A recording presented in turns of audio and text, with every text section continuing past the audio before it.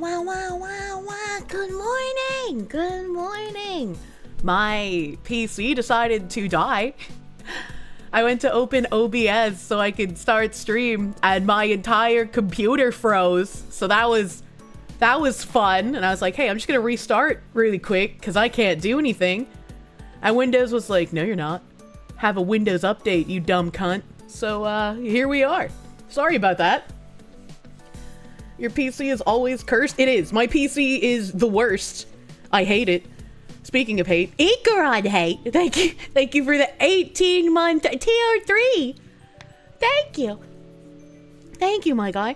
It says 18-month tier 3, but then it says 24 months. I don't know. Thank you for the 18-month tier 3. Also possibly 24 months. I don't know. I can't do the math problems Twitch gives me. I can't do it. But thank you. Thanks for all the fishu. Thank you for the 30-month tier 1, my guy. Thank you. Imagine not binding Windows in a VM. I don't know how to do that. Time to switch to Gen 2. Ani Manji, thank you for the 20-month resub. Thank you. Oaxaca cheese. So Foxy remembers it today. I had a grilled cheese. So I had some of the cheese.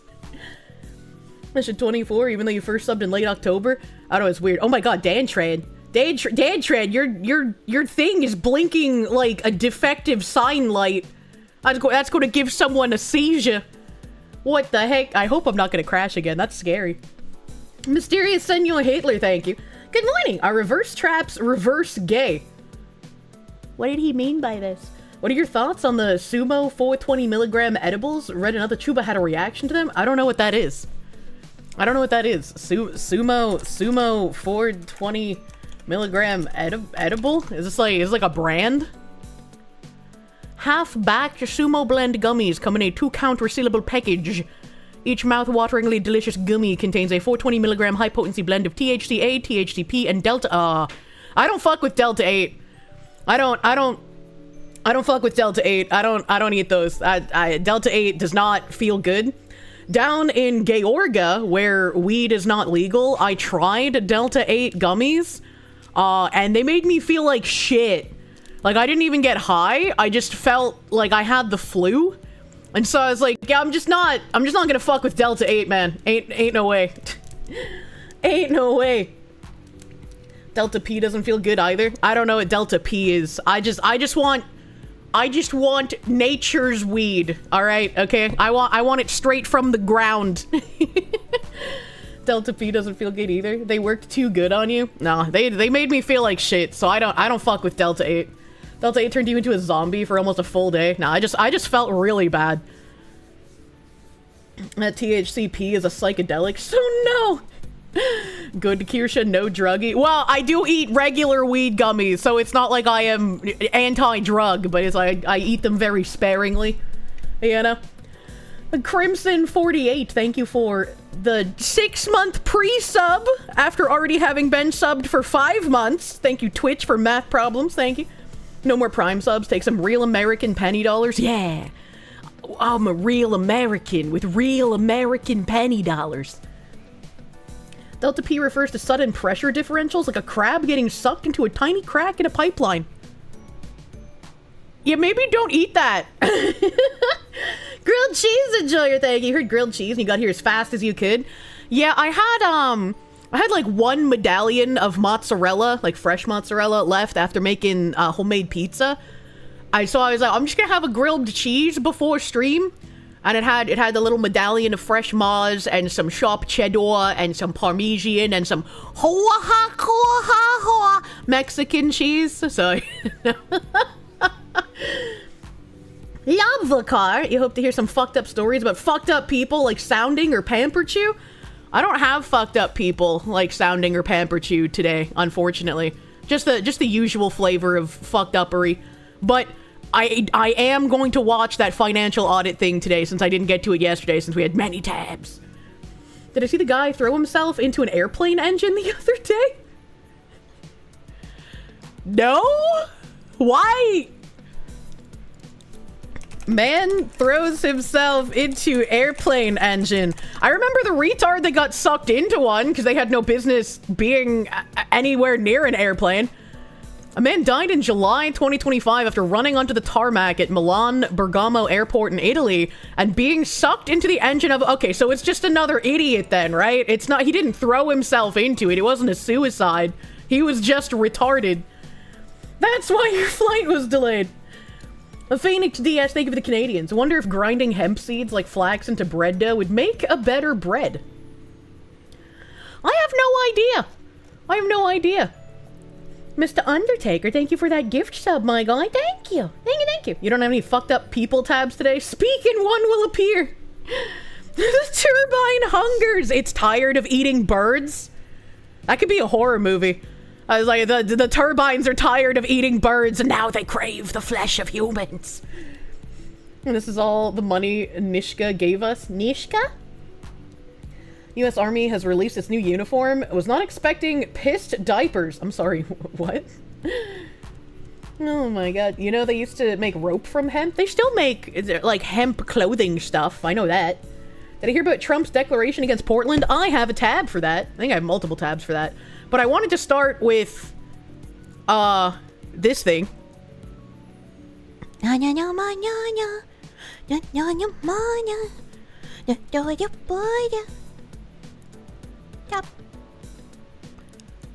I forgot what I was doing for a second there, so I just started singing. Sometimes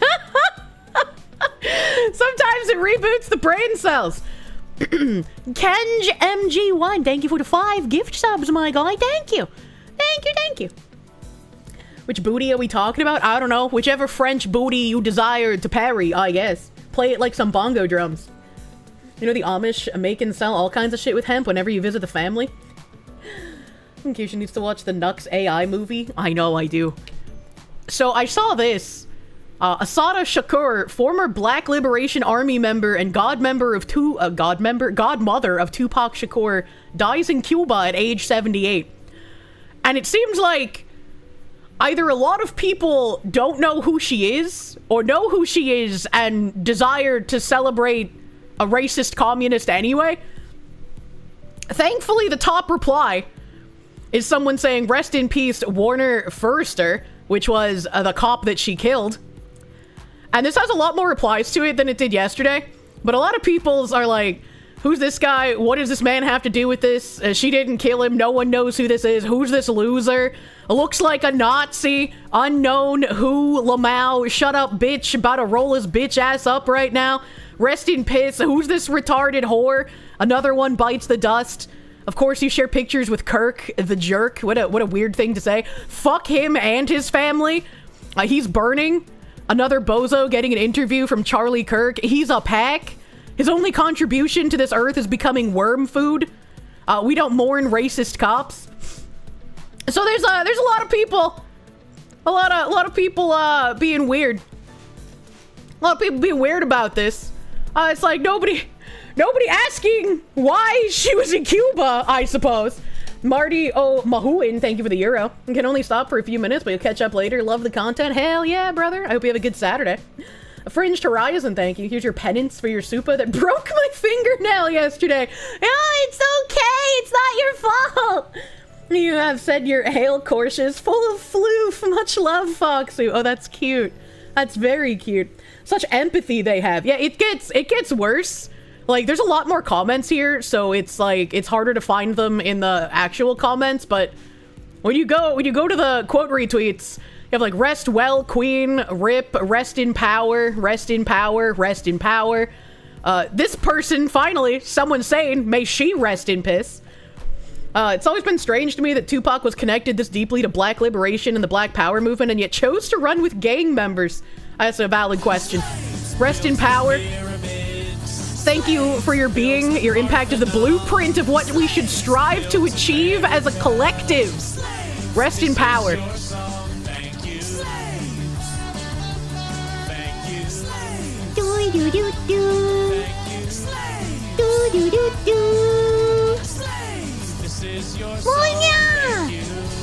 Thank you, Gemini Farm! Thank you! Good morning, Kirsche. Probably won't be super chatting as much moving from nights to days at job for health reasons and will lose a bit of money. Oh no! Don't want you to brainworm. Oh, no, don't worry. But you always come first in your life, bro. I'm sorry to hear that you're having some health issues, so you have to move your night shift hours. That sucks, man. I love night shifts. I love night shifts. I hope you can adjust decently, and I hope it does actually help your health. Also, from yesterday's stream with the Christian attacks article, reminds you of Jihad Watch articles. True. True. Sorry to hear about your situation, Jimothy. Hopefully it does improve. I wish you good luck and good health. Rest in piss, bitch. It should have been via lethal injection on death row. But communists gotta twist the narrative in Minecraft. Yeah, it gets pretty ridiculous. And so in case you have no idea who this woman is, I brought up an article. Everything has to load since my PC just turned back on. Fugitive on FBI terrorist list dies in Cuba decades after New Jersey cop killing and prison escape. Joanne Deborah Byron, known as Joanne Chesimard and Assada Shakur, was convicted of murder in the gunfight that killed New Jersey State Police Trooper Werner Forrester. A woman on the FBI's most wanted terrorist list, convicted of killing a New Jersey State Police trooper more than 50 years ago, has died in Cuba, where she fled after an armed prison escape. Joanne Deborah Byron, also known as Joanne Chemisard and Assada Shakur, died in Havana at age 78 due to health conditions and advanced age, the Cuba Ministry of Foreign Affairs said on Friday. Byron was known as Joanne Chemisard when a gun battle broke out during a traffic stop on the New Jersey Turnpike in Middlesex County in 1973. Trooper Werner Forrester was shot and killed. Is there red square? It's not red squaring on my end. I'm green squared out of my mind. Did I cover the Iowa superintendent? I was actually early on that. I was surprised to wake up this morning and see Twitter all talking about the Iowa superintendent. I covered that yesterday. I was like, hell yeah, ahead of the curve, man. There's a small lag spike. Fuck. Massive Doge, thank you. Hey, boss. The Starforge PC is running quite smoothly. You're now enjoying the game you had trouble running on your old PC. Thanks again for the recommendation. Thanks for buying through my link, brother. It's super sweet. I hope it does you well for a long-ass time.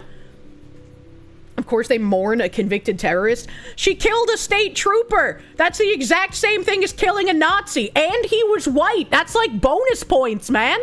That's like, this is what they cheer for.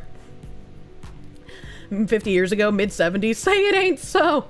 Facts don't matter to these people. He's a cop, so he's a Nazi. Well, it's more like he's white, so he's a Nazi, but, you know, yeah, the cop adds extra Nazi points. It's like a little flavoring, you know? Think of the government as racist, except when you should trust and never question it. Then goes to Cuba. Well, she's a communist, so, I mean, at least, unlike current year communist, she went to a communist country instead of another country that was full of more white people and not communist. There are less videos of people dancing at the news this murder died than there were when a father was assassinated. Kirsche Togu? Yeah, Jack Crow, that is, actually, it's a little weird to me. These people cheer for the strangest things, but it's like, when you realize they just hate you and want you dead, it makes a lot more sense. You don't have to try and do mental gymnastics to logic it out. Thank you, Jack Crow. Thank you. When can the right mourn commie killers like Stefano del Shael? I'm not sure. I feel like the communists aren't people has been a very normal phrase throughout all of history. Have I heard about the New Mexico daycare bill? I have not. She broke out of a New Jersey prison in 1979 and escaped to Cuba. Chesimard had been on the state police most wanted list for decades, and a $2 million reward had been offered for her capture. The car Chesimard and two others were riding in was pulled over by Trooper James Harper and Forrester on the turnpike. All three were armed and members of the Black Liberation Army. Chesimard fired the first shot, wounding Harper in the shoulder. She got out of the car and continued to exchange gunfire with the troopers until she was wounded, authorities said. The rear seat passenger, James Costin, Chesimard's brother-in-law, also shot at the troopers until he was killed by Harper's gunfire. Forrester, authorities said, struggled alongside the car with Clark Edward Squire, the driver, until he was shot 4 times. Once he was on the ground, someone took Forrester's service revolver and fired 2 shots into his head. Chesimard's attorneys denied she shot Forrester, saying she was too seriously wounded to pull a trigger. She and Squire, also known as Sundayata Akoli, were convicted of murder in 1977 and sentenced to life in prison. The state Supreme Court ordered Akoli's release from prison in 2022, overturning previous parole denials and determining the then Fox Lady VTuber Kirsche. Hi.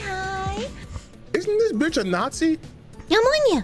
daily reminder there are only 3k 6k KKK left, but 30k to 50k Nation of Islam members, which have an overlap with the Black Liberation Army. I won't speak ill of the dead. I'll let God judge her for her actions now that she's passed away. It's just wild to me that people celebrate her when she was, like, a terrorist and someone who killed a police officer. It's like, I get it. Like, if you're a communist, clearly she would be a hero in your eyes. But thankfully, communists aren't real. Happily speak ill of the dead. Some teachers in Texas use stickers with a sleeping agent in them on kindergarten, according to AJW. Wasn't that like years ago? I remember reading about that ages ago.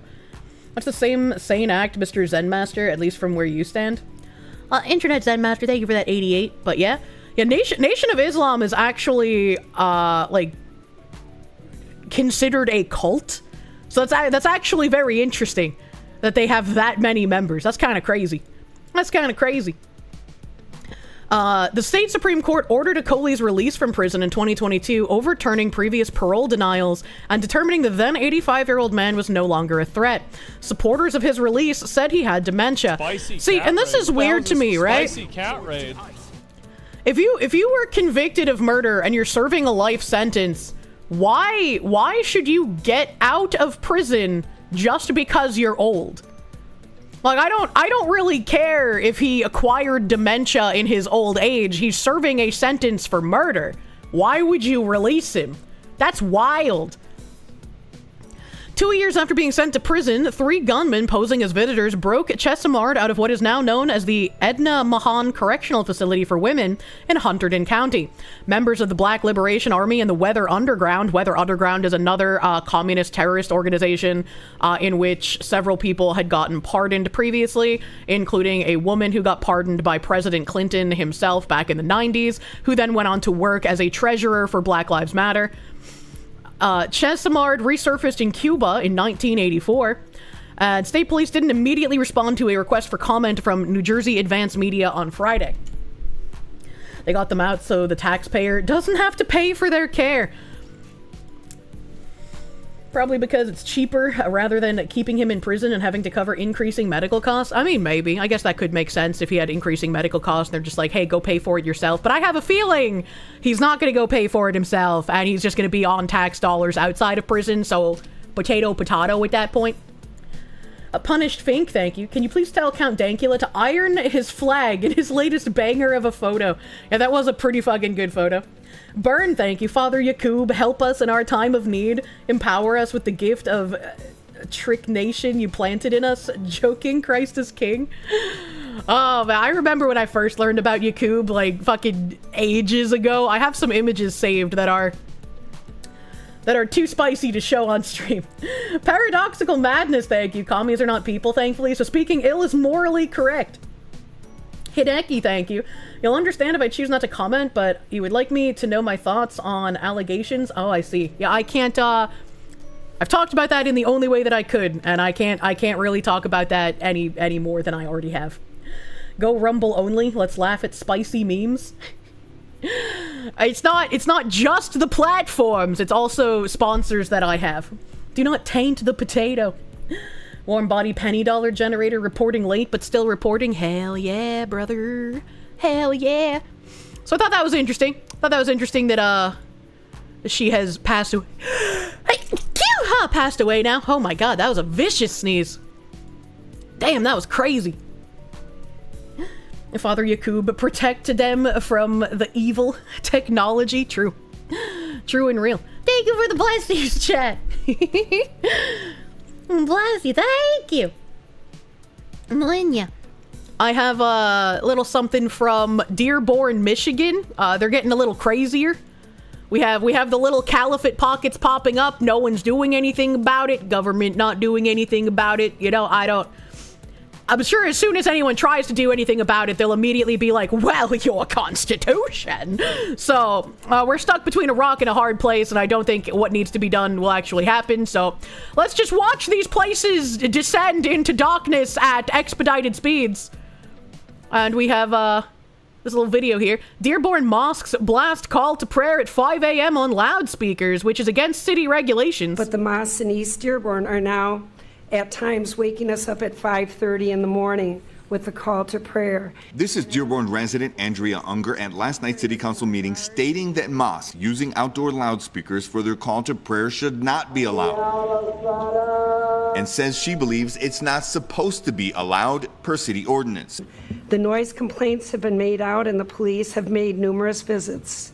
What is the next step? There was some question whether or not any outdoor loudspeakers are allowed, something that was not clarified, only that more evidence is being gathered. But CBS Detroit did examine Dearborn's noise ordinance and found that loudspeakers between the hours of 10 p.m. and 7 a.m. are in violation of the ordinance. But they're not gonna care. They can violate your ordinances and your laws as much as they want because it is in the pursuit of what they desire to change your culture and society into. However, any laws that you abide by will be used against you to the fullest extent possible because you actually believe in the rule of the law. And until you start playing by their rules, you're just going to keep losing. It's unfortunate. And someone down here was like real retarded. Let me see if I can find it. Oh god, I hate that when I take these from my main browser to my other browser, like all the replies get reordered in a different way. But there was a post that showed like the image of the city council guy or mayor or whatever, and they were like, "Hey, here's his phone number. You should call him." But he's also a Muslim, so it's like, what the fuck is calling him gonna do? Like, this is probably why they were shrugged off. Like, you have no way of like contacting your city rulers here and doing anything about it. But it seems like wherever that reply went, it is impossible to find in my other browser. So that's really unfortunate. Oh, here it is. A Patriots, the mayor of Dearborn below, Mayor Abdullah H. Hamoud.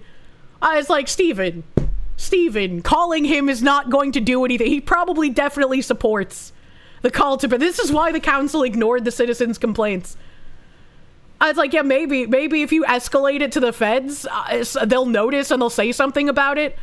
But as soon as they try to do anything about it, they'll be like, oh, this is fascism. What about being able to practice your religion in the way that you want? This is un-American. Toric Roma, thank you. AJW made videos. The Dearborn Council videos are more wild than what the news reports. I don't know what an AJW is. In Michigan, call it Dearbornistan for a reason. I'm just wondering at this point if Michigan or Minnesota will have their caliphates complete first. Your religion actively enforces law differently based on religion? Deported. Yeah, if only we could do that. You'll calm down before you'll get in trouble. Yeah, you have to calm down. You can't glow, man. I know it's hard. Man.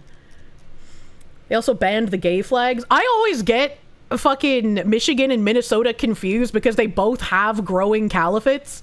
But yeah, I think the one that banned the pride flags and pride parades was in Minnesota. I think that was a Minnesota town. I think that was Hamtramck, maybe?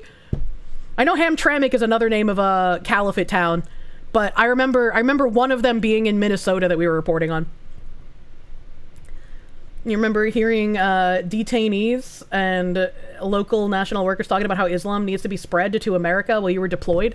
Yeah, I have this one tab that was kind of old, so I hadn't been bringing it up. But it's it's from August 31st.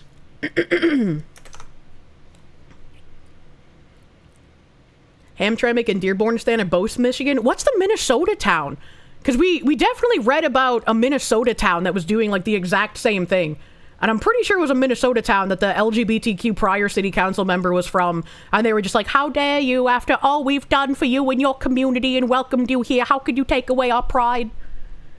Was it Minneapolis? Is it just Minneapolis? That's crazy. Minneapolis is Little Somalia. Well, this is Muslim migrants in Germany. When we become the majority, we will take over Germany by force. German laws will be replaced by Sharia law. Inshallah. Minnesota will conquer the West in the name of Alan. You will submit and eat the Minnesota sushi. I don't want the Minnesota sushi. I don't want to pray to Alan. He's a goober, and I don't know why Shion likes him. Thank you, Jack Crow. Thank you. Should watch Robert Spencer. I don't know who that is. If anyone stands against us, we will attack them. Christians and Jews will have to convert or leave. Die sagen, ich will hier keine Scharia in Deutschland. Das ist Schwachsinn. Oh, I guess I'm gonna have to Den Islam translate. verändern. Du bist für authentischen Islam, so wie er ist. I'm gonna turn it down. Die sagen, I'm more ich will hier against. keine Oh Scharia god. in- I am more against the people that say I don't want Sharia in Germany. That is nonsense. Den Islam verändern. And Du bist the reporter guy says, "Who change Islam? You want authentic Islam für authentischen Islam. as so it wie er is." Jeder, der He sich says, als Muslim everybody who bezeichnet, calls himself a muss die Muslim Scharia must auf der want the ganzen Welt. Sharia Ich will on the die Scharia whole in world. Deutschland auf jeden I Fall. want the Würdest du die Sharia in deutsche Germany. Verfassung- Some other guy says, would you nullify the German constitution if you could? Aushebeln, wenn du die Gelegenheit hättest, wenn Auf du... jeden Fall. Definitely, the guy they're interviewing says. Okay, jeden danke. wie, How, wie which zum one, Beispiel- how, for wie könnte- example, wie how could könnte you man turn jetzt aus Germany Deutschland into an einen Islamic islamischen state? Staat machen? How, for Wie- example? Wie zum Beispiel. According to the Laut den writings, Werken if you ist es are so, in dass the man, majority, wenn man in der Mehrheit ist, wenn man in der if you're Mehrheit in the ist, wie Sie auch majority, erklärt just as you haben, explained, ist, we are sind wir ordered to dafür befohlen, occupy, Deutschland capture auch Germany. einzunehmen. Auf Definitely. jeden Fall. Also es ist immer And the interviewer says, so it's a Muslim, it's an Islamic obligation to occupy Germany. Muslim, das ist eine islamische Pflicht, auch Deutschland einzunehmen. And he says, definitely. The interviewer again says, I respect your honesty, and you are against those liberals that say, Und du bist ja gegen die Liberalen, die jetzt sagen, nein, no, das that's stimmt not nicht true, we und- should und live wir together sollen in hier peace. Frieden leben. And he replies, nobody forces them to be Muslim. Warum? Es ist ein Auseinander... And the interviewer says, it's a dispute, us or you. Either you take over us or we will take over you. Das ist so wir oder ihr. Entweder ihr übernimmt uns oder wir euch. Auf jeden Fall. And the interviewee says, yes, definitely. That's why the liberal Muslim, liberal Islam doesn't exist. Darum gibt's diesen liberalen Islam gibt's auch. Gibt es eine Unterscheidung Interviewer asks, is there a difference between political Islam and other Islam? politischer Islam und anderer Islam? And he says, no, I'm now in political Islam when I say I want the Sharia. And he says, no, I mean, Islam is in all areas of life, right? Islam ist doch in alle Lebensbereiche. Kannst du sagen, Islam Would you hat say mit Politik Islam has nichts zu nothing to tun? do with politics? Gar keinen Fall. And he said, definitely not. Natürlich. I understand the Ich people verstehe die Menschen sometimes. manchmal, man will seine Religion beschützen und You want to protect your religion and then you say things that aren't true. dann sagt man Sachen, die nicht stimmen. Ja, das mit dem hat Cutting off hands doesn't exist, etc. Mit welchen Someone else asks, how do you want to install Sharia here and make an Islamic state? With which tools? Mitteln wollt ihr die Scharia hier installieren und einen islamischen Staat machen? Mit welchen Mitteln? Ich rede nicht von And the guy says, I'm not talking about terrorist attacks, e.g., if I would attack you here while demonstrating, that is wrong. Anschlägen jetzt, zum Beispiel, wenn ich jetzt hier einen Anschlag mache, hier, wo sie gerade demonstrieren. Das ist falsch.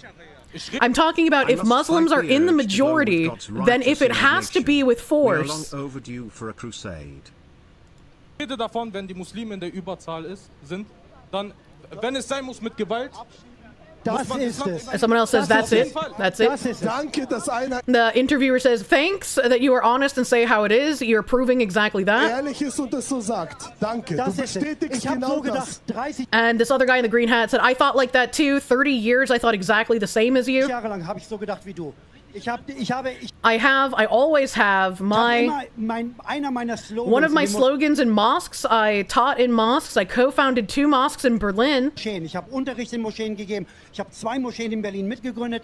Ich I habe always said Germany deserves a heavy Islamization. And I always said, immer gesagt, Deutschland verdient eine satte Islamisierung. Und ich habe immer gesagt, you know exactly that the Sharia means a lot of things. Sharia means the rules, how you pray, how you fast, how you go to the Hajj, and so on. du weißt ganz genau, dass die Scharia, Ganz genau. Scharia bedeutet vieles. Scharia bedeutet die Regelung, wie du betest, wie du fastest, wie du zur Hajj gehst und so weiter und so fort. Die Sharia in is jeder alive in Moschee every lebendig. mosque. And so it's just like, once again, we're seeing this happen in places in the U.S. like Hamtramck, like Dearborn, like apparently just Minneapolis itself. I can't remember the towns in Minnesota I've reported on. But this is happening here. People want to be ignorant and just be like, everyone's exactly the same. And it's just like, there are people that just want you dead. That just want you to either submit to what they want or you're worthless. Your life means nothing. You can't just assume that everyone is full of sunshine and rainbows and everything they say is absolute truth. It baffles you that there are so many women who support this Sharia law and the ideological extremism behind it in the US. Genuinely wonder how many libs who support this do it out of ignorance versus how many do it out of brainwashed, suicidal empathy. You just can't wrap your head deciding to support the same ideology that would end with being stoned to death, thrown off a roof, or even beheaded. I don't really get it either. I wonder if it's some sort of like cognitive dissonance of that only happens over there. Those bad things only happen in those countries, and it's not a result of the ideology or the culture that remains dominant in those areas. It's because their countries are plagued with war, and so it's not their fault. So I'm wondering if some people just don't really understand that, yeah, this is just how it's going to become here if you let that happen. They will eat me last mentality. Yeah, it's like, if you believe yourself to be one of the good ones, you're gonna be up against the wall same as the rest of us. The thing is, the majority of all Germans will never see this clip. Probably not. It has 36.2 million views on Twitter, but, you know. Rosa Takanashi, thank you. This is why Thomas Jefferson mandated the separation of church from state. Religion must never control the rule of law because Islam will weaponize. The separation of church and state, the original intent was to keep the state out of the church. So it's always interesting when people bring that up, especially when you see things like government officials putting their hands on Bibles and stuff, and everyone's like, what about the separation of church and state? It's like it was implemented to be the other way around. It's not always suicidal empathy. It's often more the suicide bomber mentality of I will oppose whiteness and Christianity no matter the cost. It's a little insane. You don't understand why they call it Islamophobia. Phobias are irrational fears. It's perfectly rational to be afraid of people who want you dead. They've been using the, like, phobia extension for a very long time, and I feel like maybe that's also a part of the Marxist subversion, because anything that's tacked on with a phobia typically isn't rooted in an actual fear. And they do that because, like, if they say that you are phobic of something, then they can call you irrational and they can call you a hateful person. Not acknowledge there being superior and inferior cultures, and that if you let them spread there, it will be at expense of yours. Unfortunately so. I agree, Ikron hate. And as like, I would love to be able to just like live peacefully next to anyone who wanted to, but when you have people who do nothing but become moral busybodies and try to push everything that they believe on you, and it comes to the point of, you know, convert or die, I don't know how you deal with that, right? Find being phobic of things you do not care anymore. As Charlie Kirk aptly pointed out, the majority of the founding 13 states had God and the Bible explicitly as a part of their state constitutions. Yeah. That's the thing. They want to bring the barbarism here. We must stop it. You would do so by any means necessary, but you know, others would agree with you on it. It's a very rock in a hard place situation, right? Because you see Trump doing what needs to be done, a la deporting criminals, deporting illegal migrants, sending in like federal troops to areas that are descending into anarchy, and having places like Antifa act as a de facto mafia in places. And everyone's like, oh, this is fascism, this is an overreach, this is against the Constitution. Like, they're trying to throw just anything that sticks in order to paint him as a de facto bad person for, once again, doing what needs to be done, and in a lot of people's opinions, not going far enough. So if we're being blockaded at even like the beginning of trying to fix the most basic of problems, it's not gonna get better easier. Grilled cheese enjoyer, thank you. Islam and Western nations are incomparable by every metric. Do you mean incompatible? Because, yeah, and I mean, even at the peak of the migrant crisis, pretty much everywhere you could find videos of them being like, yeah, we're going to turn your countries Islamic. And for some reason, if you show video of them saying this, it's like, oh, well, you're just a retard conspiracy theorist. It's like, why wouldn't you believe the things that they are saying when they say it so blatantly? And then, like, when they get in front of cameras for, like, mainstream news, they're just like, no, we would love to live peacefully. Everything's fine. It's like, okay, all right, okay. You suddenly want to start playing Serbian accordion music. Hell yeah. I think that's it, though. They're operating on pure surface thoughts, no deeper thinking on meaning or reality. Is there a way to test if people have an internal monologue, right? Because, like, maybe you should just make it so if you don't have an internal monologue, you can't vote. No, it's just that guy when the shit is baked into the scripture. But Christians are the dangerous ones, right? I mean, Christians are the ones constantly killing the gays every single day. It's like, it's crazy. Sudafed, thank you. Keep in mind, most of the refugees admitted to Western countries have been unaccompanied military-aged males.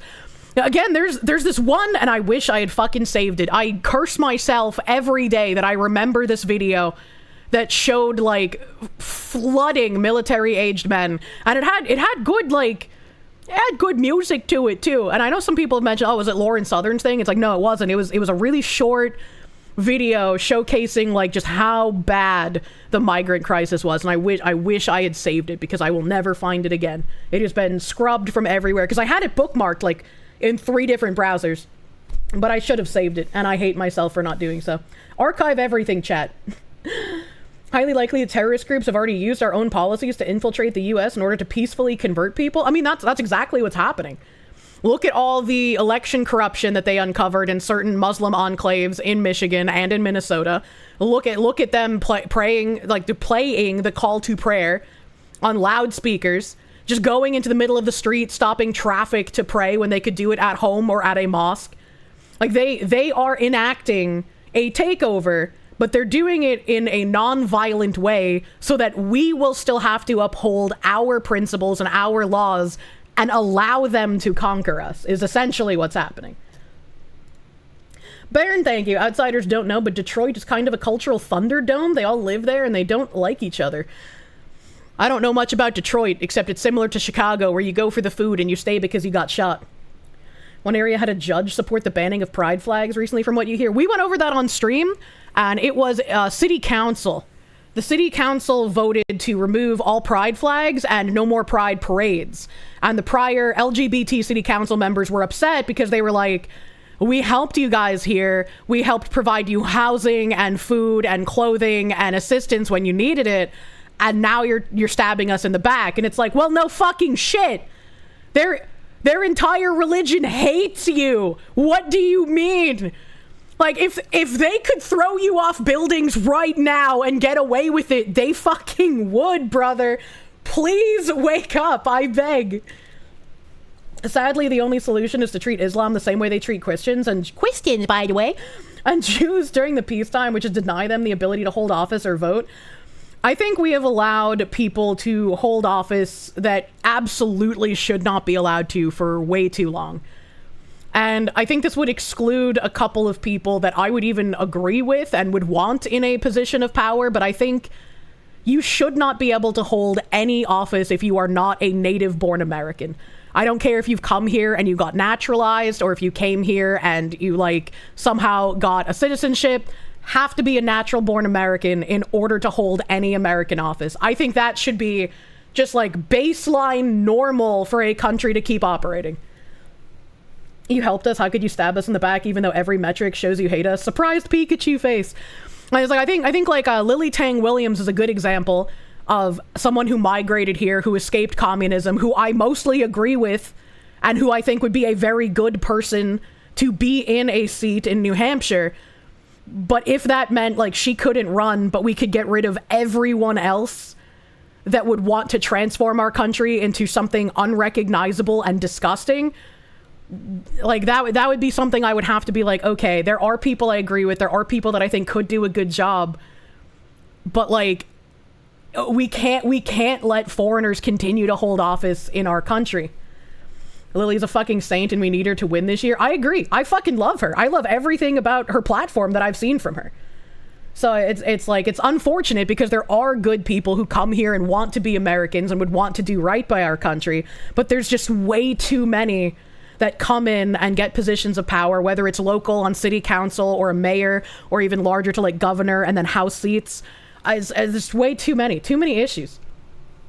For the longest time, you just assumed you had to be a natural-born American to hold any sort of office. Yeah. Marry 13-year-old girls, or cult that wants to kill you and make your 7-year-old son a girl so they can marry at 13. Take your pick, Western man. Western man should pick the middle road and deny both of those, honestly. Thank you, Jack Crow. Thank you, thank you. When Portland eventually pops off, am I going to live stream it? If there are going to be riots, I would love to live stream it. I would love to live stream it. You understand, Chad? It's nothing personal. Yeah, I really think that there's plenty of immigrants that enrich our country and have done amazing things. And again, Lily Tang Williams is someone I personally would vote for. And I hope she does win her seat. I would support her campaign 100%. But when we have so many people who migrate here and wish to destroy our country from within, I think we need protections for our country in that regard. You should go over there if it pops. You're a couple of hours away. If you go there, all right, like I'm not advocating for it, but if you do go to somewhere like that, especially to like live stream it, please be safe. Like, I am incredibly thankful for people who go to riot zones and stream, like, on-the-ground coverage so we can see things without media spin. But please stay safe. It is a terribly, terribly unsafe place to be. Save you from the horrors of New Jersey. You're right-leaning in a blue state, and it's dumb as shit. Oh, my God. Phoenix DS, thank you for the Canadians. Open warfare, and yet the people refuse to see it due to their self-flagellation and self-hatred the German people have for themselves. They need to wake up and fast. It's not just Germany. I mean, we're in the same boat. They're just a bit more advanced in the cuckening of their country, I suppose. Last riot stream was insane, especially the weird pedo gay guy. You never know what you're gonna get in a riot stream. That was fucking wild. The Trooper, thank you for the Canadians. Hi, Crazy Fox Lady. You finally got your docky. Now you gotta get that be a skeleton. Bitches love skeletons. True. I hope you get a very comfy pillow. Strikes Cole, thank you. This is what they call tyranny of the majority. This is precisely why we're a republic. Nevertheless, it won't matter if they're put into power by leftist idiot voters. True. Baron, thank you. Dearborn is a 24 square mile town. The state of Michigan is 94,000 square miles. Howell, Michigan, 50 miles from Dearborn, had a KKK rally 2 years ago. I didn't know KKK rallies were still a thing. What the fuck? I don't think that should exist either. A Japanese demon lord, Abrere Lucifer, thank you. Good news, a few Trump supporters are buying electronic arts. You're thinking the right has finally figured out culture is upstream from politics. That'd be wild if they could actually fix electronic arts, but I'm not gonna hold out hope. I feel like anyone, regardless of their political leanings, when they come into video games, if they don't actually like games, will just continue the money-grubbing decay nonsense. I hope it'll be decent. Can't throw a stone in a leftist riot without hitting a couple of pedos. Internet Zen Master, thank you. In an alternate timeline, Malcolm X doesn't get assassinated by Farrakhan sycophants, and the Nation of Islam is actually Muslim. We miss out on Yaqub memes, but we get Muslims who integrated. Would be a funny timeline to visit. Interesting. I'm scrolling up. I just want to make sure I haven't missed anything. Okay. The Klan's still around. You know a guy in South Carolina who said he would wash a funny windmill off a school sign in his robes to show the Klan isn't about that anymore.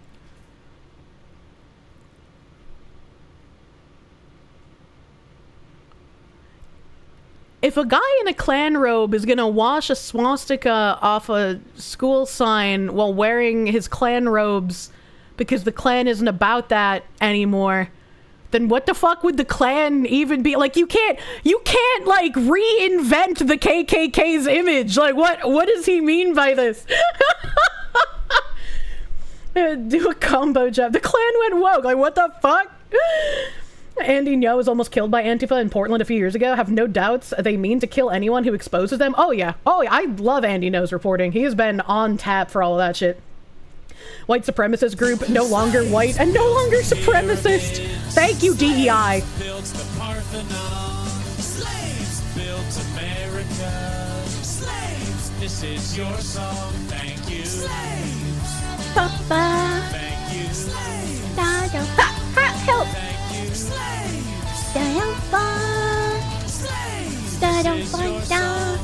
you. Thank you, Dan Chan 13. Thank you. I was vibing.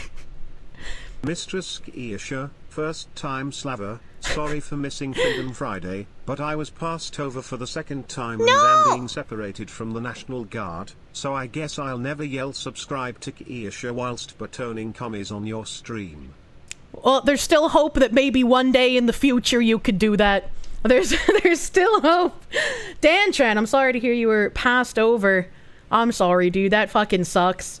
Thank you for being a first-time slaver. I won't work you too hard. At first, until you get used to it. And then I'll have to find ways to break you harder. Thank you, Dan-chan, for the 100 slaves! Thank you!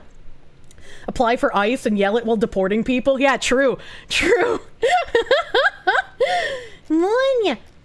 Japanese demon lord Abrere Lucifer, thank you. Funny thing, the dystopian version of Detroit from RoboCop is nicer than actual real-life Detroit. Thank you, Democrats. True and real. The whitest kids you know had the Hitler rap, which was about him going woke.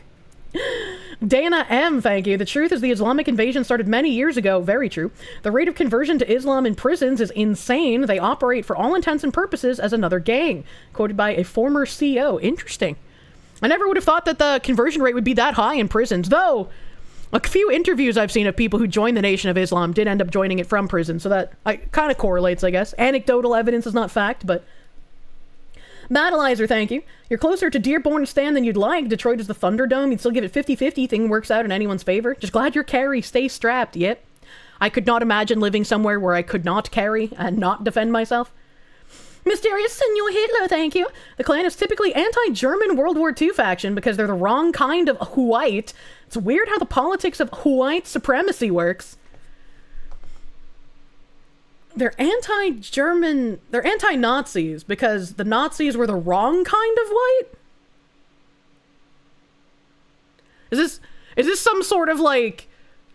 The Nazis didn't think the Italians were white, therefore we don't think the Nazis were white? How does this work? This is like no true white men instead of no true Scotsman. They'll attack a white person if they're a stepson of a black man. Oh god. Jesus Christ. I was like, I can't keep track of all this silly, like, racial purity shit. Some people are just fucking insane. Internet Zen Master, thank you. Rebranding the KKK, so they're ditching the anti-black rhetoric and just sticking to hating Catholics and the Irish then. California. This is your song, thank you. Do do do do. Do do do do. Do do do do. This is your song. Thank you, arigato hairo. That's big slaves. Thank you. Thank you, thank you. On foreigners holding power, you fear that the US will always be vulnerable as you have no hard definition of what an American is and isn't. No, I think that's just as disingenuous as people being like, well, you can't ask people to speak English because the United States doesn't officially have an official language. No, we have a hard definition of what an American is. It's you hold an American citizenship, right? And if you have an American citizenship, but you were born elsewhere, that excludes you from running for an office, right? So, like, if you were, like, let's just say, born in France, immigrated to the U.S., obtained a U.S. citizenship, you would still be ineligible to hold any sort of office to rule the country. You have to be native born in America, as an American, which, again, we would need Trump to follow through with his plan on getting rid of birthright citizenship. So you couldn't have, say, like, two Somalian parents come here, plop out a baby, that baby be considered an American, and then that baby can run on the interest of Somalia instead of America. Once they're old enough, obviously. I know, chat. I know Trump made English the de facto language now, but for many years, whenever people would be like, we're in America, you need to speak English. We shouldn't have all of these signs and all of these different languages. English is our language. You would always have, like, a journalist or an academic or some fucking fart-huffing liberal being like, actually, the U.S. doesn't have an official language, so it's racist to say that. It's like, fuck you. An American citizenship means you're an American citizen. Who knew? Imagine. Oh god, citizenship is just government control of an existing concept of belonging. What is the sovereign citizen nonsense I'm reading in my chat? Paradoxical madness, thank you. Fear it may be too late for the West from the commie infiltration and this. It seems like my joke about Islam coming in, removing all of the gay and then taking over the country, and then the Chinese coming in and removing all of the kebab and then taking over the country. It was a joke I made in 2018, but it seems to be becoming more real by the hour. Did you know you can take a broken nail to the doctor? You don't have to go to a nail tech. Yeah. You know, like, it's wild when you look at the Klan and the fact you have to basically do the Christian half and the Nazi half, and they do fight, but their fights are somehow more peaceful than every other supremacy group internal conflict. It feels like just really low IQ to me, man.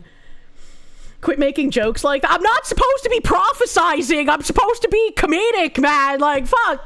I can't be comedic if it just starts happening. McCarthy failed because he missed the worst commie of all, Edgar Hoover. What the heck? Make a joke about America? Oh no. Mysterious Senor Hitler, thank you. Recognizing all languages spoken in the Empire is one of the things that contributed to the fall of Austria-Hungary more than anything save World War I. Well, that is interesting. Speaking of the Chinese, did anything ever happen of the Chinese police department in New York, or were you misremembering details about that? Chinese police department? I don't know what that is. I don't know what that is, man. I do have a Keir Starmer tab today. Praise the prophet Kirsche. No! My jokes should not become prophecy. So Keir putting out a very weird tweet here, and also every time I spell his name, I spell it wrong. I spell it K-I-E-R. Whatever. He doesn't deserve a correctly spelled name. But him saying, I choose patriotic renewal, and seeing this as like the first image, I'm just like, okay, how is this going to be some subversive nonsense? Because I feel like Keir is one of the least patriotic people. It's like everything he says, he then goes on and does the opposite of. So I'm a little interested in what this video is going to be like. This is the defining political choice of our times. That's true. It is the defining political choice. But you don't really seem to be giving the people a choice, because every time they try to choose something other than you, the same exact politics get pushed in by whoever was chosen, you know? A politics of predatory grievance, preying on the problems of working people. Yeah, that's you. Using Okay. that infrastructure of division Okay. against the politics of patriotic renewal. He's literally just talking about himself. Like, what? What is happening here? Like, the police have been arresting people putting up British flags. Like, what? What does he mean? Keir and Keir, new sitcom coming 2026. Rooted in communities, building a better country, brick by brick, including everyone in the national story. Including everyone in the national story. Difference under the same flag. Because wherever you are in the world, we all have our different national symbols. And what I'll say is this, we must fight for them. We all have our different national symbols and we must fight for this. Is just advocating for some kind of civil war in your own country. If everyone has different symbols and they must fight for them, you're not going to be one people united under one flag. Like, what is he talking about? Stand up to those who tell us that there's a tension between our symbols of pride and symbols of inclusion. There is a tension. It's not people telling you that. It's what you can see with your own eyes. When the English are getting arrested or getting assaulted for putting up English flags, like what? Like, at what point do you say, hey, that's a problem, brother? Like, what the fuck? Also, our multi-ethnic modern nation, by design, by the way, he said in November of last year, the unchecked migration was by design done by the UK politicians. Our multi-ethnic modern nation and our history and heritage. There is not. They are one and the same thing. No, that's retarded. Britain does not have a, like... That's a retarded thing to say, man. What do you mean by this? British history belongs to the British, not to, like, the current modern multi-ethnic atmosphere of modern Britain. America's oldest enemy. Our father has dementia! That's the social democratic argument, and we must never surrender it. This is where I get confused, right? He's just like, yeah, this is the social democrat rhetoric. And it's like the conservative and Democrat language is just like reversed in the UK. And so it's weird for me to hear this guy say the stuff that the Democrats in the US say and then be like, no, it's the Democrats who are wrong. Especially when they want globalism. If one must fight for their national symbols, they want them to fight between them. Because Europe is full of non-European nationals now. I mean, if you wanted to take this like just completely literally, and he's saying like everyone has like their own national symbols and they must fight for them. Native Britons are kind of outnumbered in most places now. So if there were to be a fight over the national symbols, the Native Britons would be at a clear disadvantage because first of all, it's illegal for them to defend themselves. And second of all, they're typically outnumbered. So you could interpret it as him just being like, yeah, it's time for Britain to complete its change. It's time for the situation to be normalized. The City of London bankers who've been fucking things up for the past few hundred years, probably. I wish I could find it, because I don't know how far back it is, and I can't... Oh, actually, I found it. I thought that I couldn't find it before, but I was typing in Sadiq Khan's name instead of just London. This is from September 4th. It's from September 4th. The other big issue faced in London, is particularly, Londoners of Islamic faith, is the issue of housing. And so we need to build far more homes in our city because, often people from minority communities want to live near a mosque, near halal food, near places where there are other people like them. So they for a variety of obvious. So it's okay if they want to live near other people like them, but if other people say that, that's bad. That's wrong. That's interesting. That's also interesting that you don't want to build housing for just the poor in general. It's specifically to prioritize the needs of the Muslims in London. That's very interesting, Mr. Sadiq Khan, who happens to be a very British name running a British city. Reasons. And they're priced out because there's not enough housing. So we're going to build at least 40,000 council homes, at least 6,000 rent control homes. That's and a the final lot. thing to say in relation to Londoners who are Muslim is, look, fucking fuming. Sorry, I keep swearing. Sadiq Khan, he's just announced. I got to read it because he's just announced a new proposal to build 40,000 new council. But it's like, what are you gonna do, right? And we're in the same boat in the U.S. If one of our politicians announced something like this, what are we going to do? What can be done about it, right? They've already gotten into a position of power. They already have the funding to do this kind of stuff. Look at Mamdani if he gets in as mayor of New York City. What can we do? We just have to live under this kind of tyranny. Wait, bruv, is he having a laugh? Do you remember the Monty Python sketch where John Cleese is sitting in their backyard garden seething about communists? You're starting to feel like that unironically more and more these days. Still remember Khan saying that terror attacks? Yeah, terror attacks are part and parcel of living in a big city. I remember. Steel Storm, thank you. Social Democrat just means commie, but they can't say they're commies because that comes with certain legal restrictions. Yep, deport them all and then some. We can't talk about what we can do. I mean, Raiders of the Lost Shark, thank you. Then some Hispanic kid ODs on Flintstone vitamins. What the fuck? Mealfit, thank you for the 5-month member. They said if things keep going how they are, native Brits will be a minority in 40 years. I can't imagine it would take that long. Massive Doge, thank you. Lady Kirstradamus, please share us your clairvoyant wisdom. I don't have clairvoyant wisdom. I just say jokes and then they come true and I don't like it. Marcus Lawshy, thank you. 200 years from now, we're all disciples of the prophet Kirsche. We're known as Kirstains. No. Internet Zen Master, thank you. Patriotic renewal. Keir Stalin lies every time he opens his mouth. Everything he says is projection. The working class British hate him. This bastard worked to suppress the native British. Dear God.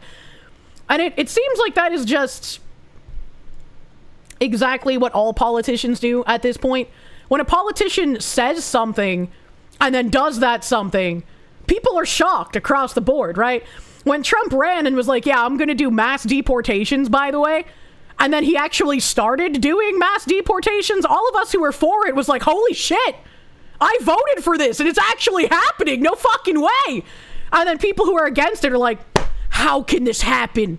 How could this actually happen? Because they're, again, used to politicians saying shit and then never actually doing it. What are the winning numbers? Kirsche actually writes for the Babylon Bee, which is why their spook articles become reality 90 days later. No! No, it's not true! How could this happen to me? It's because us older people grew up with politicians not doing shit. It's like, even in current year, a lot of politicians don't do shit. The Republicans might as well be the don't do shit party.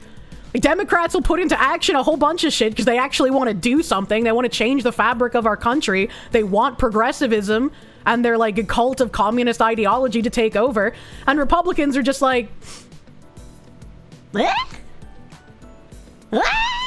how about we censor some boobs? How about that? They're the literal do-nothing party. Like, I'm so sick of it, man. Politicians doing what they promise is fascism, you guys. Oh my god. Something a little, I guess, less ornery, but something I can celebrate. Home builders and homeowners brace for impact of kitchen tariffs. As someone who's looking to someone who's looking to buy a house and will probably have to do some renovations because it's not going to be completely perfect, right? Nothing ever is. I welcome this.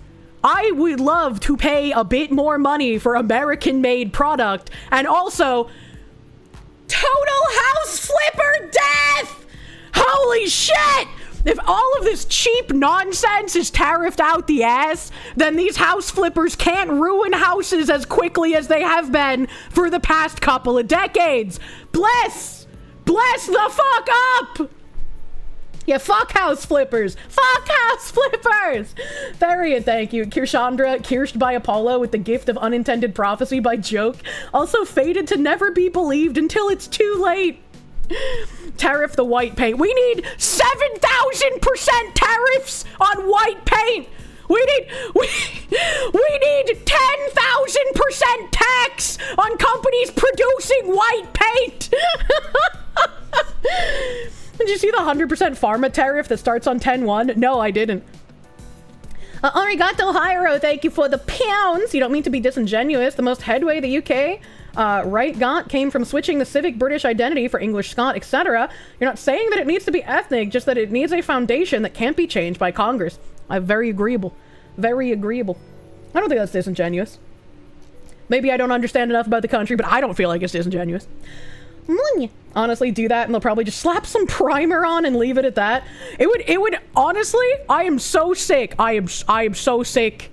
I'm so sick of realtors being like, buyers really like it when you paint everything white and beige because they can better imagine like them inside the house and what they're going to do to the home to renovate it. So even if your house is like beautiful and you have nice wallpapers and you have like light blue cabinetry, all of that needs to be painted white or beige so that the buyers will be more likely to buy. And it's like, I just wish that I could take a Nerf gun and shoot a realtor in the face with the Nerf gun like 7,000 times.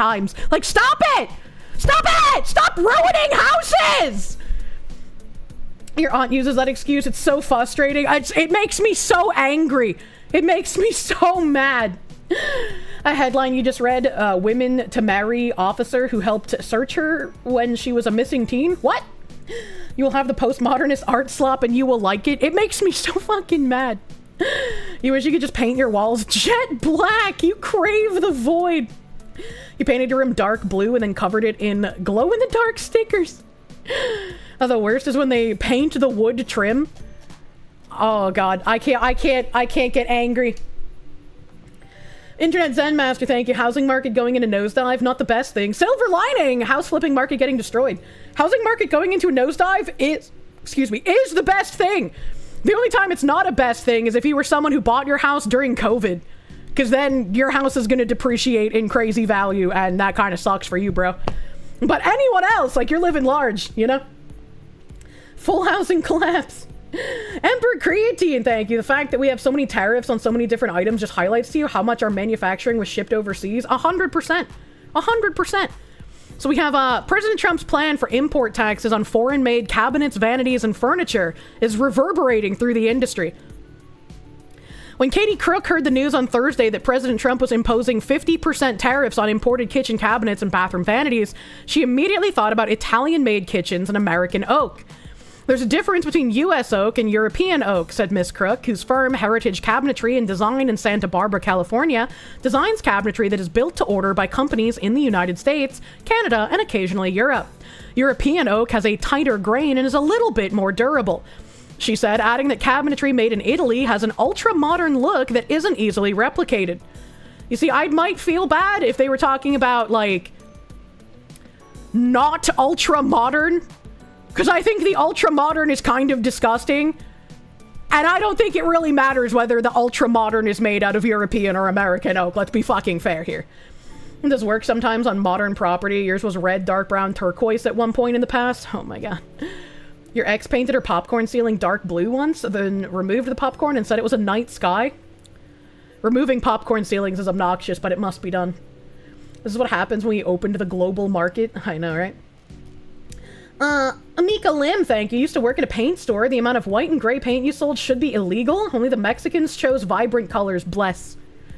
Patchouli, thank you. House flippers and realtors be damned. You want hardwood floors and vibrant colors? Keep the walnut trim. It genuinely breaks my heart. Oh god, one of the Victorian homes that I was considering like a year ago that ended up getting bought, and the only thing the people that bought it did was upgrade the electric system from what is it, knob and wire, knob and tube, something like that. They upgraded from knob and tube to like modern electrical and then put it back on market for like $180,000 more than what they paid for it. That house has now been back on market after they flipped it with just that one change. And the prices dropped $50,000 below what they paid for it. Like, every time I see flippers getting fucked like that, I just feel the need to go masturbate. Like, it feels so fucking good. Get absolutely fucked, you flipper freaks. I love it. Good fuck flippers. You don't want knob and tube. I know you don't want knob and tube, but I'm saying they bought a really nice Victorian house that had already been internally destroyed and painted white and disgusting. And the only change they made was upgrading the electric and then put it back on market. So flippers had bought the original house, made everything disgusting, sold it to another group of flippers who then changed just the electric. They put $160,000 price hike on it for that one change, and now they're getting ground into dust, and I couldn't be more pleased. There's a house flipper show you would watch. Women who hate them masturbating when house flippers get fucked. Kirsche watching the housing market crash it makes me feel so fucking good. You have no idea. You have no idea. That's a knob and tube. The only thing flippers can do is make houses for other flippers. Oh god, she's consulting the orb. Hillis Mallory, thank you. House flippers are 1, renovating the house to look and be worse than it was. 2, get the cheapest appliances that need replaced as soon as the property is bought. And 3, brings up housing pricing. It's so fucking bad. So close to being the scalpers of the housing market. I genuinely hope that those things gotta go obsolete. Fear of FEMA, thank you. The market collapse you want will mainly hurt the little people and consolidate more housing to BlackRock. I'm not sure how you could stop BlackRock from buying properties if they're even buying properties when prices went literally out of fucking control and regular people couldn't compete against them. Like houses haven't been moving because people like me cannot afford them. And then investment companies come in and buy them and destroy them and turn them into multi-rentals. So if we're already living that reality, yeah, let it fucking crash, bro. I don't give a shit. Doku the cow, thank you. You have knob and tube and still live in your house. I mean, it's better to have modern, but you can still live with knob and tube. If I had it, I would want to upgrade it, obviously. I'm not gonna pay $160,000 for a flipped house with it, though. Or $150,000 more than what it was. Because it was like 800, I think they bought it for like 850,000 and then increased it by the 160. I can't do math. And now it's like 50,000 less than what they paid. So it's pretty fucking great. Pretty sure Slab has that in his house. Oh my god. You make a new law that says that private equity firms that have a worth over a certain amount can't buy single-family homes. Fuck that. Private equity firms can't buy them point blank. Forget the fucking over a certain amount. They'll be able to fudge that. Your neighborhood HOA has a rule that prevents corporations from buying lots and building homes to sell. Every new home built is up for sale before it's finished. The only one that isn't is your new next-door neighbor. I think I remember reading something recently as well, and I can't remember if it was a Trump executive order or if it was something else, but talking about preventing equity firms from buying single-family homes. There needs to be some external factor, like a law to prevent them. The properties you bought were part of one of these type of companies. If they just bought 1,000 vacant properties in the last 30 or so they couldn't sell, they basically gave away stupidly cheap and still made a profit. Jesus Christ. Toric Roma, thank you. You'll bite. Deep dive into why every house flipper is evil. Also, AJW is actually Justice Warrior, and Robert Spencer is the smartest man on Islam and can explain why it's evil. Thank you for explaining acronyms. I don't understand them. Airbnb needs to fucking go too. Way too many people buying up places just to do that shit. There was like an entire town in Texas when the market started crashing at the beginning of this year that basically the entire town went up for sale because it was all Airbnbs. It was astounding to look at that, man. I remember going over that article on stream.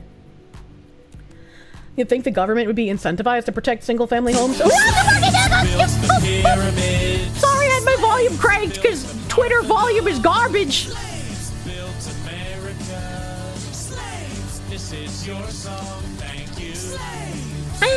I'm awake, yeah, right?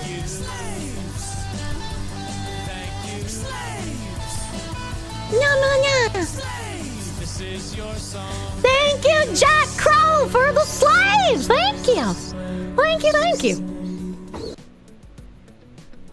Oh, no. The house I flipped has dipped in value. I'm now losing vast amounts of money. Hopefully there isn't a fox lady getting off to this. That would be so bad. Unless. No, that's wrong. Unless. No. Unless. That's like the one thing you can take comfort in as your house quickly loses value, I guess. Holy shit. Thank you, Jack Crow. Doku the Cow, thank you. Your house was $35K and built in the 1940s. I could not even imagine like a 35K house. I can't imagine that existing. Like, the region of the country I'm trying to buy in New England has, like, exponentially inflated like crazy. And I always said that, like, when the market crash starts happening, I think it'll be a normal crash everywhere in the country, but in some places, like Los Angeles or San Francisco or New York City or in the area of New England I'm looking in, those won't crash quite as hard because these are all, like, desirable places to live in regardless of the inflation since COVID. And especially in New England, there's many reasons why it's a desirable area to live in and why the prices there are so fucking high, dude. Is there no way to separate your volume between browser and alerts on OBS? No. Well, I mean, yes, but it takes way more time to do that. So I just don't bother. If I need to turn my volume up and down really quick because we're watching something, I'm not going to fiddle with all my mixer garbage. Mercenary21, thank you. Foxwoman, you tagged me on Twitter with a Legal Mindsets video. He shouted me out. It's about Pokemon and their unqualified council. Interesting. One of the houses you bought was $20K. Very small 4-bedroom, 1-bedroom. Do you mean 4-bedroom, 1-bathroom? 1 living room house. They converted one of those rooms into a kitchen area. If I speak, 20K for a house is insane, man.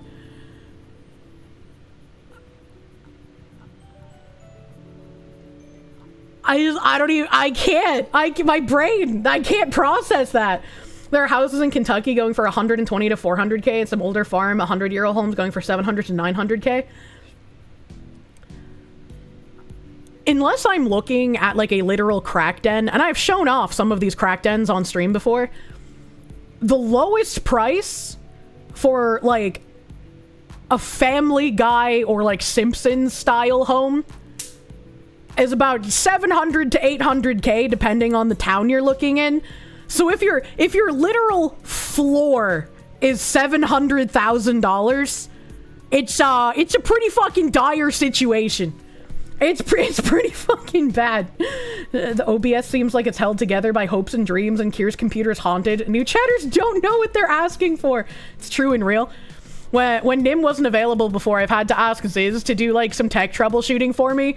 And the couple of times he's had to do that, he has come out with the, holy shit, you weren't lying, your PC is haunted, what the fuck?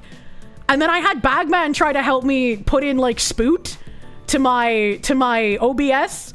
And no matter what we did, no matter how many times I restarted, no matter how many updates to OBS, I reinstalled OBS even, Spoot wouldn't show up.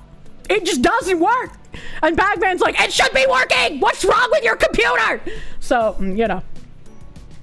Houses in that area cost 120k, but it was basically abandoned and part of the leftover BlackRock type houses some company just had lying around.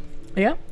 Kier, you need to hire a shrine maiden. I do. I really do. I need someone who's like so embedded in the 40k universe that they could probably be some sort of like priest to themselves, and then just have them come to my computer. Nice Bagman impression. Thank you. Holy crap, Lois. That reminds me of the time I sold our house to a fox woman. We're homeless now, Lois. What the fuck? Doku the cow, thank you. Hey, you're in Kentucky for that 35k house. God damn. If I could buy a house for less than 700,000 in New England and it wouldn't be like a literal crack den, I'd fucking do it. But they just don't exist unless I want to live on like the border of Canada, which I don't. Hillis Mallory, thank you for the 5. If you can get a house under 100k, it's like hitting the lottery. It really is. It's insanity. Marcus Lawshy, thank you. When the housing crash happens, buy up all the homes you can. Become a Foxu slumlord. I can't afford that, man. You just looked online for houses in New Hampshire, and most are now floating around 150k and aren't bad. Depends on where it are. Like if you're close to Vermont, like the farther west you go and the farther north you go, the cheaper things get. So you can probably get like a house in super north or super west in New Hampshire for 150k, and it's not a crack shed. But the closer to Maine, the closer to the East Coast, the closer to Massachusetts you are, and not Western Mass, but like Eastern Mass, the more expensive it's gonna get. Canadian geese are perks. You don't get them as neighbors. When I was growing up, the Canadian geese would stay in my backyard, and I'd hear honk, honk, honk all night. One thing that keeps the housing prices up is the Federal Reserve holding 2 trillion mortgages since 2008. Well, just a few more days and a lot of those mortgages get defaulted on because people haven't been paying them. Got your first house for 134k in 09. Kicked yourself a little bit because a month later a nice one for 89k came on the market. Yeah. That's a bad thing about buying a house. Sometimes regret will sink in, right? Torek Roma, thank you. Saw a piece of land going for 500,000 for 2 acres. Nothing was on the lot at all. You don't know why it was that much, and it was somewhere in central Texas. That is weird. Can't wait for the real estate market to crash. You sure that was a geese and not a clown orgy? It was geese. It was geeseums. Houses in your area at 400k, that's the low end. Oh my god. House hunting is full of regret. I mean, you know, it's always hard. Alright, you're gonna need me to learn Latin and install a 128-bit modem into my neck so we can recite the first 165 canticles of functionality. Oh no. Oh no. What else is here? Miss Crook called the new targeted tariffs comically nonsensical, especially at a time when the US is importing more furniture, kitchen cabinets, and bathroom vanities from overseas, and unlikely to shift much production to America quickly. John Buscarello, an instructor at the New York School of Interior Design who has worked on home renovation projects for 3 decades, said that the change really hits this entire market good. Get fucked. IKEA is going to be impacted, obviously, he said, but the new tariffs, which are set to begin October 1st, may have a bigger impact at the higher end, where cabinetry can cost hundreds of thousands of dollars to buy and install.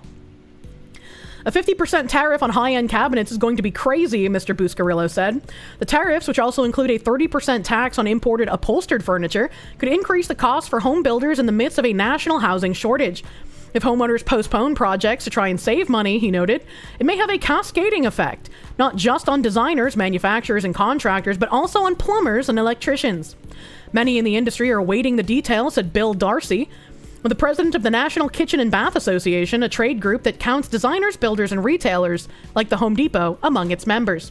We will continue to support and identify areas for continued success with our manufacturing partners in the US and Canada, as well as in Germany, Italy, Brazil, and across the globe. He said, one thing is certain, the NKBA's 55,000 members are resilient. Sarah McDonald, a spokeswoman for Home Depot, said in an email that the company remained committed to keeping prices low for customers. We will assess the latest tariffs once the details are released. Once again, as someone who plans on buying a home soon, hopefully, like, I would not buy my cabinets at the Home Depot. I don't think the Home Depot would have anything that I'm looking for. If I'm going to renovate my kitchen, I'm going to look for, like, a local person that makes them themselves. Because that's probably the only way I'm going to get something, unless it's just happenstance at an antique store. Doku the cow, thank you. You're also at the point of when you inherit the house, you'll demolish and make a pseudo-tiny one due to all the work needed. Jesus Christ. Go to Home Depot to find the man to remodel your home. You should make your own furniture. I mean, I've looked at a couple of local people just out of curiosity for what there is. And unfortunately, since, you know, New England's a blue shithole, almost all of the local places just make modern Globo slop now. Like, they don't look good, they don't look intricate, they just look like IKEA knockoffs. So I'm going to have to find, like, a really specialized carpenter in order to get what I want, which is unfortunate. Because, like, how many of those still exist, you know? Home Depot modules is what you install in a house when you want to rent it and you don't care about them destroying your shit. True. Buy from the Amish. I mean, maybe. I looked at one Amish carpenter and it was all also nothing intricate, no carving, just very basic square rectangle shapes. That's not what I'm looking for. I want to basically pretend that I'm like a duchess in the 1890s and I have intricately carved stairwells and shit, you know? That's what I want. Yeah, do Amish. I mean, a punished fink, thank you. So what you're saying is you need to start making furniture as a side hustle instead of a cool hobby, making things you can't buy. What do you mean? She got the nobility blood. If you ask the Amish, they will know a guy who does it right. I hope so. I hope so. I'm like thinking about all the different things you can add to a house as well. I don't even know what like the spining is called. Like on some of the older like Gothic Victorian houses, they have like those little like, I don't know if they're wood or metal, but they have these things that look kind of like tiny dollhouse fences on their roofs. I don't know what those are called. I have no idea what those are called or who I would even contact to like get that if my house doesn't come with it, right? New Hampshire had the Shakers, but they literally went extinct. Oh no. Buttresses, are they called? I don't think they're called buttresses. I don't think they're called buttresses. Nocturnal, thank you. There's a local guy that makes and installs cabinets. You can't even buy the material as cheap as him. Kudos to that man. Matt Larson, thank you. Most of your working career has been in cabinet factories. You get much better quality than the crap you find in big box improvement stores. Best way to support American businesses and jobs. See, my biggest issue is my Google Foo isn't very good. And so it's like, I know what I want, but I don't know what kind of a person to contact to get what I want. And because I don't know what kind of person to contact, I don't even know how to search to get what I want. You know? Hey girl, show me your buttress.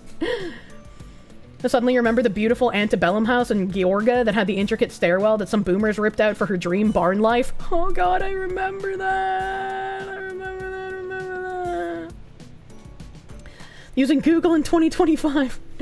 Want to live in an 1880s San Francisco cat house? Buy those, and you can have a local carpenter produce the facings and carvings to face your furniture later down the line. You want the good skeleton first? Why not just have the good carpenter make the good skeleton too? I'd rather support them, right? According to Google AI, the little fences are called roof cresting or just cresting. Thank you, Wilby Pequeno. Roof, I'm gonna have to write that down because I'll forget that. Roof cresting. Little roof fences equal roof cresting. Thank you. You always would have struck Kirsche for an Ask Jeeves kind of lady. What the fuck? Good craftsmanship takes time. That's fine. That's fine. You know, like nobility would be like, hey, yo, artist thing. come live in my castle and I will pay you to paint this mural on my roof. And then the artist would take like 10 years to do it, you know? More and more you're glad that you'll be inheriting a home and a property. Hello, Tham TV. Hello. I know. According to Ms. Crook, the tariffs will add an extra hardship for homeowners who buy pre-made cabinets, vanities, or mass-market furniture from the Home Depot and other big-box stores, which often source those products from around the world. Total flipper death! Did I stutter? The last name Crook is very apt for this thing. It will be especially painful in her home state of California, she said, because so many homeowners are rebuilding after devastating wildfires. I have a feeling that most of those people, at least the people who were able to get permits to rebuild, because a lot of people were not, are not going to be buying their cabinetry from the Home fucking Depot. Just a feeling here. Yeah, Red Square hate. Hillis Mallory, thank you. Have I seen Money Pit? No, I don't know what that is. If you don't want to deal with the Amish as far as genericness, you use Mennonites to fix your house. Trust you, your mom and dad's place that you're staying at right now is built by Midnights from Canada, and the house has been standing for the better part of almost 25 years. But 25 years isn't a very long time. What do you mean by this? Can we have tariffs on red squares? Yeah, I hope so. No, Cali homeowners are rebuilding after the fires. The state won't let them. Mr. Buscarillo said he expected to see lawsuits from manufacturers testing the legality of the tariffs. There isn't much that his clients can do to prepare for them, he added, because custom cabinetry must be measured and ordered. It's not like you can rush out and buy it like you can rush out and buy a refrigerator, he said. When it comes to cabinets, most American manufacturers tend to serve the middle tier of the market, while higher and lower end products often come from outside the country. For upholstered furniture, American-made products tend to be at the higher end, he added. I just want to buy from a carpenter that can actually carpenter things. Because it's like, it seems like the things that I specifically want are very difficult to find, you know? Very difficult to find. More red square, I hate it. Ow! I turn into Tim the Toolman Taylor. I just smashed my ankle, my Achilles heel. I just smashed it against my chair. Ah, fuck, bro. Oh, God. Okay. All right, we're good. Fucking. Fuck. Kirsche wants to buy from a carpenter that can carp. I need it. Not the Chili's heel. Not my baby back heels. Yeah, that was so not Munya. They'll prosecute you in Minnesota for those noises. What the fuck? McCanty, thank you for the Canadians. Hey, Dukaronski, do you hiccup less when not yapping? Yes. Mysterious Senor Hitler, thank you. The Money Pit is a movie with Tom Hanks as a home and where everything needs to be replaced and all the contractors are crooks trying to fleece him. So it's just real life then? Danny D, thank you. A scummy cousin of yours that got a free government house after a hurricane told the family offers to go to hell and is now selling for $300K. You're angry. That is a scummy cousin. Holy shit. Scary gorilla noises. Look, you know, sometimes when pain happens. On Friday, Miss Crook was just beginning to consider the ramifications of the new tariffs and waiting to see whether they will go into effect as planned. She said her Canadian cabinet-making suppliers assured her that they won't increase their costs, thanks to the terms established in the US-Mexico-Canada agreement in 2020. Meanwhile, some American furniture designers are contemplating a potential windfall. 2 years ago, Katie Rosenfeld started Vanity & Co., an interior design firm just outside of Boston, to bring back the manufacturing of high-end, handmade bathroom vanities to the U.S. in the wake of the coronavirus pandemic. Miss Rosenfeld, who sells her vanities mainly to designers and buildings, designers and builders, as well as directly to consumers, said she expected to get queries this week from online furniture stores that primarily sell vanities manufactured in Asia. My husband texted me this morning and said, this could be really good for us. I am very excited. Kier, you're missing critical knowledge. A carpenter makes mostly functional stuff. You need an ebonist, which is a dying profession. I've never even heard of an ebonist. That's hella dying then. McCanty, thank you for the Canadians. If it weren't so marketable, breathe! I don't know how to breathe! I mean, I still get pterodactyl hiccups when I'm not talking, but because I frequently forget how to breathe, they happen more often when I'm talking. Masuka Warner Interior Design Company might produce something close to what I'm looking for. I'm gonna write that name down. You're getting a vigorous spanking because you. Okay, I got it. I got it. I had to chase it. The Sparky, thank you for the R. You're late. Good evening, everyone. Good morning, Gorilla Foxwoman. Are we getting angry at the housing market? I'm getting happy at house flipper death in the monetary sense. In the monetary sense. Since we mentioned Boston at the end of that article, let's fucking touch this here really quick. Let's fucking Masa Machuchu, nonprofit CEO who helps people clear criminal records, now charged with distributing cocaine. Wow, someone who's interested in restorative justice is also a criminal. Wow, I'm so shocked. The CEO and founder of a Massachusetts legal nonprofit that specializes in criminal record expungement has been charged with distributing cocaine, the Justice Department said Friday. Javon Tooley, 36, of Dorchester in Brockton, Mass., the founder and CEO of Adapt and Evolve, was charged with 1 count of distribution and of possession with intent to distribute 28 grams or more of cocaine base, federal prosecutors said. Tooley appeared in federal court on Friday, where he pleaded not guilty.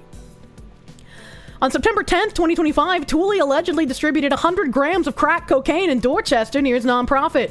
He is also alleged to have distributed the drugs in his car while a young child around 6 or 7 years old was in the back seat. Well, at least my mom was only selling firearms and not drugs. Tooley allegedly contacted a cooperating witness again, stating that he had additional crack cocaine to sell, and arranged to meet again on September 23rd, 2025 at an area near the Roxbury District Court. Tooley was taken into custody upon his arrival and was allegedly found in possession of approximately 160 grams of crack cocaine. He's the Duke of Dorchester. Federal prosecutors said he targeted and recruited women, many of whom suffered from substance abuse disorders, to engage in paid sex for his financial benefit and to distribute controlled substances for him. Dude was literally a pimp undercover since he paraded as being a nonprofit owner. That's crazy. That's crazy, man. And you know, I was thinking it was weird that he had like a lavender looking colored suit here. It's just the pimp costume for the modern era. Bringing your kid to your drug deals? Damn, you don't give a fuck about their safety, do you? Literal GTA character. He is, man.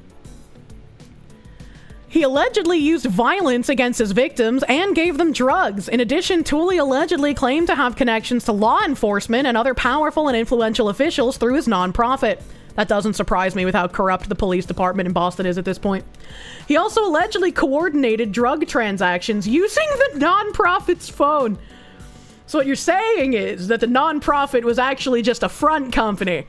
Like the mafia used to do. You know, instead of a pizza shop, he made a nonprofit for criminals. In 2010, Tooley was convicted in Boston for distributing cocaine and sentenced to 5 years in prison. After his release from federal prison around 2015, Tooley violated the terms of supervised release on at least 5 separate occasions. As a result, Tooley was sentenced to serve nearly 2 more years. How did he violate supervised release 5 times at least, and then only got 2 more years for a minimum of 5 violations? That seems a little crazy. He now faces a mandatory minimum sentence of 10 years in prison because of his prior conviction and up to $8 million in fines. I feel like he just shouldn't be back out on the street at all, man. Like, come on. He has shown that he cannot change. Massachusetts judges, thanks, I hate it. Using a nonprofit makes far more sense than a pizza shop because they often have no physical expenses, and not making a profit isn't as suspicious. If a pizza shop never buys ingredients or sells pizza, it's suspicious. That's a good point. That's a good point. Why do you know this? You hate the modern era, they ruin houses. Now they're ruining the pimp. You need a massive 40k nerd to be a tech priest for you. I need it. My PC's haunted. Here you were giving him the benefit of the doubt, like maybe he was giving clients drugs to help them wean off the stuff. Well, they get clean. Ushion lover, you should know better by now.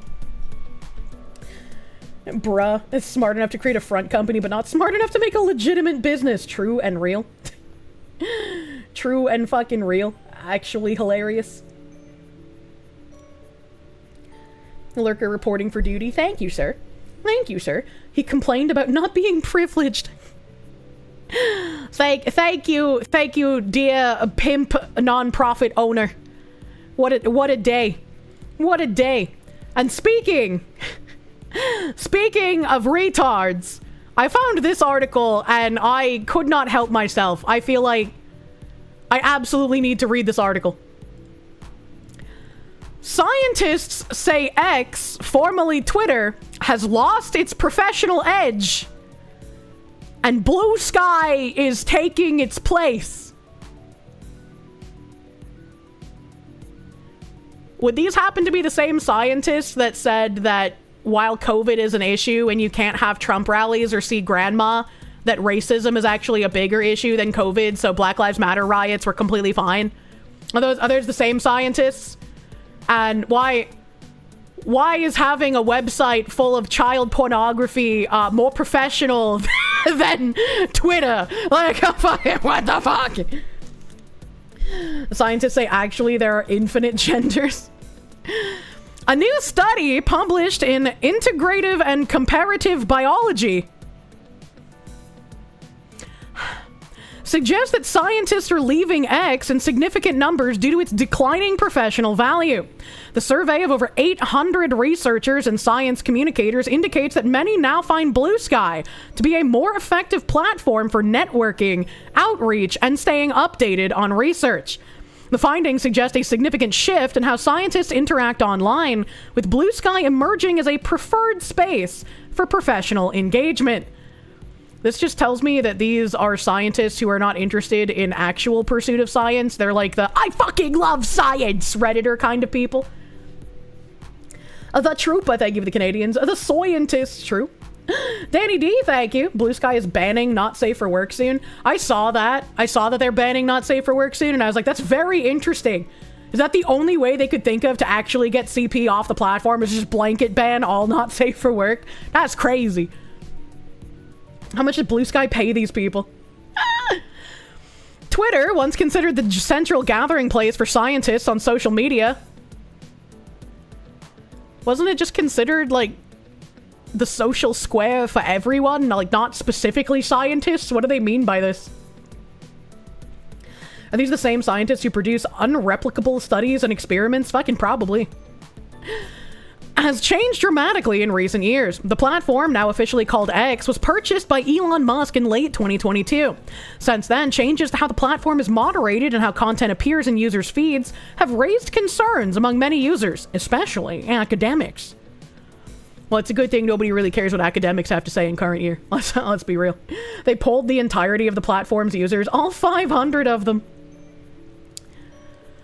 Reports have pointed to a rise in misinformation, conspiracy theories, and harassment, particularly directed at minority groups.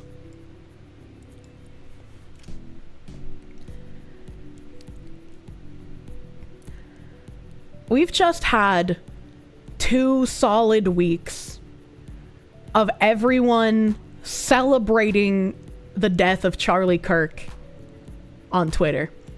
Not everyone, but you guys know what I mean. We've had 2 weeks of a lot of people all over Twitter celebrating his death, calling for more death, calling for the outright killing of Christians or white people. I've played multiple videos where there were groups that were talking about how white people need to be killed. Like, what the fuck do they mean by this? Like, are we actually going to go back to talking about how Caucasian is a global minority? Because, I mean, in that case, they'd be correct. We with scientists. Hillis Mallory, thank you. Truth Social has a better chance than Blue Sky. Internet Zen Master, thank you. Blue Sky is a preferred space for scientists. Any scientist that actually thinks that echo chamber is good is a fraud. Pretty much. McCanty, thank you. Nail polish stream when? Eventually, TM. Battleizer, thank you. How many of the scientists are social scientists? You're curious? Also a good question, actually. These shifts appear to have made the platform less welcoming and less useful for professional tasks. As Twitter's character evolved, so too did the willingness of researchers to remain active on the platform. What professional tasks were you doing on Twitter that now cannot be done on Twitter when the rhetoric against certain groups is much higher than ever? And it's not the groups that these people will claim. In its place, Blue Sky has gained attention as a new space for academic interaction. Although other platforms like Threads and Mastodon have also positioned themselves as alternatives, Blue Sky appears to be the primary destination for scientists migrating from X. Against this backdrop, researchers set out to document whether scientists were truly abandoning X and whether Blue Sky was filling the gap. I am a scholar of public understanding and misunderstanding of science and the environment. That's not even a real degree. What? And have long been fascinated by where people learn things about nature. Social media has become one of the leading sources of information about the world. But the social media landscape is changing, and I want to see how my professional colleagues were adapting, said study author David Schiffman, a marine biologist and public science engagement specialist based in Washington, D.C. Okay, these are actual things. At least marine biologist is an actual thing. How do you go from marine biology to public science engagement specialist? Those seem like what? Author of Why Sharks Matter. To investigate these questions, researchers distributed a survey to professional scientists, science communicators, and educators who had both used X and Blue Sky for work-related purposes. In total, 813 individuals participated. The survey asked when participants joined each platform how they used them and how their experiences changed over time. Because you've been a bad girl. Ammonia. Ice bees, thank you. Read your previous tip, chat, before you get any further away from the topic, Coconut. What? You've been doing a bit of renovating. Your mom stocks Facebook Marketplace in rich neighborhoods. They practically give away real good cabinetry and kitchen stuff like marble tops dirt cheap because they're rich and just want it gone. My back hurts. I would love to stock Facebook Marketplace, but I don't have a home with which to put things in yet, so I can't do that quite yet. But yes. Sometimes I find things on Facebook Marketplace like lamps or small things where I'm like, I need to have this. I need to have this right fucking now. But I haven't seen any, like, cabinetry on there. Maybe it's just the places I'm looking in. I'm a scholar of is just a pretentious way of saying I have an interest in. The responses showed that X had once served a wide range of professional purposes. Nearly all respondents had used it to learn about developments in their fields, and most had relied on it for networking and public outreach. Many also used it for job postings, research promotion, and casual professional conversation. However, those same users reported a sharp decline in the usefulness of X. Roughly 3/4 of the platform was now much less useful for networking and science communication. 2/3 said it was less helpful for keeping up with developments in their field. I bet these are like DEI people. The vast majority described their experience on Twitter as increasingly unpleasant, citing irrelevant content, ads, spam, extremist posts, and a loss of meaningful engagement. Some described ethical discomfort with continuing the use of a platform that appeared to tolerate or even amplify harassment and misinformation. A lot of these people classify harassment as like public replies to a public post that they made. And it's like a public reply to a public post that you made is not by itself harassment. If someone is calling for you to be harmed, or if someone is mass replying to every single post you own, then sure, you could consider that. But for the most part, I can't believe the majority of these people when they talk about that. Especially after going through a harassment campaign myself, the attempts to deplatform me, the attempts to get rid of my financial backing, just to see those very same people all turn around and try to claim victim for themselves. The study is flawed since only people who've used both are being considered. In terms of actual usage patterns, only 11% of respondents said they still actively use X. Nearly 40% had deleted their accounts entirely, and almost half said they still had accounts but rarely used them. In contrast, users reported that Blue Sky was meeting many of their professional needs. Like Twitter, in its earlier days, Blue Sky offered a space for learning, networking, and public engagement. Over 94% said they used Blue Sky to stay informed about research in their field. Nearly 88% used it for professional networking. A majority said the new platform was more useful than X for these purposes. The researchers also explored why people chose to try Blue Sky. Nearly half said they were invited by a colleague or saw others in the science community making the shift. Many viewed Blue Sky's features, such as stronger moderation tools, less algorithmic interference, and more control over what appears in their feed, as more aligned with their professional goals. Others said they were simply trying to avoid X's drawbacks. More than a quarter said they moved to Blue Sky because of what they perceived as a rise in extremism on X, and many explicitly named Elon Musk as a reason for their departure. These are probably all people that cheered when Teslas were getting vandalized. The degree to which the scientific community's experiences mirrored my own was surprising, Schiffman told SciPost. I knew that for me, Twitter had become unusable, but the extent to which hundreds of surveyed experts strongly agreed with me on almost every point was surprising. You rarely see that kind of strong agreement in surveys. That's because the people that migrate to Blue Sky are so heavily in an echo chamber that they can't actually have discussions with people they disagree with. They believe strongly that the people they disagree with just should be killed. These are not people that can be reasoned with for the most part. It's insanity. Anthony, thank you. Misinformation, aka facts that go against what you say. If you're a true scientist, you should welcome opposing views 100%. Isn't Blue Sky being used to plan out attacks and terrorism by leftists? What do they mean by less extremism? It's not extremism when they plan attacks. It's extremism when you defend yourself from the attacks. The environmentalists cheering when the lithium-ion batteries in Teslas getting burned, wafting toxic chemicals into the air was pretty funny. These results provide new evidence to support what other studies and media reports have been suggesting for some time, that X's role as a hub for academic communication is fading.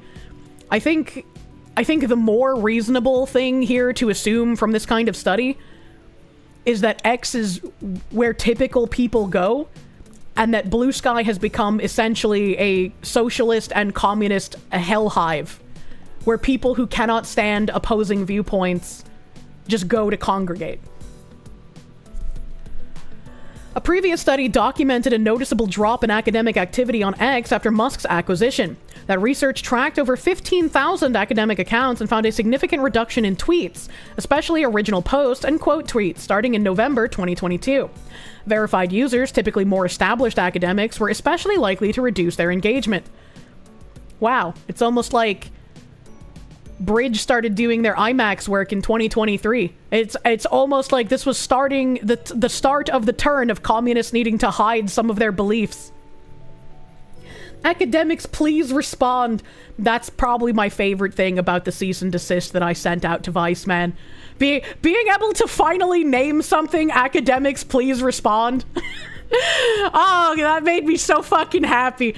I only saw a couple of people get the reference, but I fucking loved it. Both studies indicate that changes to how X is managed and moderated have had measurable effects on academic use of the platform. The new survey adds further weight to this idea by showing that scientists are not just using X less, they're actively replacing it with another platform. What makes the current study distinctive is its focus on Blue Sky as the replacement. While earlier data showed general declines in X use, the survey points to a specific alternative that scientists are embracing. And unlike the earlier study, which focused on activity levels, the new survey captures users' motivations and perceptions, offering a more detailed view of what is driving this migration. For many years, Twitter was the leading platform used by academics for a wide variety of purposes, including public education about science, Schiffman explained. I was a Twitter power user and evangelist for a decade, and I trained thousands of scientists how to use the platform. Changes to the platform made by Elon Musk, including changing the algorithm to promote extremist views and changes to harassment policy, have made Twitter almost unusable for professional purposes. And academics are abandoning Twitter in droves. Fortunately, alternatives exist, and I, along with many other academics, prefer Blue Sky of the available alternatives. The authors note that the survey was limited to users who had already made the switch from X to Blue Sky. Or we're using both platforms. That's not you didn't even have a control group then. That's not a very good sample. This means it does not account for those who may have stopped using social media altogether or migrated to other platforms. Because the survey was shared primarily through one author's network, it may reflect the perspectives of those within a particular academic community more than others. I'm shocked. I'm shocked that a biased researcher putting out this information used a biased study that probably couldn't be replicated since there wasn't a control group unless they asked the exact same people. Wow, really goes to show what kind of academics are being talked about in this article. Another open question concerns whether Blue Sky can support the same level of diversity that once defined the science community on X. Movements like Black Birders Week and Queer in STEM gained traction through Twitter's large visible networks. It remains unclear whether Blue Sky can foster similar grassroots engagement. The author suggests this should be the focus of future research, particularly if scientists want to ensure that new digital spaces remain inclusive. Wow! Wow, the shocking revelations just continue, chat. It's not like I called this in the first paragraph. This is also the issue of platform longevity. Whether Blue Sky can maintain momentum over time or whether users will need to shift again is uncertain. But for now, it appears to offer what many researchers were missing from X: a sense of community, professional utility, and control over their online interactions.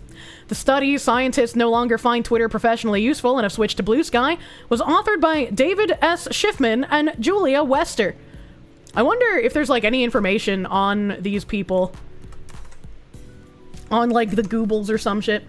It's actually shocking that they're admitting to these biases and failings. That is a good point.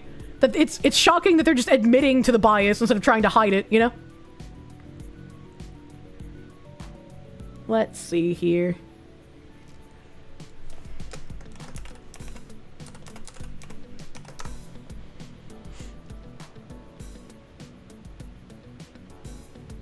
Na na na. Na na na na na na na. What is this? I don't know what that is. And that's a different guy.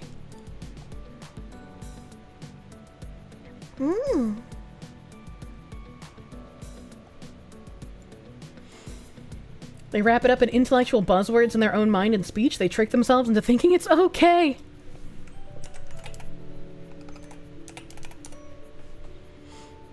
Let's see here.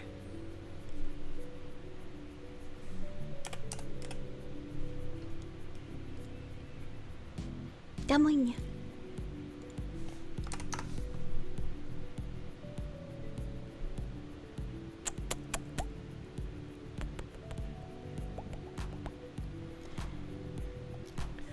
So David Schiffman doesn't have too much information other than like his book stuff. Other than his book stuff here.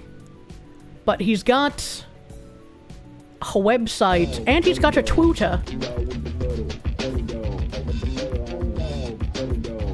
Dog with the butter dog. Put the butter on the dog, butter dog. Dog with the butter dog.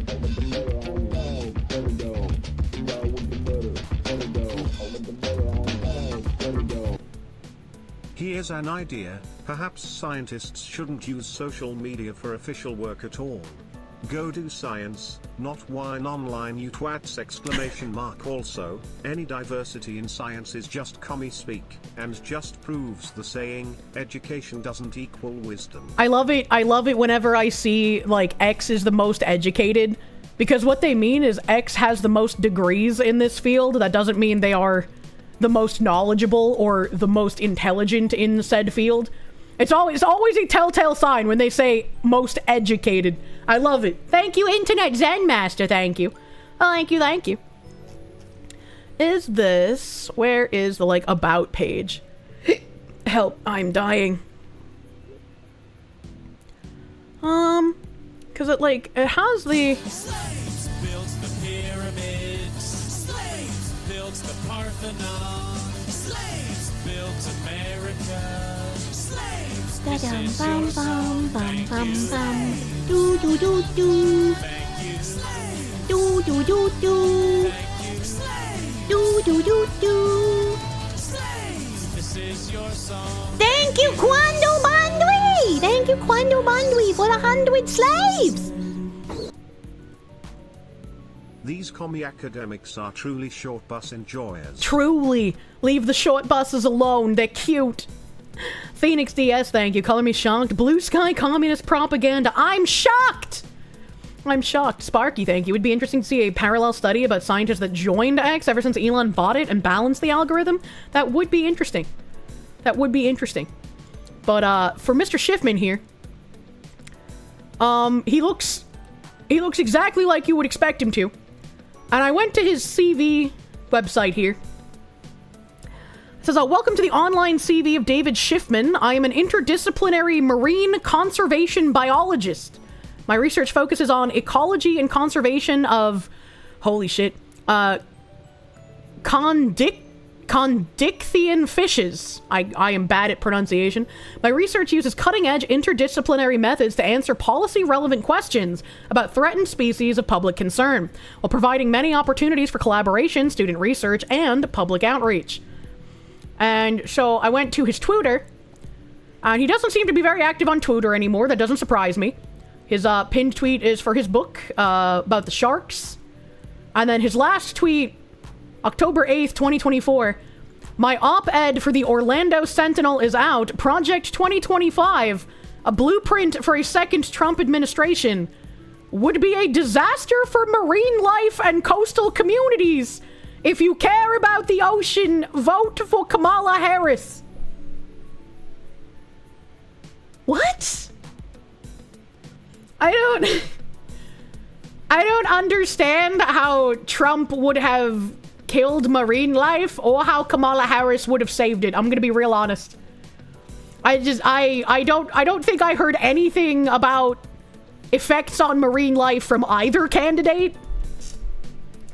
Tax waste reduced. Fish most affected. Get those fish off my tax dollars.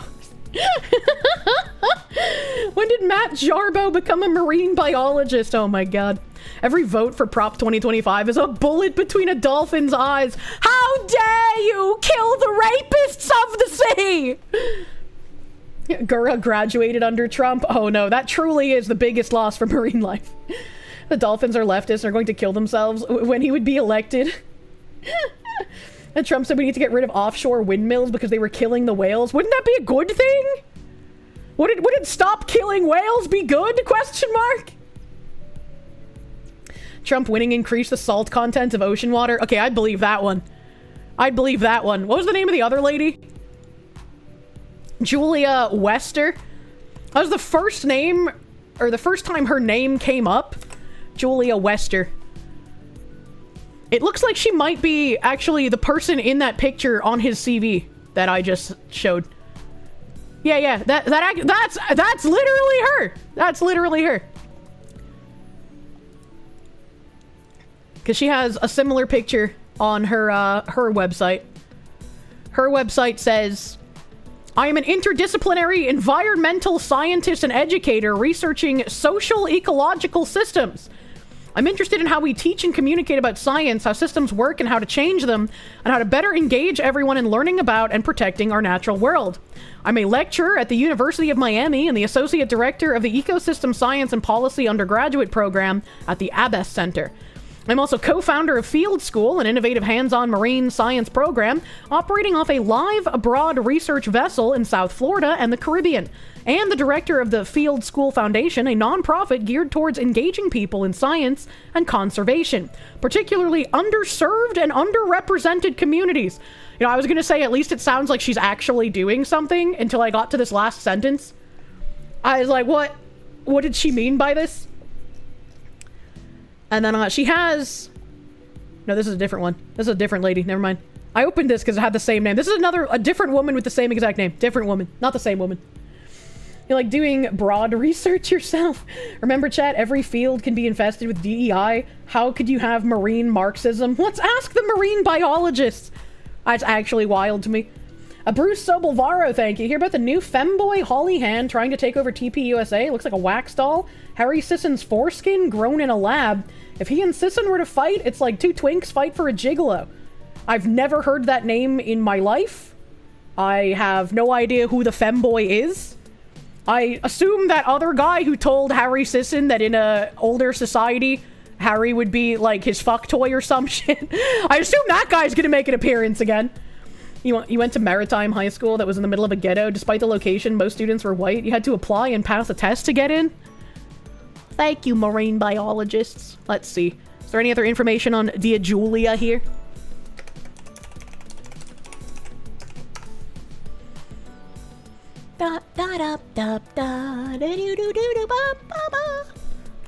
Google search is not the best. Or maybe I'm not the best at Google searching, you know?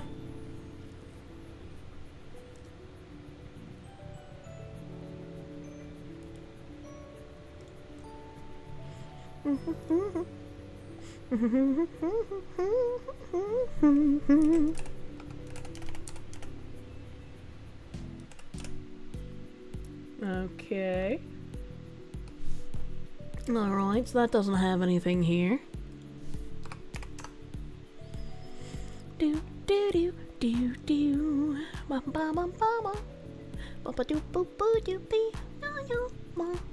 I'm searching. I'm searching. What the fuck is this name? Julia?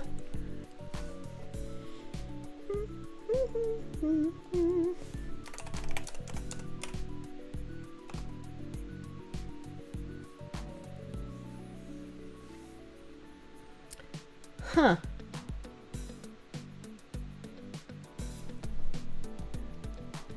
Now, nothing particularly of interest that I can find on this woman.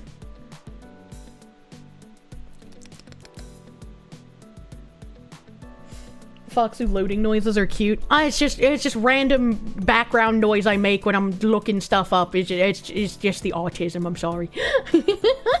Some guy, thank you. You mean women do light up the world? That's why it's called broad daylight. True. True and real. And speaking of broad daylight, before I get into a bit of financial audit here, let's, Smash JT put out this tweet. And he said, like a clockwork and timing, likely signaling Sweet Baby Inc. is indeed still involved with Wolverine. Anna Valence, same dude that tried to cancel Kirsche, states that anti-SBI people should have been stomped out long ago. While Amy Leigh Shaw, SBI employee, responds in agreement with the tired, we are just a humble group of narrative writers trope once again. These screenshots were shared to me anonymously. I think Master of the TDS responded down here somewhere and was like, yeah, it was me! I shared them! But whatever, buy whatever games you want. People are allowed to have the opinion that y'all suck at your job, and your purpose is a net negative on the entire gaming landscape in general. Cry about it, sue people all you want, it's not harassment and never has been. I also find it very interesting that a lot of people wanted to be like, oh, the enemy of my enemy is my friend when it came to, like, the payment processor censorship, completely forgetting that anal violence is one of the people that would be more than happy to silence you as soon as they got the upper hand. And now that they are openly stating agreement with anti-SBI people should have been stomped out, once again, if we remember the real history of what happened here, Cabrutus got harassed and threatened by SBI people, and that's what kicked off the majority of SBI Gate. And ever since that happened, all of them, including journalists, have been trying to rewrite how that begun.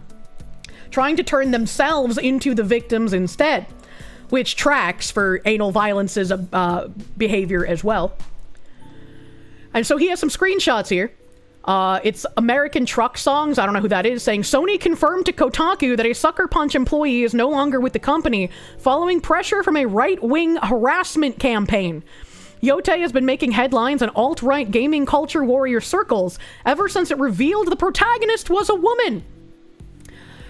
Nobody cares if a protagonist is a woman. Nobody nobody cares. Nobody cares if the protagonist is a woman.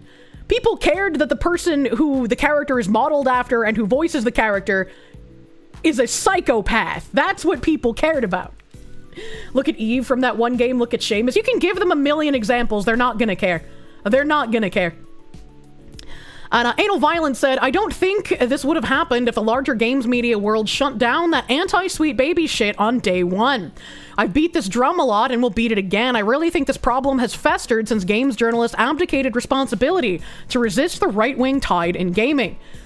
And even moving past how the SBI people were the ones who shot the first bullet in this entire situation, when people looked into that company, all they did was subversive nonsense. All they did was hire people who weren't qualified because they were their friends and said that they could gain the experience from being hired instead of already having it.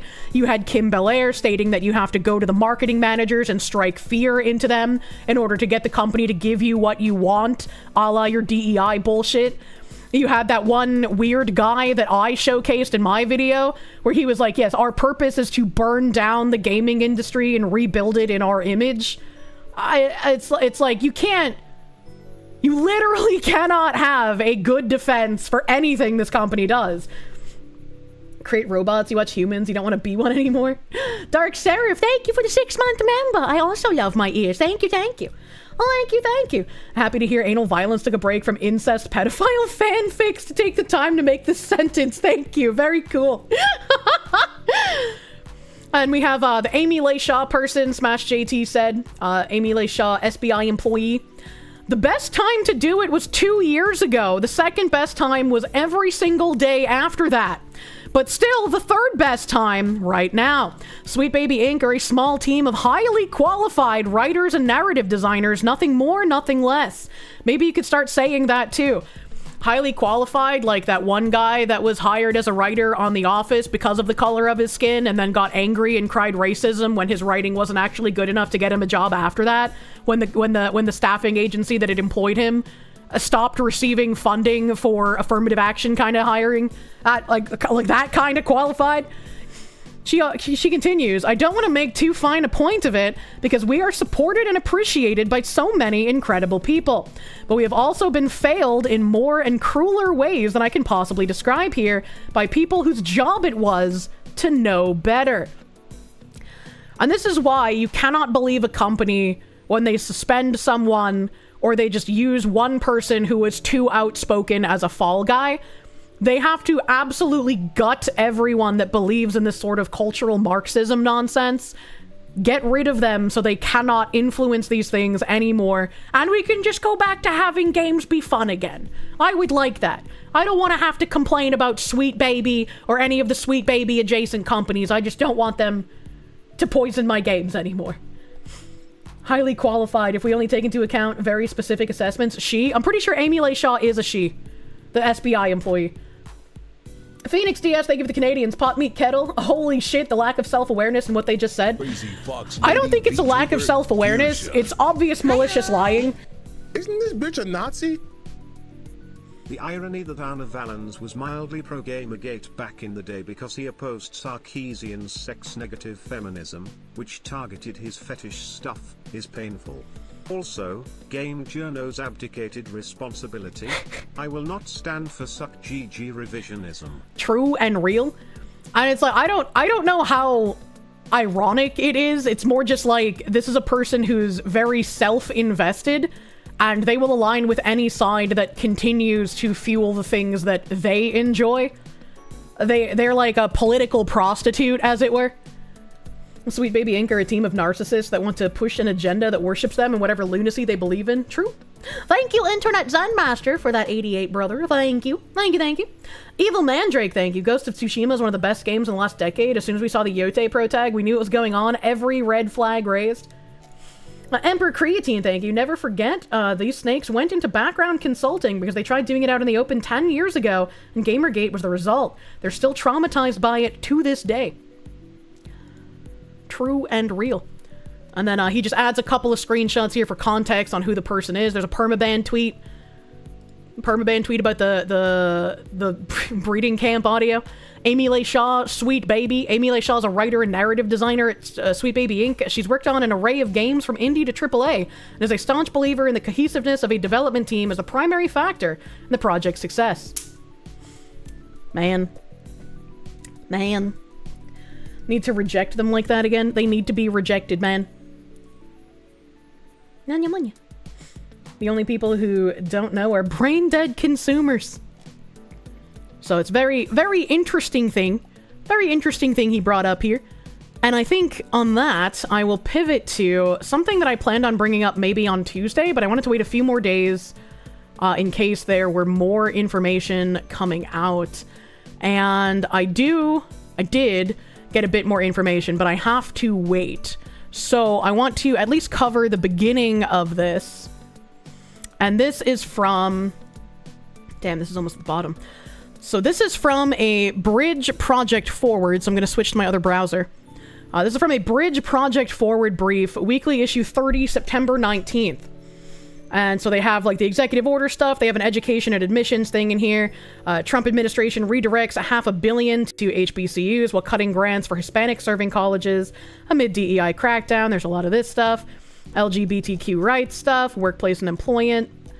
And we get down here and we start seeing some familiar names. SHRM's Inclusion Conference sparks uproar after main stage slot for anti-DEI activist. The Society for Human Resource Management faced backlash by giving a main stage platform to a flagrant anti-DEI activist.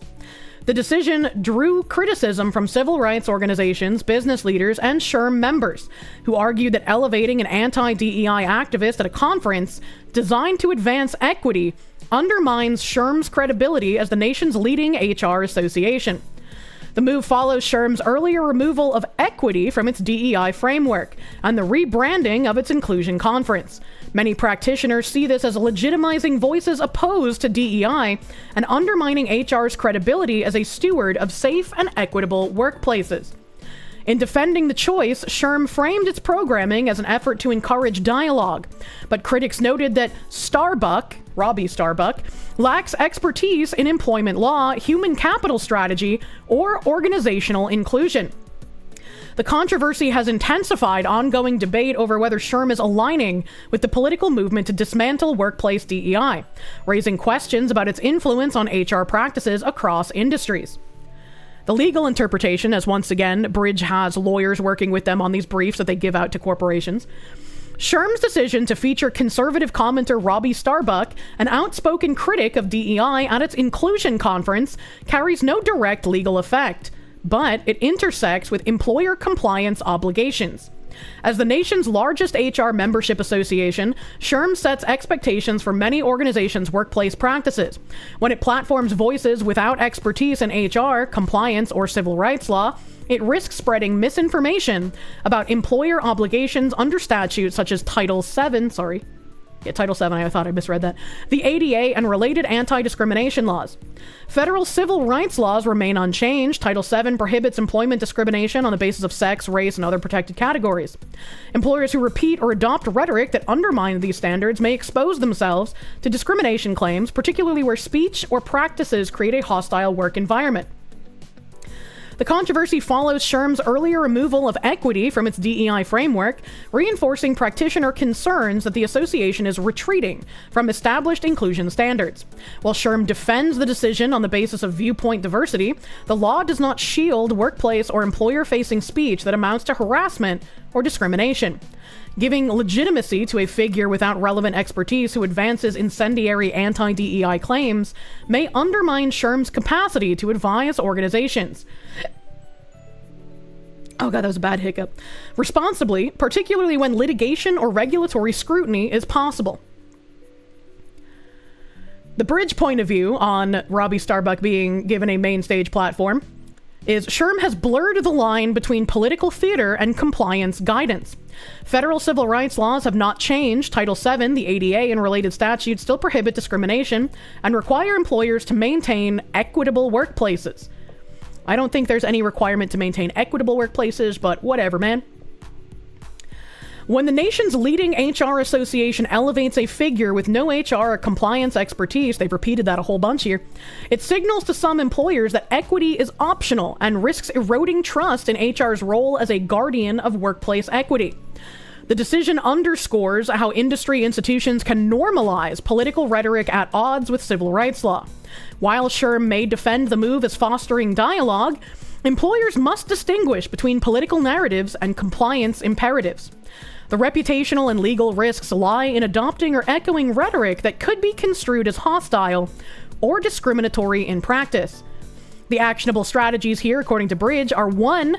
Reaffirm legal baselines internally.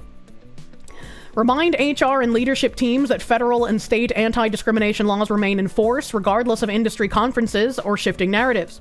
Reinforce training and policies tied to Title VII, ADA, and other statutory obligations. 2. Clarify organizational positioning. Communicate clearly to employees and stakeholders how your company defines inclusion, particularly when external associations send mixed signals. Distinguish between political debate and compliance imperatives to maintain credibility and trust.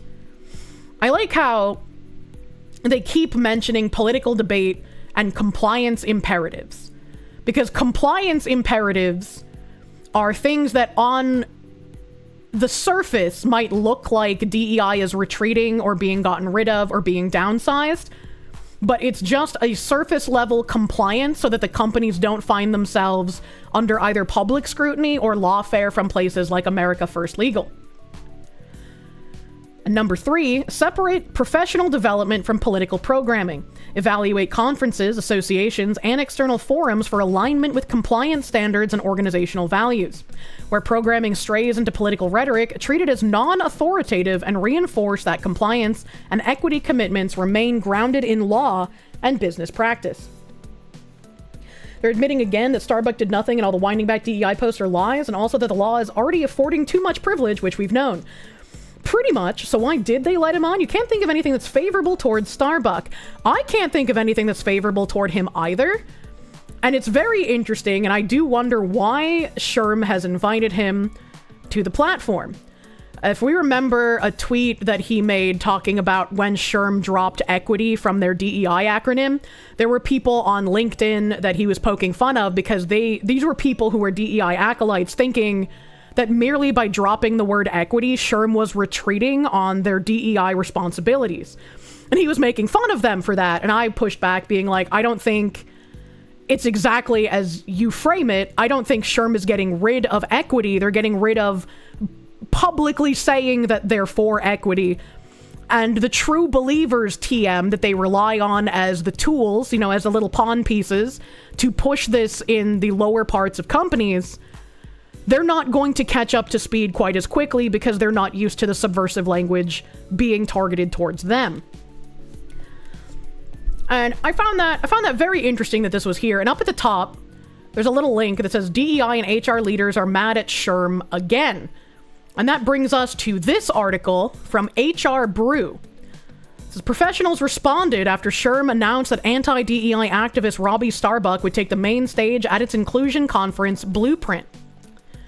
SHRM has taken controversial stances on several issues in recent years. Now, in a move that's angered many HR and DEI professionals, the organization announced it will welcome conservative extremist, conspiracy theorist, and anti-DEI and anti-LGBTQ+ activist Robbie Starbuck to speak on the main stage of its inclusion conference, Blueprint, in October. And I think this is very interesting because I think you can call him anti-DEI, but I don't... Conservative extremist is a little silly. Conspiracy theorist, also very silly, and I have not seen any instances of anti-LGBTQ. I very, very weird way to describe him, but we know all these people do is lie. So he is a plant. I don't know, but it feels very weird to me. Everyone to the right of Mao is an extremist at this point. True. Psycho, thank you. Here's the money attacks, McQueen. Hope you watched the AI slop from Don. Really trying to push he was the exclusive reporter in his videos. Oh, that sounds like fun. That sounds like fun. Saying someone who is adamantly opposed to jumping off buildings is a self-preservation extremist. True and real. You wonder why they won't reference his past work in Hollywood. Also interesting.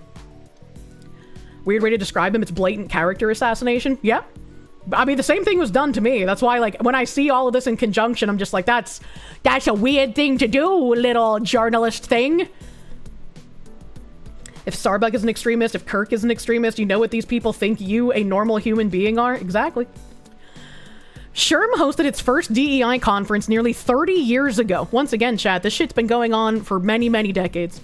Originally called the Workplace Diversity Conference, it was rebranded again in July to seemingly distance itself from its DEI roots, HR Brew previously reported. DEI leaders have since shared their concerns about the rebrand online, including worries that SHRM is erasing the work that the conference was built on. Help. Oh, God.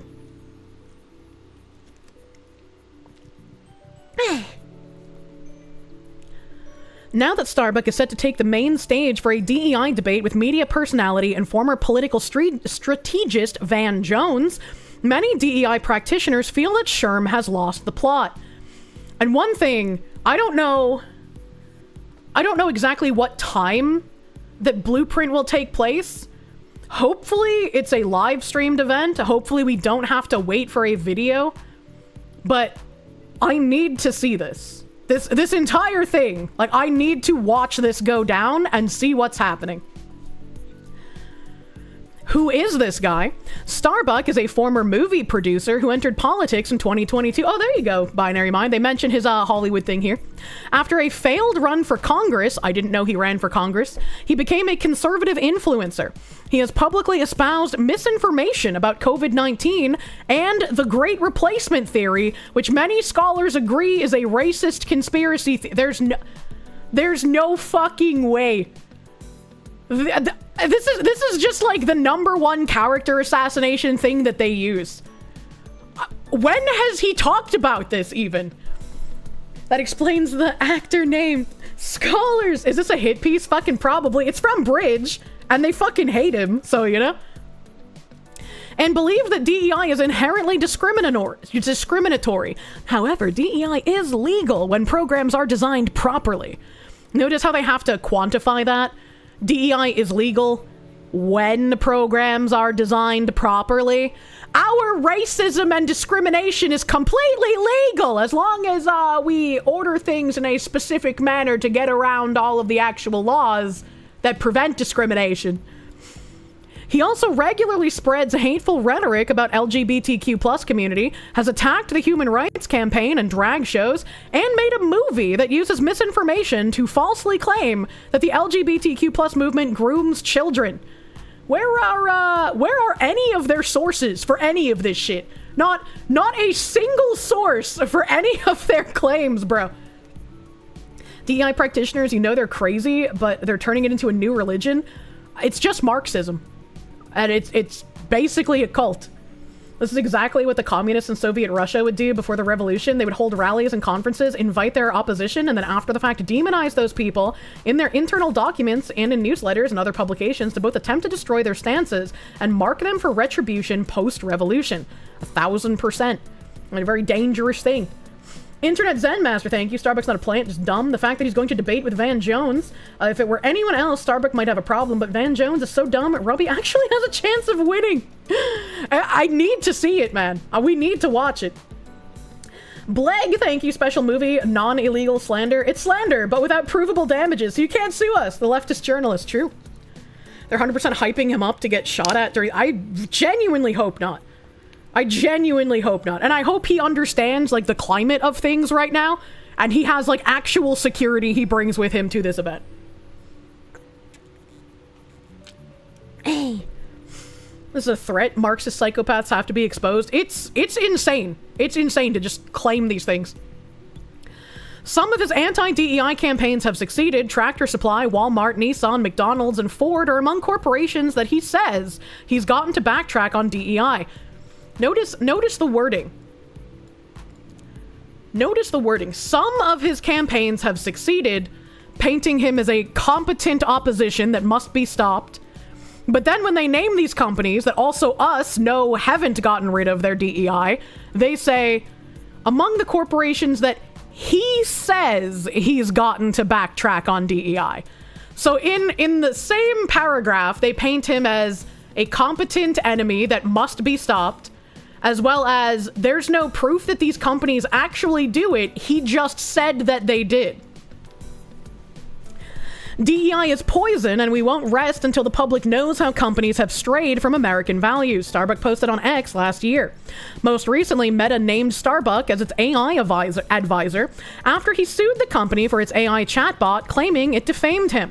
He's also a visiting fellow at the conservative think tank, the Heritage Foundation. HR professionals from various industries took to LinkedIn to decry SHRM for giving Starbucks a platform on their stage, calling it just the latest in a pattern. Its CEO, Johnny Taylor, who chaired 2 advisory boards for President Trump during his first administration, announced the organization was removing equity from its DEI language last summer. I didn't realize that guy that we watched chaired advisory boards for Trump. That's an interesting thing to have happened. SHRM had previously faced a discrimination lawsuit and other controversies. Once again, if they're facing discrimination lawsuits, it's very normal to do the bridge thing of removing equity and removing language that could put them in other legal hot water.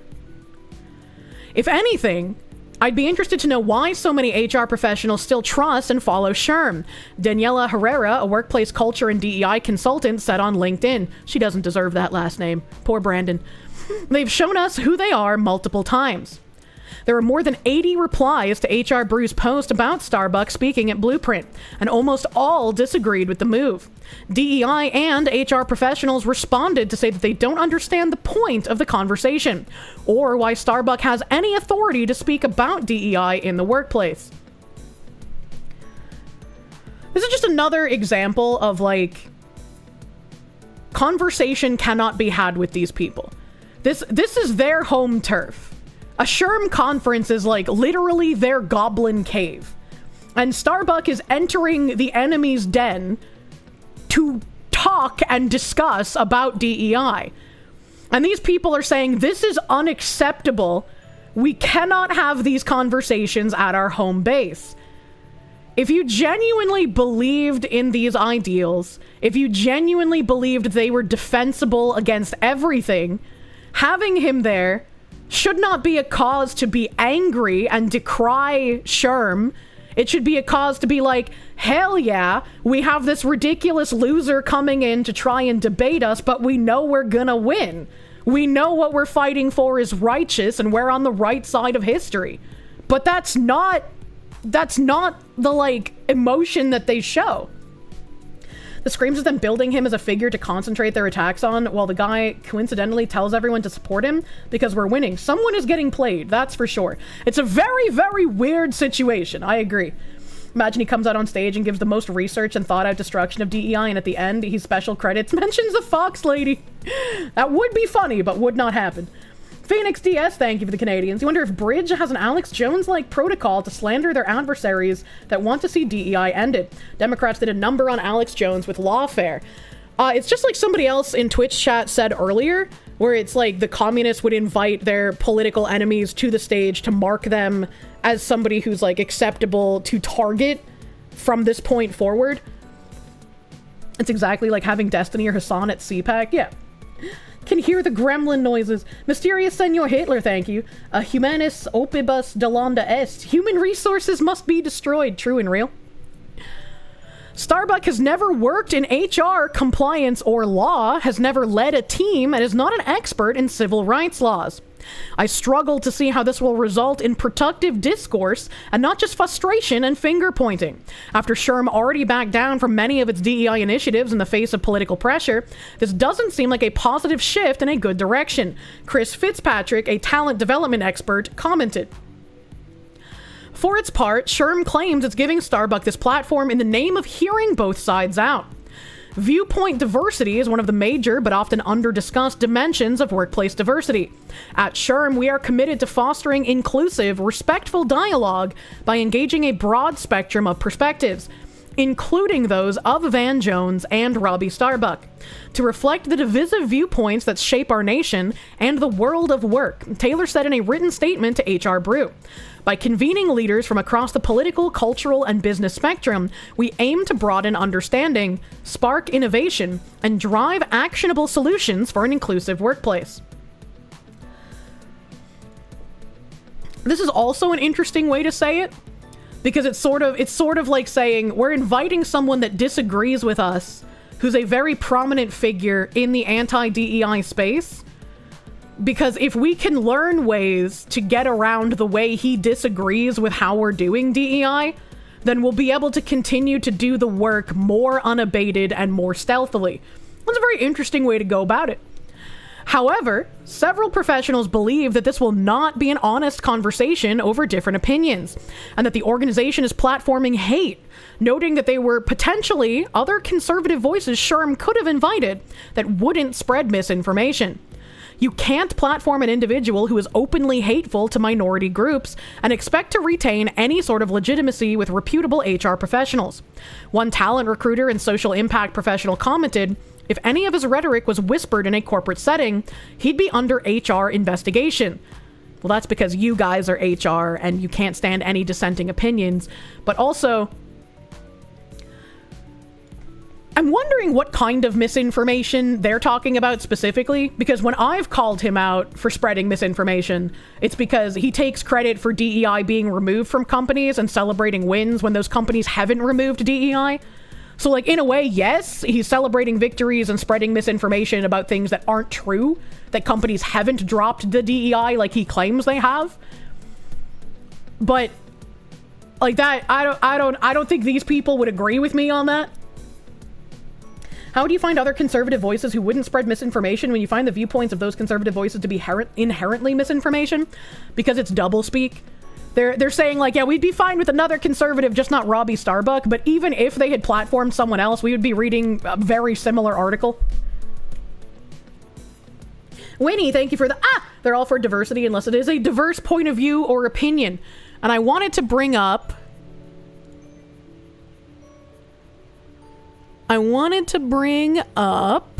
Where is it? I know I asked for it a second ago. Okay, and I have to switch my browser.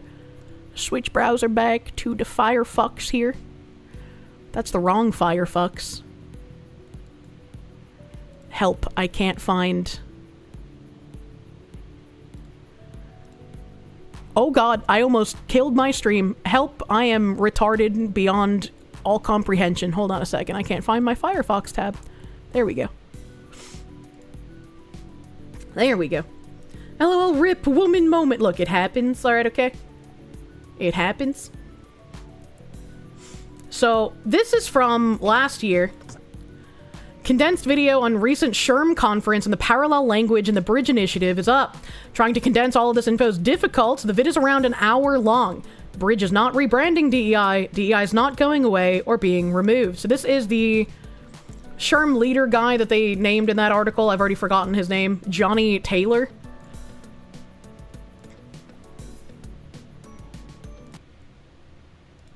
IND can work. IND must work for all employees, businesses, customers, and the economy in our society, and we have to prove it. We're going. Bridges' tenet is that DE&I is not just a moral imperative. It must be in the DNA of a company. He is parroting the exact language that Bridge uses. He is saying the exact thing that they are saying needs to be done. And they have tons of powerful companies. Wait, so it's IED now? Don't focus on how they change the acronym of DEI.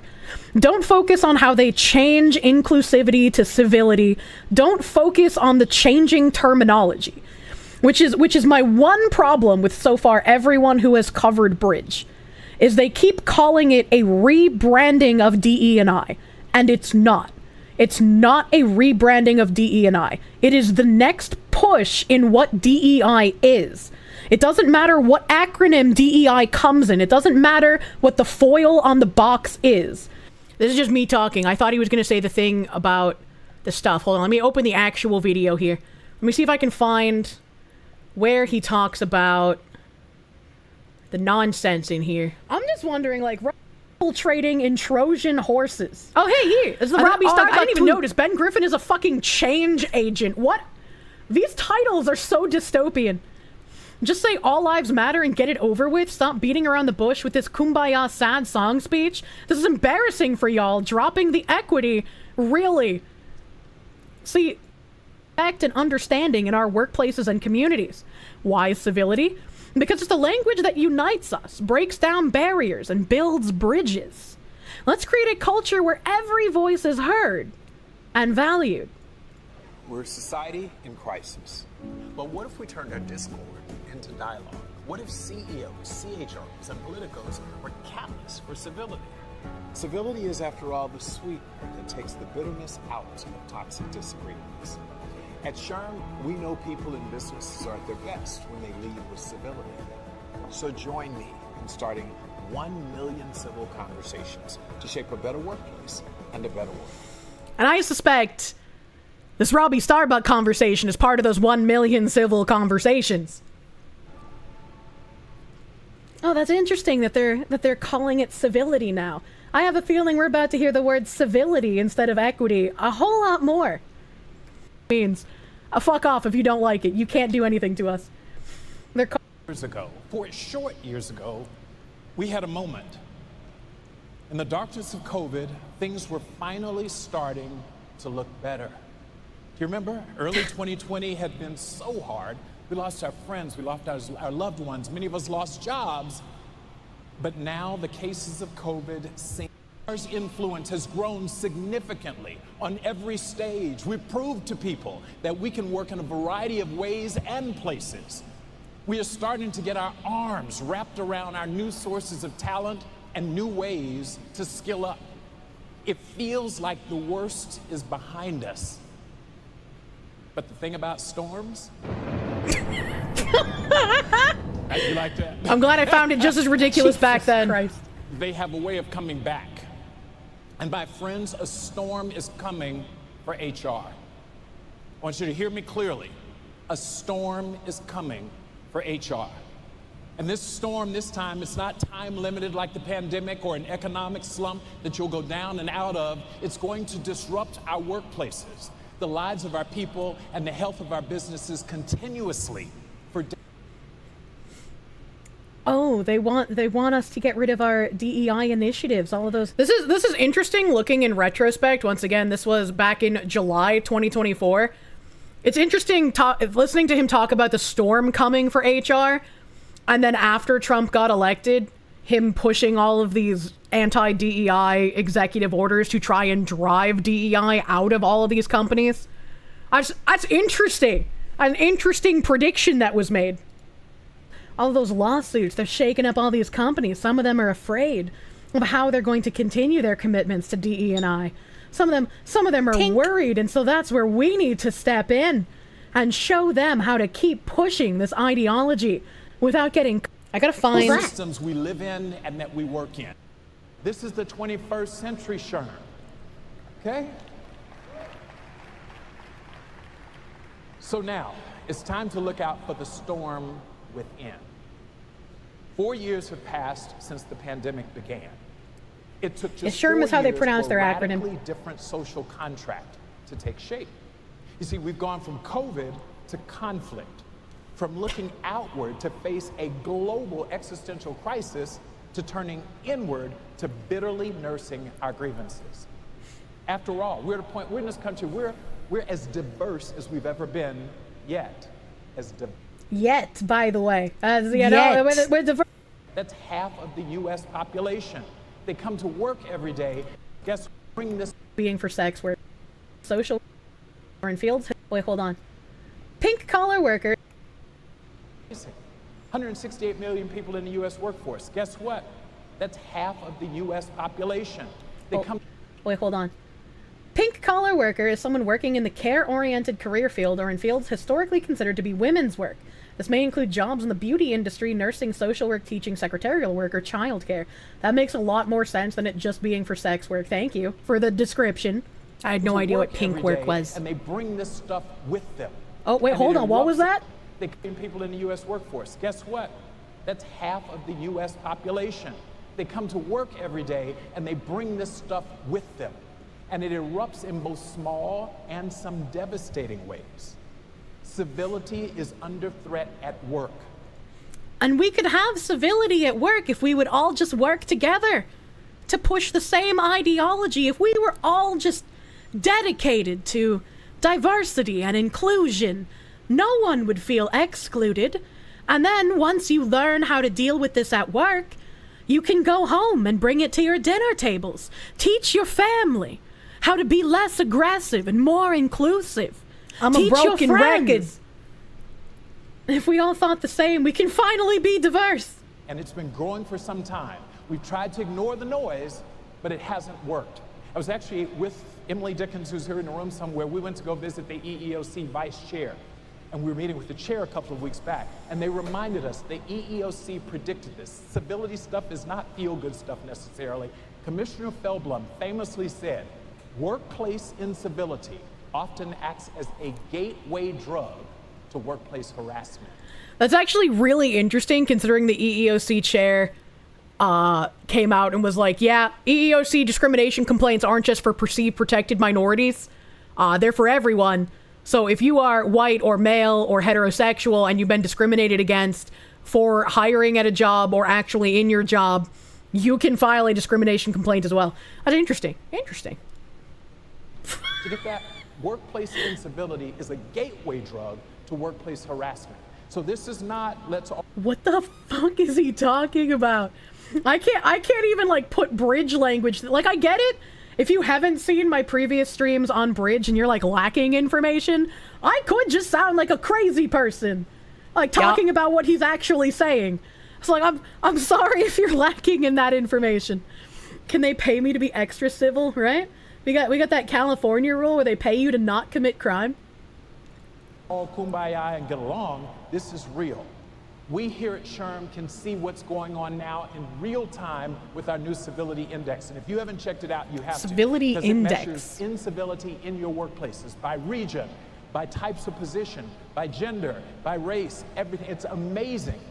And let me tell you. An incivility light sheet, eh? I would like to see your incivility index. I'm sure it's got no correlation with any of the other diversity indexes we've looked at recently. I'll tell you something right now. We know that the temperature is rising in the workplace. Our thermometer tells us that it's getting hot out there. Our research predicts that U.S. workers will experience or witness over 24 billion acts of incivility at work this year alone. 24 billion. That's ridiculous. We know that oh no, not the micro. Have experienced.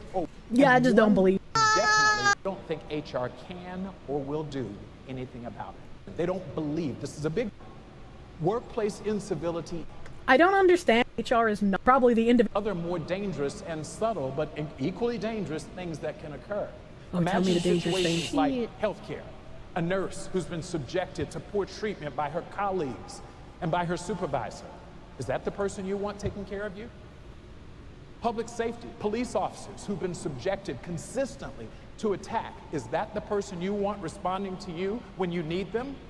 Is he trying to drum up fear that because of these microaggressions in the workplace, because DE&I have, because she would miss their veins on purpose? Because, you know, it does work like... Civility at work day after day is now stressed, angry. No! I'm trying to find the thing where he talks about, like, ushering in community, white church, dudes. Peer groups, our leaders, because we have our employees for 8 to 10 hours a day, even if they're working virtually. And what happens at work can profoundly influence them. Just think about it. Again, I told you, 168 million people in the U.S. go to work every day. 4.5 billion people across the world. Oh god, there's still more of it over here. I guess I put it, but a little break. 4.5 a break to bring that up. We're subject to the positive experiences. 1 million, we know, is never enough. We need billions of these conversations happening worldwide. SHRM has created and curated all my keyboard exploded. I'm sorry. Your own civility at work campaign. Check us. Scratches. Agree at times what DE&I is. Right? Billions must be civil. This is something not Cheryl Daija. On that or air in their communities, and nothing's really changed. Then that's where it's this, you know, well, it's great that we do it between these windows or within this context, but have we really created the social or cultural or community shifts that ultimately, I believe, will benefit the broader society? It's for the greater good, and that's where I think, like, there's sort of this, you know, almost like this, we rub ends, Wagner says. Wow, they keep repeating that. We may have to change some of the nomenclature, but we still have exactly what we're pushing here in order to work as one unit. Like that. But that's the reality. And part of it's because 30 years ago, it was diversity. Then it was diversity and inclusion. Then it was diversity, equity, inclusion. Then it was diversity, equity, inclusion, and access. Then it became belonging. We just kept adding stuff to it because we were trying to solve for the problem. And we didn't get to the root of it. There's not even clarity about diversity. Does that mean just underrepresented groups from a civil rights standpoint? I like how he talks about the evolution of the acronym. I'm glad that he puts it out there, you know? Or does that mean all of the 30 or so different dimensions of diversity, neurodiversity, etc.? We're not even clear about that, and we don't agree. I like how he mentions the 30 dimensions of diversity, because that is something that the Bridge IMAX also works off of. They have 30 dimensions of diversity, and they have 72 axes of which those 30 dimensions of diversity are branched off of. And that is where you find the equity had so of much pricing hope, I and know. the equity of availability. Those are the two scariest things that the IMAX talks about, but the entire thing is just an overwhelming blurb of nonsense. I meet very few people who have a common understanding of what equity even means. We were at the EEOC chair, and she said the name of the EEOC is the Equal Employment Opportunity Commission. It doesn't say anything about equity. But we have now pulled this language. We've allowed others to define for us what this work is. And as a result, it's a problem. Our early models, here's the other problem, were binary. Remember how we grew up? You were white or you were black. You were old or you were young. You were male or you were female. You were American or you were immigrant. You were liberal or you were conservative. You were gay or you were straight. That was a binary world. We built our platforms, our ways of thinking about diversity and inclusion. We thought about it in binary. He just owns that equity is not equality. There's so much of this shit on my channel, bro. Like, I've been doing this for 2 years now.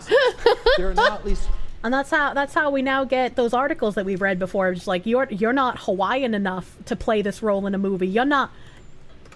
For 30 years, and business, HR in particular has done a very, very poor job communicating this change, much less responding to it. So, my friends, it's time for a revisit, a reset, and re-envisioning of DE&I. Ah, yes. The great cultural reset. What a great plan. I'm definitely on board with this. We don't need to eliminate it. For those CEOs who says DEI must die, they are lunatics. Like, that is insane. Of course we have an incredibly diverse workforce, and we need this work. We all know what diversity means, sir. We need this work. CEOs who say DEI must die. I don't know where you found those CEOs, because I haven't seen them, but yeah, I would agree with them if they exist. Only going to become more diverse, but we do need to rethink it in 21st century terms. At SHRM, for example, we now refer to inclusion and diversity. We're going to keep it simple. Yes, we're going to always focus on D, but we're going to lead with inclusion, because we need a world where inclusion. This guy's a politician, not a true believer. 100%. For all, not some people. Everyone has a right to feel that they belong in the workplace. I think this is where it is. They are included. Now, if we think the game that we've played over 30 years, which is to make some people feel badly about what they have done or their ancestors have done or whatever, if you think that's going to solve a problem, it didn't work over 30 years. Look, guys, for the last 30 years, we've been telling white people, and especially white men, that, hey, you guys are the harbingers of a bad juju. You guys are the reason for all the ills in the world. We can't be dealing with you white demons. And that didn't really endear them to our ideology. So what we need to do now is sort of quell the fire. We gotta try and propagandize these white people that we have demonized. We're not gonna stop demonizing them, but maybe change the language a little bit so that they feel like they're safe with you, that they can help push our propaganda too. So by definition, we've got to adapt a new approach. We're going to channel our inner buffalo, right? And help our workforces and our society get to the other side and realize all of the benefits of our wonderful diversity, because our diversity is our strength. And anyone who doesn't understand that doesn't understand business. But let's be clear. Putting a strong focus on inclusion and diversity right now is going to take some courage. going to take some courage, because, you know, there's going to be a lot of people who are going to be against the kind of things we're trying to do. You shouldn't be including white people. You haven't included them before. Why are you including them now? Wow, who would have thought that you'd need white people to help you usher in your cultural revolution? Wow, I'm shocked. If you guys haven't watched my SHRM video from last year, I would highly recommend it. It is about an hour long, because it's a lot of information. But highly recommend, because I'm not going to play the full thing. I just wanted to find the part where he talked about... He talked about, hey, you know, for 30 years we've excluded one people and demonized them for the sins of their ancestors, and that didn't really get them on board with what we were trying to do. Shocker, honestly. That's so much propaganda. Yeah, that's why I'm very interested in the direction that the conversation with Robbie Starbuck is going to go. And it's going to be a very, very interesting time. I am going to be paying very close attention to when this SHRM conference happens. Hopefully it is live streamed. If it is not, hopefully it goes up on their YouTube channel with a decent amount of time. Maybe the next timestamp part you want to show. Phoenix DS, thank you for the Canadians. This is why they were telling the right to cool the temperatures. Ironic. This video I put out on my channel July 16th, 2024. So that means that the stream it was taken from was likely a few days before that, at a minimum. So this July conference last year was in the middle of a lot of lawsuits being taken out by America First Legal against DEI policies. It was obviously before Trump was inaugurated this year in January. So a lot of the anti-DEI has ramped up, and a lot of the things he talks about in this video, you can see having happened at the beginning of this year. There are things that Bridge has continued talking about, things that I've continued saying, hey, this is going to keep happening. I've referenced this SHRM speech probably 100 times at this point. Buy a virtual ticket or something. If I can get a virtual ticket, that'd be crazy. I actually didn't even think of that. That's a good point. I should look into that if they do that. Always for real, thank you for staying on the pulse of these nutters' upcoming plans. It all started with soup. It all started with soup, brother. It's insanity. Spartan D63, thank you. It's weird how they keep using these terms to explain their plans, and yet when you point it out, it's merely a conspiracy theory because they realize their own ideas sound awful and indefensible. Well, it's because the way that they say things sound good, right? They're using good words and good language to describe what they want to do, which is going to be bad. So it's not entirely weird. It's exactly how Marxists operate. Like, the subversion of language is their number one tool, which is why they are so difficult to fight, especially if you're in a country that operates on principle and rule of law. It makes it even harder to fight against these kinds of people. And so when they tell you, like, what you're saying is just a conspiracy theory, you're some kind of bigot or ist or phobe or whatever, it's just discrediting you, so less people listen to you saying, hey, this might sound good, but this is what they're saying. And sometimes they just come out and say it. Look, they say it here. It's like what I did with, like, Keir Starmer and Hillary Clinton. It's like, look, these two people on your side said the same thing. It doesn't matter. It doesn't matter. You said it, and you have been branded as an enemy, as an acceptable target. So even if you repeat their own words, you are still the bad guy. The Campbell Soup incident was Kirsche's canon event. And Campbell Soup radicalized me. A Phoenix DS, thank you to the Canadians. Foxu Bridgeception, truly. Steel Storm, thank you. It's like listening to telepreachers from the 80s. Yeah, he sounds like a tele-evangelist. A television priest. I don't know why I can't say evangelianist. Evangelist. That word fucking kills me, dude. I can't do it. Internet Zen Master, thank you. Incivility. What in the microaggression BS is this? I'm sorry, but for the microaggression stuff needs to die. Work is for work, not making friends. Truly. Truly. Video Gamer, thank you. Couldn't watch live today, so you're going to pretend it's Friday still and provide a modest findom dono. Keep up a good fight against the awful Marxists. We have to keep the pressure on them to keep them out of power as much as possible. True and real. Thank you, my guy. Don't know if I know who he is, but you recommend checking out Nick Freitas. He's a member of the Virginia House of Delegates and really has a finger on the pulse of modern-day cultural Marxism. I think I've retweeted some of his stuff before, but I don't know Nick Freitas. Am I following him? I am following him. He does have his DMs open. I could DM him and be like, hey, want to talk about Bridge? And he'd be like, what the fuck is this anime fox? What is this anime fox, man? He's really good at YouTube video. Dak forever, thank you. You don't need HR, you need good leadership. Marxism dies through good leadership. You also need to fire the Marxists because they have encroached very far. Devil Fruit Zero, thank you. 2 foxes? Can you do this if there's a tunnel full of bouncy Kirsches? Oh my god. Oh my god. Mr. Burritos, thank you for that. R's earlier, my guy. Thick, huge R's. Thank you. Thank you for the Argentinian schmeat to Burritos, man. Incels hate women propagandists. That's why Hades 2 and Silk Song bombed. Oh, wait. Wait. Did I misread? Yeah, I did. I said propagandist when you wrote protagonist. Sorry, I'm still on the Marxism. Incels hate women protagonists is what he wrote. I'm just a little illiterate, chat. Don't mind me. I was like, wait a minute, that didn't make sense in my brain. Sorry, I misread, sir. Incels hate woman protagonists. That's why Hades 2 and Silk Song bombed. Everybody loves Silk. The amount of, like, sexy Silk Song lady art I've seen on my timeline has been a little insane. You wish Hades 2 bombed? Shit is woke as fuck and the art even got uglier. Yeah, the Hades 2 art was tragically gross, unfortunately. SGTD4C, thank you for the 14-month member. You tell your bro dinner's ready by slamming meat on the table. Does he slurp it up? Phoenix DS, thank you for the Canadians. The CIA were the ones that introduced conspiracy theory to discredit people digging into their doings.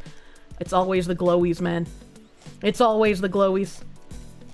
Toric Roma, thank you. So you need to delete X. Leftists are saying Erica Kirk is evil because she's continuing Charlie's podcast instead of being shut away forever or something. Yeah, there's been some crazy people who were like, clearly Erica Kirk is a member of the Mossad and she was planted to be his wife so that she could detonate him when he was no longer useful. And it's like, what the fuck are you guys talking about even? Holy shit. Show us your jiggle physics. Oh my god. It's so dumb. It's like, holy fuck. And you guys call us the conspiracy theorists. My god. You think Erica's just fine doing what she wants to do? Yeah. You killed him. You have to shut down all the stuff he did or you're just as bad. It's actually absurd. A woman posting her opinions. Outrageous. I mean, look at what happens to me, man. It's absolutely insane. And let me see. You should watch Nick Freitas' appearance on Unsub, hella based, and probably not as anime racist as one would assume for a politician. Oh, that's very nice. I like to hear that. I like to hear that. Maybe I will have to send him a DM. Brent Wolfe, thank you for the heckin' 25, dude. Thank you. Thank you. I'm looking at my email again real quick here. I could have sworn there was something that I read. Maybe I'm just like dreaming about Bridge now, man. But I could have sworn. Let me just type it into Google here. See if I can find it in my search bars. No, that's all the Kelly Wong stuff I covered before. No.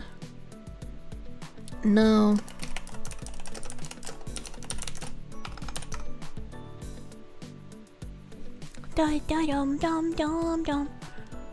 Ay ay ay dum dum dum dum.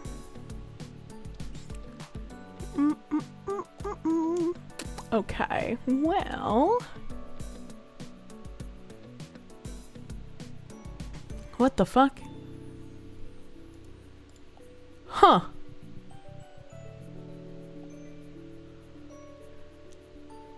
I was trying to find something because I read something about like Cisco and Campbell's Soup recently.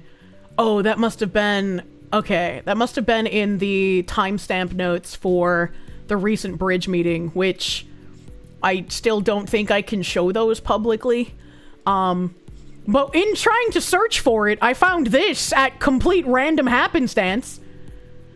Campbell's and partners receive 3.4 million USDA grant to support sustainable tomato growing practices in California. Campbell's Soup today announced that it was awarded $3.4 million in funding through the U.S. Department of Agriculture's Regional Conservation Partnership Program to support California processing tomatoes. Under the project, Campbell's will partner with the National Resources Conservation Service, America Farmland Trust, and several resource conservation districts to increase the adoption of sustainable agriculture systems and practices by tomato growers in California. The project's goal is to reduce agricultural greenhouse gas emissions while building soil health, supporting water stewardship, and strengthening the profitability and resilience of tomato farms. Which is interesting because Campbell's is one of the founders and main funders of Bridge. Campbell's is the only reason I know anything about Bridge in the first place. It all comes back to soup, chat! They should not be getting any federal funds due to what they are financing. This is 1 year ago tomorrow. Yeah, this is a year ago that they got this funding. But like, I didn't know that this happened. You watched redo of Healer and Made in Abyss all the way. You've seen worse. What the heck? Campbell's is on the board of Bridge. What a shame. Yeah, I know. I loved their fucking chicken pot pie creamy pub soup. That was like my favorite, dude. Why are you looking for DEI at the soup store? Why does the soup store only sell DEI?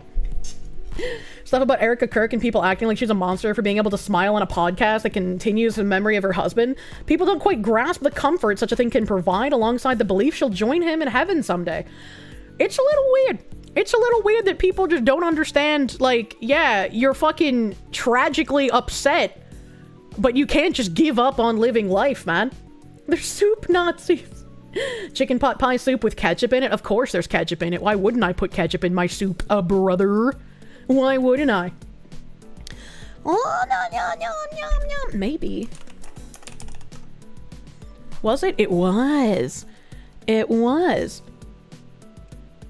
Yeah, Campbell's and Sephora are piloting the IMAX system as well. And in the timestamps from the recent Bridge meeting, some of the timestamps leading up to that are, like, ensuring DEI leaders could speak freely without getting bulldozed by claims that DEI was illegal and should be removed. You need to be staying under the radar, but you cannot allow that to paralyze doing the work. Unlocking growth, talking about Bridge's IMAX rebranding. IMAX is the solution to putting inclusion at the center of everything in business decisions. Cisco, not the like hold music people, but like the government corporation. Cisco's CEO's words at the heart of IMAX reduce the vulnerability of inclusion by putting it everywhere. IMAX is the framework to do that. So the Cisco CEO, the Cisco CISCO, Cisco CEO is pushing IMAX from Bridge now. The Cisco is the hold music people. There's too many Ciscos, man.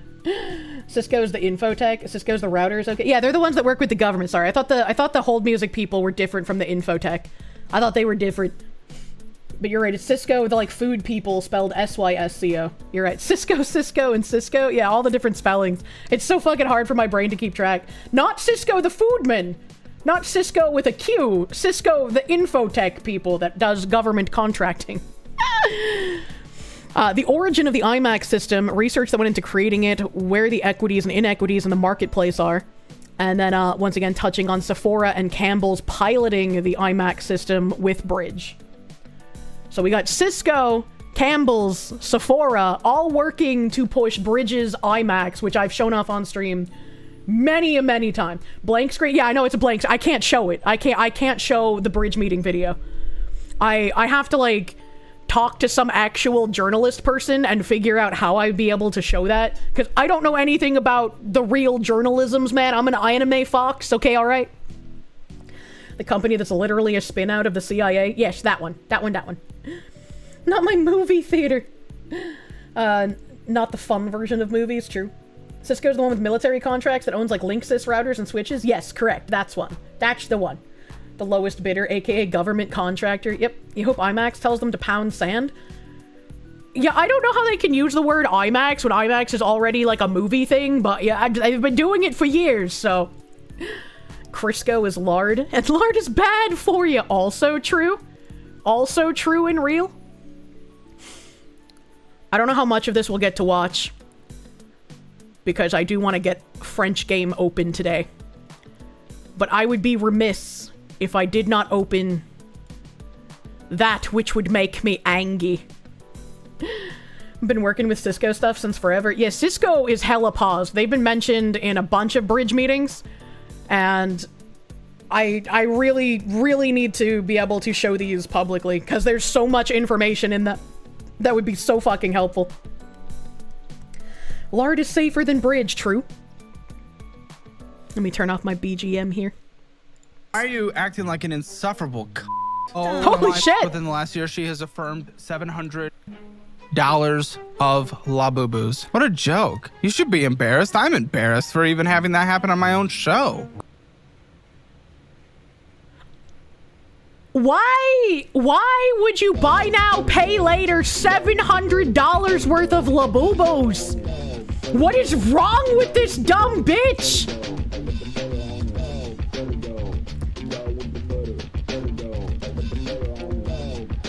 Someone on Twitter sold their soul for $1,000 to buy Labubu. What the fuck? Sending this to express my appreciation for all the effort and sacrifices you've made reporting all on the nonsense in this world. Thank you, Hermit Status! The Butter Dog is a feel-good tune for the ages! Thank you.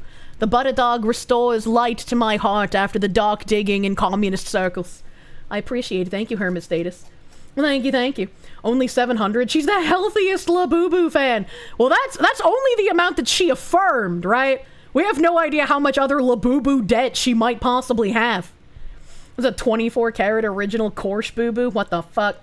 Raiders of the Lost Shark, thank you. We found Mari_en. No way. Even if Mari_en likes the Labubus, I believe in her financial literacy. Okay, alright? Zenik, thank you for the czars. Kirsche, can this not all be submitted to your government's division that prevents discrimination? Surely they can open a case to investigate this actual illegal practice? I have no idea. I have no idea. This would definitely be something that I would love to try and go through and break down to Travis, the New Hampshire rep that I spoke to briefly before. Because he seems like he might be interested in this. It might be up his alley to know what the fuck is going on with Marxist infiltration. But it's just like, I don't know. I haven't really gotten any responses from any of the people that I have reached out to previously. I had like one think tank that was interested and I gave them all my information, but I haven't seen anything come of that yet, so not really sure. Quicksilver card. That one may have been for a purchase. How do you not keep track of what you're fucking buying? Sign up for the new and improved Dollarwise budgeting app. Take the free trial, and if you like it, sign up for the annual version to save a ton of money and get my budget-friendly cookbook signed by me. Cookbook! 20 years old from... sorry. Hi, my name's... Are we choking? I'd be choking if I spent 16% of my money on fast food as well. Holy shit! Where are you from? New Orleans, Louisiana. And this is Financial Audit. Just want to make sure you're alive so you can make it through this. It was a little, and I'm from. So, okay. I am also from choking on Dick Town. What a coincidence. You're good. What do you do in Louisiana for a living? I am a patient access rep at a pediatric specialty office. Okay, sure. What does that make? What do you make? $15.95 an hour. That's not so great. New Orleans, not one of the more expensive cities. Declining population has been since a very long time. Katrina definitely pushed it over the edge. Yeah. Okay. So I don't know how 15 stretches there. I'll be completely honest. In a lower income city, lower cost of living city. How you living? Wait, before you answer that, how many hours a week are you working? 40. Okay. What hits your account? On a monthly or bi-weekly, whatever your thing is? Around 1,900. Okay. How you doing? 1,900? You know, whenever he asks people, like, what is your take home? Like, what is your weekly? And then he asks, like, what's their monthly? I'm just like, I wouldn't know. I would have to think so fucking hard because I have to, like, aggregate from like many different places into the monthly thing. Like I have to actually, like I've said before, like sit down with someone else to hard wrangle me so I can put everything into a fucking chart so that I know. You know, it's like I don't know. It's fucking, it's very volatile. Your income's weird. Your experience is not common. That's true. That's true and fair. You do that ahead of time and give him your papers, right? Well, yeah, but like when he asks me on the spot like this, I'd probably be like, I don't know, man, like some numbers, bro. 1900s, that post-tax or something? Some people give the pre-tax and some give the post. Sometimes he asks. You can download your bank statements or literally tell you. But not everything goes to my bank, though. That's why I said, like, when I think about what I make monthly, I have to, like, aggregate it from, like, a billion different accounts. God hates taxes, thank you. As soon as you saw financial audit popped up on your feed, you knew I would have a field day on that woman. Also, buy now, pay later is a very poor business model. I've never used a buy now, pay later kind of thing. I just feel like if I can't afford it, I just won't buy it. You know, like I guess mortgages are like a buy now, pay later, right? Like I guess that would count because I'm seeking a mortgage for the future, seeking that kind of millstone around my neck. But like, I've never used it otherwise. You only buy now? Yeah, I remember my mom using like Rent-A-Center and stuff for furniture, so she would buy now, pay later, except only do half of that and never do the pay later. And we would have to play the hide from the repo man game, you know? Like VTuber Ember Paradox saw one of my Caleb reacts and she now does one every Sunday. She's addicted. Oh fuck, that's funny. I didn't know she saw my shit. He used to just call that layaway, where you put a small amount down for the items you were buying and pay the rest off later. I remember back in the day that it was like a white trash redneck stereotype that you would buy an engagement ring on layaway. Now that's just normal for some reason. Louisiana. Not good. No? No. I'm gonna need a little more than that on a podcast. He has a Labubu in the background. Yeah, he was gifted one from one of the other heinous Labubu episodes. It's not enough to survive. Why don't you go get a different job? I like what I do, and I like the company I work for. But you can't survive. Ask for a raise? What comes first? Survival or liking the company we work for? Preferably we can match both together. But when one is not happening, the one we're choosing to happen over the other is survival. I feel like I should enjoy my job. Sure. Yeah. Well, I agree. I would That's like you the to. hope Should, for entitled everyone. to. I wouldn't say so. You prefer that over working? No, there was an opportunity for me to get like a leadership position, but Which would have come with what pay? That wasn't disclosed. And what was the opportunity of which it did not take hold? And why? So I would have basically been like the leader of all of the patient access reps. So over about maybe 6 or 7 people. Yeah, that's fine, right? And they ended up going with someone else. Okay, so you did not have an opportunity. There was an opportunity that you tried, but it was not yours. I mean, sorry. Yeah, I was gonna say the way she phrased that, I was anticipating her saying that she like turned down the promotion. The amount of people that I know who have been offered a promotion to like a managerial or like some kind of overseeing position, and they're just like, the pay increase would be really nice, but I don't want the extra responsibility, so I'm going to decline it. I'm just like, what the fuck? What the fuck? Like, yeah, it fucking sucks sometimes when you have to do managerial things and you have to interact with human beings that are about as sentient as a roll of toilet paper. Yeah, that fucking sucks, bro. But that's how you climb the fucking ladder. Why would you decline that, bro? Your wife is that way? She doesn't want to manage? I didn't want to manage, and I still took a managerial promotion. I was stressed out of my fucking gourd, bro. I hated it, but I was like, yeah, eventually, if I can make it through this sludge, it'll get better. Where they get 3 jobs for the salary of 1. It's insanity. Why work 3 jobs for the salary of 1 instead of just taking on the responsibility in 1? Like, come on, man. You got the promotion without the pay increase and you had no say in it. Imagine that. I would be like, nah, bro. You can't promote me without the pay increase. Dark Seraph, thank you. Her chair is the strongest thing in the room.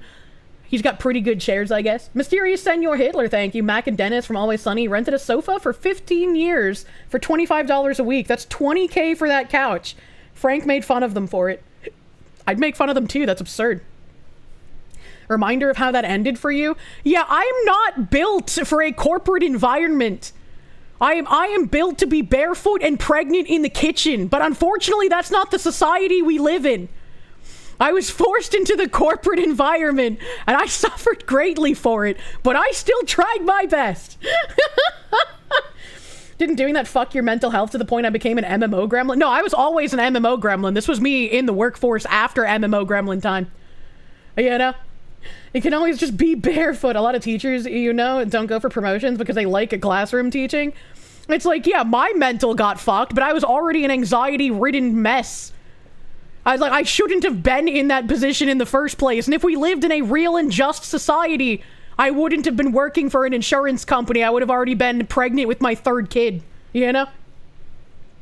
That's crazy. Usually it goes in the other direction. You're kind of like that. You used to main tank an officer in your old WoW guild. You avoided officer responsibilities like the plague. You like to say that you like to feel important, but you don't want the work. Feet pics when? They already exist. I gave them out for 100,000 followers. Roadkill VT, thank you. You're 2.5 hours behind. That won't make sense. What won't make sense? The second or third generation for good measure? You're right. That doesn't make sense. Second or third generation furniture maker? Metal Murderer, thank you. Buy now, pay later is like financing without a credit check, but they report if you're late. Fat Electrician has a good vid about it on his Fat Files channel. I like that name, the Fat Files. He made a song about the feet, including the image at the end. Why? Unfortunately, you're not the corpo kind of person. You like building shit and percussive maintenance too much. One of your former employers wanted to give you a lateral promotion to the same position in another store. You asked if you get paid more because it's further away than where you were working, and then they said no, so you declined. And they terminated your assistant manager. What the fuck? They terminated you because you declined the promotion? That seems a little fucky-wucky. Officer in a WoW guild is a glorified tard wrangler. He used to raid lead. I remember being... Sorry, my small head, my headset fell off, and I tried to pull it up, and my hair got stuck on it, and then it hit my microphone. I'm just a fucking uncoordinated mess, man. Oh my god, I forgot what I was saying too. Fuck me. God hates taxes, thank you. As soon as you saw the financial audit popped up in your feed, you knew I'd have a field day. Buy now, pay later is a very least poor business model. I think I read that. Thank you again, though. Torek Roma, thank you. The DOA should only be around to chase the Russian tumbleweeds and arbitration on who owns a cow that crosses state lines. Late to the topic.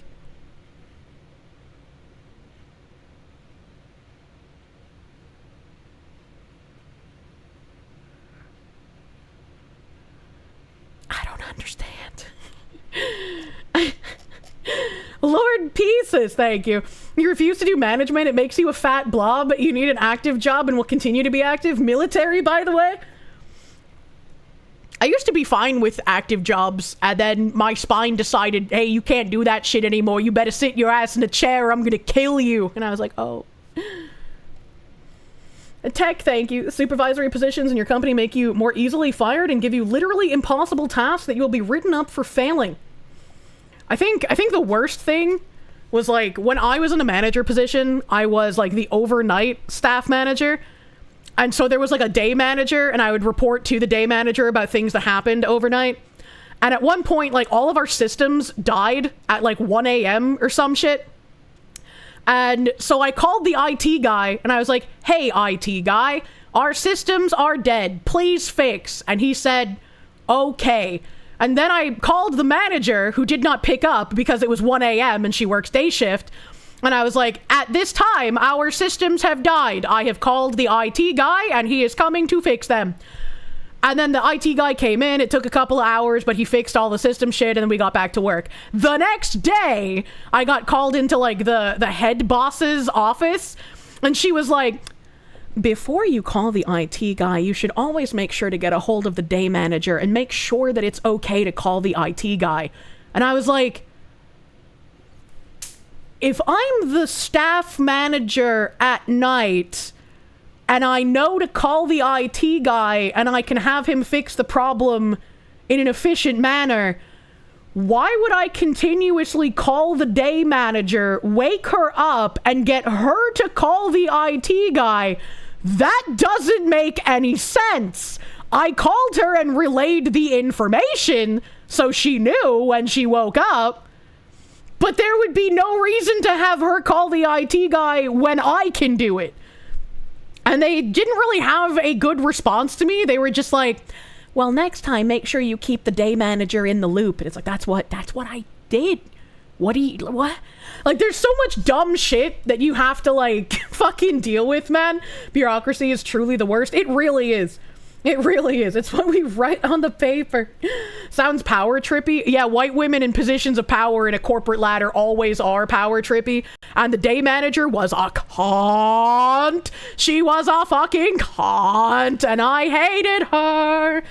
I think the worst thing was when I was being trained for the manager position and people were having to send like kickback requests and whatnot to me. For those who haven't worked in insurance, a kickback request is like one of the claims grunts called an insurance company to set up a claim. They didn't get an answer. The protocol is to call 2 more times before you give up and you kick it back to a manager to then kick it back to like the big corporate location being like, hey bro, we couldn't get a hold of anyone. We can't set up this claim. Have the adjuster do it themselves.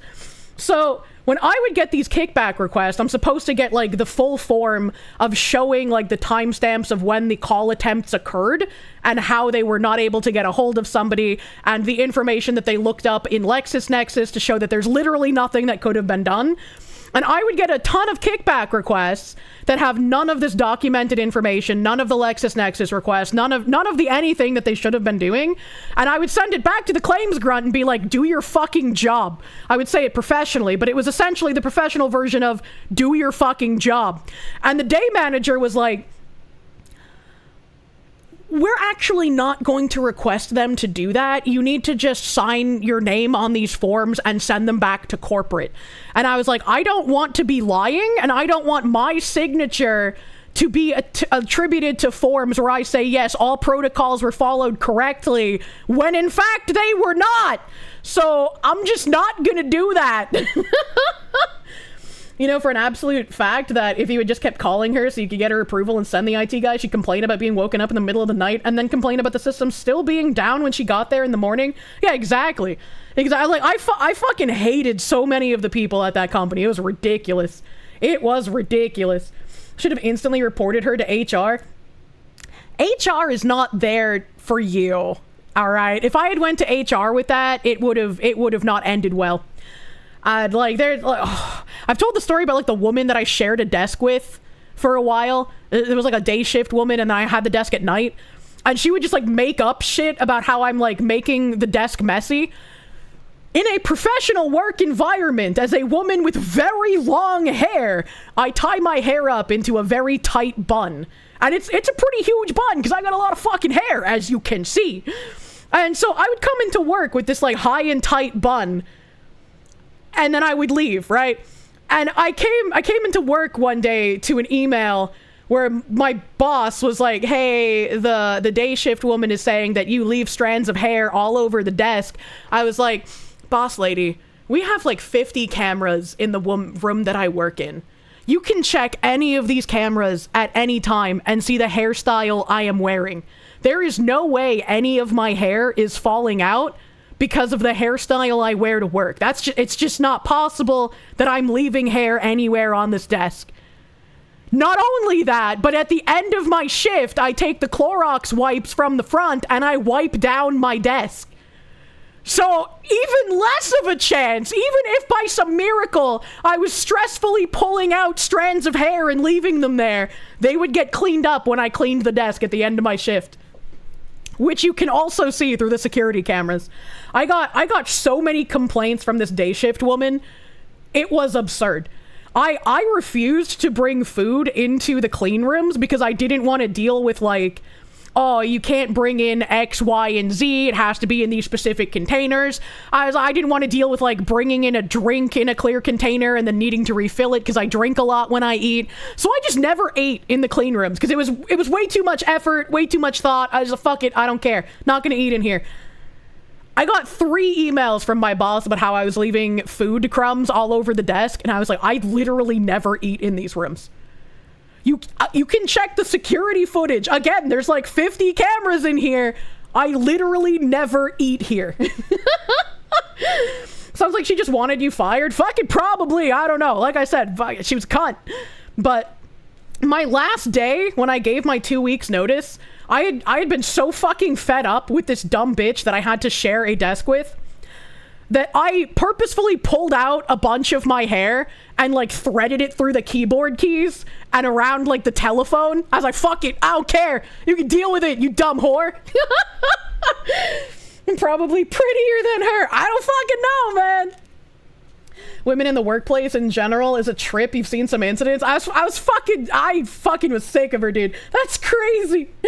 Used to work overnights at McDonald's, night crew, and overshift manager. Whoever scheduled the shift made it on unspoken rule that you only go directly to the general manager if anything comes up and never speak to HR. Even your general manager didn't like HR, and you usually went subtly over their heads without them suspecting a thing. Vengeful Foxu. That's the petty you aspire to achieve. It's just like, I will be very civil until you push me over the edge, and then I will slap you with my hair. You're gonna make your hobby a gig. You can't stand the tisms. Valid crash out. Probably saw you had longer hair than her and it pissed her off for eternity. I have no idea what her like, since she worked day shift and I worked night, I never spoke to her. We had never had a conversation. We had never seen each other face to face. So I was like, I have no idea what the fuck her problem was. And sometimes feels lonely being the only one working at night, but it's at least peaceful. Oh my god, yeah. Turn into Sindel from Mortal Kombat. Somebody do Art of Kirsche fighting like Emilia Rage from Guilty Gear. Oh my god. If someone told her you were hotter than her, I have no idea. I have no idea. Bitches be crazy. You're a better person than you. You've spit on yourself and slapped them across the face with it. It didn't have any more problems with the person after that. I feel like you shouldn't assault people at your place of work. We had a lot of tumbleweaves in the parking lot from like women fighting the mistresses of their significant other. I was like, maybe do some like backyard fighting not in the corporate parking lot, maybe. Never met before, still hated you. Woman moment, truly. One of your father's friends was the night supervisor, had to call the CEO at 2 a.m. It was the only time the CEO was late the next morning. He stopped to get the guy coffee as he had a really long night. Oh, that's nice. Sounds like the kind of person who would enjoy a dab of anti-seize under a drawer handle. Oh my god. I mean, antifreeze? I don't know what that would do. And take it to my mom's front lawn, ladies, pretty much. Did I just say tumbleweave? I did say tumbleweave. She probably thought you didn't do any work because you were on another shift. I was like, fuck, man. Oh, God. I'm 3 minutes into... Oh, yeah, I'm only 3 minutes into Labubu. Fuck. That manager made it seem like it was in the bag for me. Well, instead, now you got to put the fries in the bag. True. Because it didn't work out. I'm sorry. That is the reality. Listen, I would love you to get a promotion. That would be great. Okay, I'm glad you like your job. Let's pretend there are 2 pillars here. I'm not doing that bad. It just looks bad on paper. You just said you're struggling to survive. I'd say that's bad in paper and in person. Yeah, if you're struggling to survive, I don't know what do you mean. It's not that bad. I'm struggling. Like going into debt for fast food. Like what the hell, brother? Also, where her lips at? Feel like I've gotten a little bit better lately. Okay, that's what everyone says. That was accidental. You thought tumbleweave was a new slur? No, I've been saying tumbleweave for years because that's what I was told that they're called when certain women get into fights and they lose their weave in the parking lot and then it just tumbles around for days at a time. Winnie, thank you for the yapping Foxy is best Foxy. Fair. Oh, it's the truth. That's what everyone says on this show. Okay. If that's the truth, then... I feel like most of those are just payments and interest. Okay. Anti-seize, it's a metallic paste that is the blue cooler equivalent of stripper glitter. It's meant to keep metal threads from sticking to each other. Today I learned. I didn't know that was a thing. Giggle at everything. Every sentence we say. Yeah. We giggle at. Yep. Okay. The nervous giggle. Let's pretend there's 2 pillars in the job world, okay? It's New Orleans. What did that say? So pillars in the job world, okay? She's so innocent, crying emoji. What did they mean by this? It's New Orleans, so it's safe, okay? New Orleans is not safe. Well, for these 2. This is enjoying our job. This is survival. I would like them both to exist, But if we got to crash into one of them and bring it down, it's the enjoyment, because survival's more important. Which is very true. Like, everybody wants to be able to enjoy their job, and I want everyone to be able to enjoy the job they do, but sometimes that's just not feasible. Sometimes you're in a situation like I was, where you're vomiting every day, and like, I don't want to quit my job, you know? You think Fat Electrician found out how scammy fast food financing actually is? Because you can't gain credit from it, but you can lose credit because of it. It's also just like, man, don't buy fast food if you have to put it on a fucking financing thing, man. That's tragic, bro. Stop it. Get some help. I prefer both, but you have to choose survival. Why do I have to, though? Because otherwise it'll be your personal 9/11. Show up to like the job at some point. Then you don't have a place to live. You don't have food to eat. What do you mean? Why would I have to choose? How? Explain that logic to me. I mean, I enjoy my job, and I'm the part. best at my job. I'm not getting fired anytime soon. Which is bologna and cheese and bread is pretty damn cheap. I remember eating bologna and cheese sandwiches when I was a kid, right? It'd be like the fluffy white bread and then some mayonnaise and then a bologna and a little bit more mayonnaise and then cheese and then another slice of bologna, and then I would eat the sandwich. But the way that like the bread was and the like innards, anytime I would take a bite, it would be like a perfect like molded bite to the top of my mouth, and so it would be like stuck on the roof of my mouth behind the top of my front teeth, and I would have to like peel the sandwich off of the roof of my mouth, and I hated it. Those are like the worst fucking sandwiches to eat. I hate them. Get that bologna shit away from me, you fucking freak. Peanut butter and crackers, poor man's Ritz. I liked peanut butter and shop white cheddar cheese on crackers. Hell yeah, brother. The bread sticks to the roof of your mouth too well. Was it Oscar Mayer bologna, or I fancy with the deli bologna? I don't remember what kind of bologna my meme bought, but whatever she bought. Why you got promoted? My manager told me she felt like because I was already like I already knew all of the other patient access people, that it would be difficult for me to like suddenly become a manager over them. Why? That's some cope. Yeah, that's that very is cope. If you were the best for the job, you would have gotten the job. Yeah, exactly. I mean, I feel that way too, but yeah, so maybe you appreciate the company, but they don't appreciate you, meaning, oh, we look for a different job is where that goes traditionally. I actually did leave this job for like 3 months and then went back. What were you doing in that 3 months? I was a case coordinator for a pediatric home health company. What did you make? $16.50 an hour. Okay, what happened bump. to that? Yeah. Percentage-wise, decent, but... Why did you lose it? Insurance was way better. Okay, then why did you lose it? What happened? I didn't enjoy it, though. So I left and went back to my Were you able to make more of a survival during that? My living situation was different at the time, so yes. Okay. Why wouldn't you just stay? Like, what didn't you like? It was 3 months. What do you mean? Why not put your living situation back to that then? Obviously, that's not the situation that... I don't want to be in that situation again. Okay, well, it's all about want with you. I just want to pick... I feel like a lot of people focus on their wants too much, and it's like, yes, I would love for everyone to be able to fulfill their wants, but that is just not how reality works, and that's how you end up on Caleb Hammer's show, as just living your life buying everything you want instead of focusing on your needs and saving so that you can afford things you want in the future. In like 5 minutes. Don't make that face. We've been filming for 6. Can you even see? You look better. Holy shit! Holy take mine off too, though. fuck! So that was a goddamn nuke, bro. What the fuck? Oh my god, he murdered that woman. That's against TOS. Why in your entire life, everything we're doing here is you just choosing what's a little more pleasant? Because what ends up, again, if it's the we're not able to live pillar that doesn't exist, life will not be pleasant across the board. You might enjoy the job you go to, but if you get evicted, if you lose a housing situation, if you're in high interest debt forever, you can't make your payments, your credit's absolutely you need to borrow for whatever reason with a car or whatever, at some point you're not able to qualify for anything other than predatory. Maybe you take out payday loans. Maybe you start getting in a cash advance cycle of death.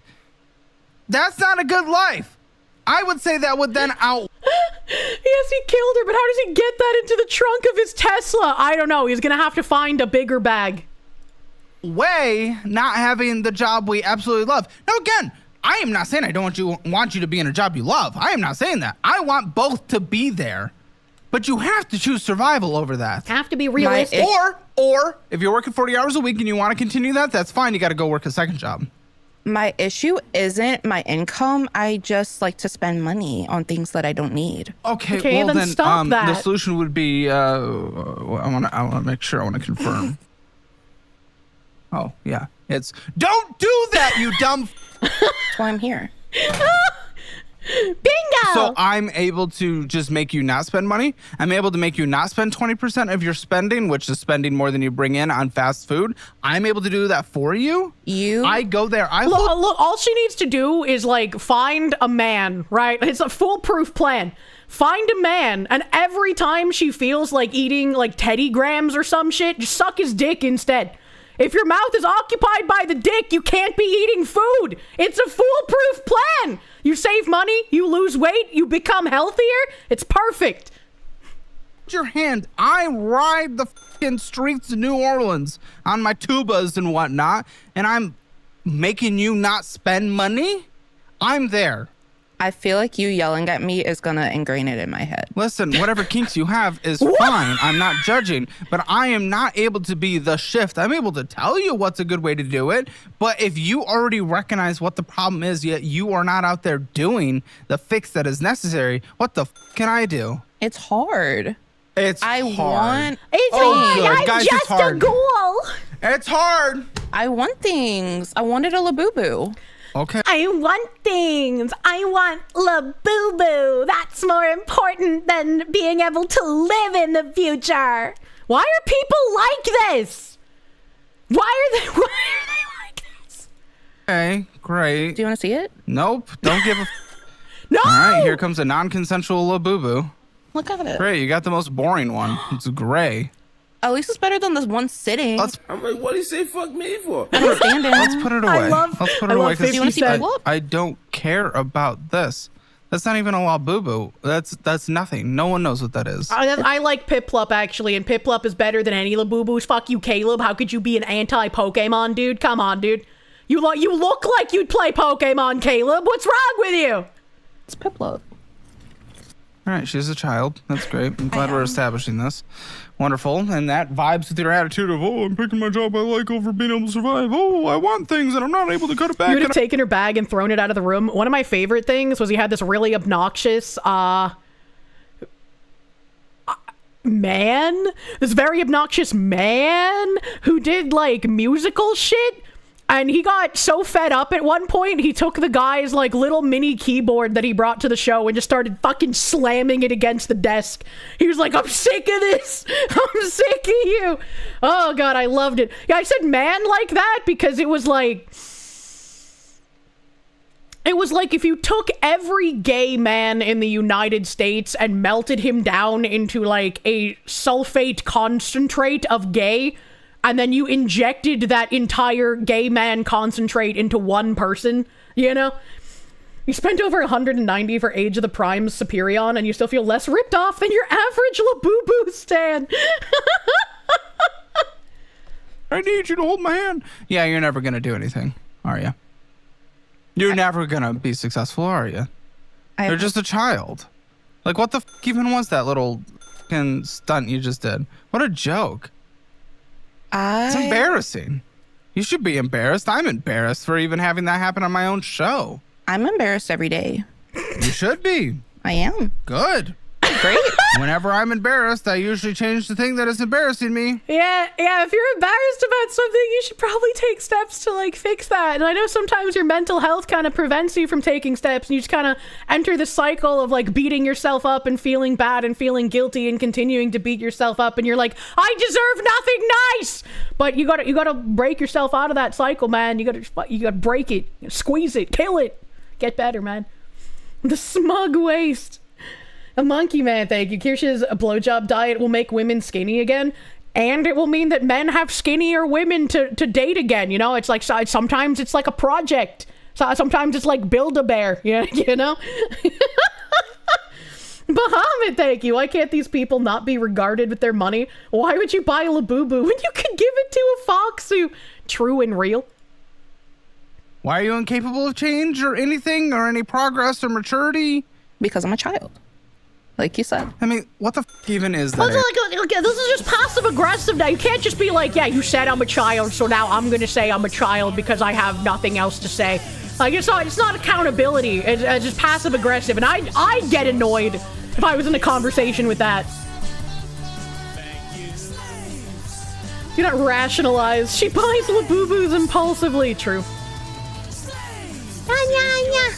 Thank you, Terry Fields! Fields filled with Terrys. Thank you! Thank you, Terry Fields, for the motherfucking slaves. Dude didn't even leave a message, just came in, mushroom stamped me, and left. Thank you, Terry. I'll be sure to treasure it. Fine, I am what you say I am, except gay. You can't make me gay, Kier, no matter how hard you try. Well, hopefully I don't find you attractive then, I guess. That's the key. Camouflage Lion, thank you. This was an impersonation account messing with your buddy named Lion. Sorry for the DGen comments. What? Mysterious Senor Hitler, thank you. You feel sorry about the honorable chatter that spent 189 on their superior? You spent 89 on the same figure. I'd be mad. Evil Mandrake, thank you. Someone get the Kirsche diet to RFK. Do you think he'd approve it? Maybe we can get a government-approved blowjob diet for overweight women. Answer. Obviously, that is what I'm saying you're acting like, but you're just going to sit there and say you're a child. What can I do then? Like, okay, then go. Lay in your crib. The conversation's done. Are you going to give me a pacifier? Ew. Adults who wear pacifiers are disgusting. Hot take.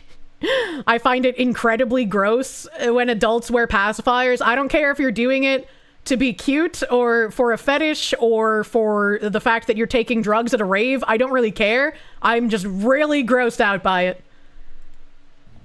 What the f are you doing? I'm just here. For what reason?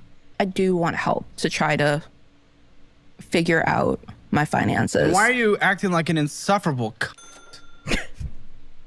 Yeah, giggle that away. Cope that giggle. Go for it. What the fuck do pacifiers have to do with drugs at a rave? Oh, Proctor, you sweet summer child. When you're high on certain types of stimulants at a rave, you put the pacifier in your mouth so you don't bite your own tongue. Like, what the f are we doing? Dude, you're acting like a... That's not my intention. What is your intention then right now?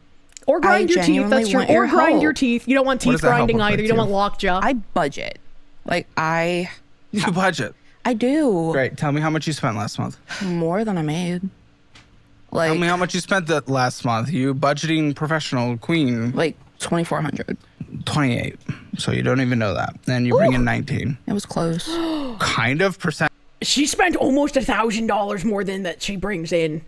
Like, if she was making bigger monies, that'd still be bad, but it would be like, okay, just fucking reduce your spending a little bit. But with the amount of money she's making, that is an insane amount to be overspending by. That is insane.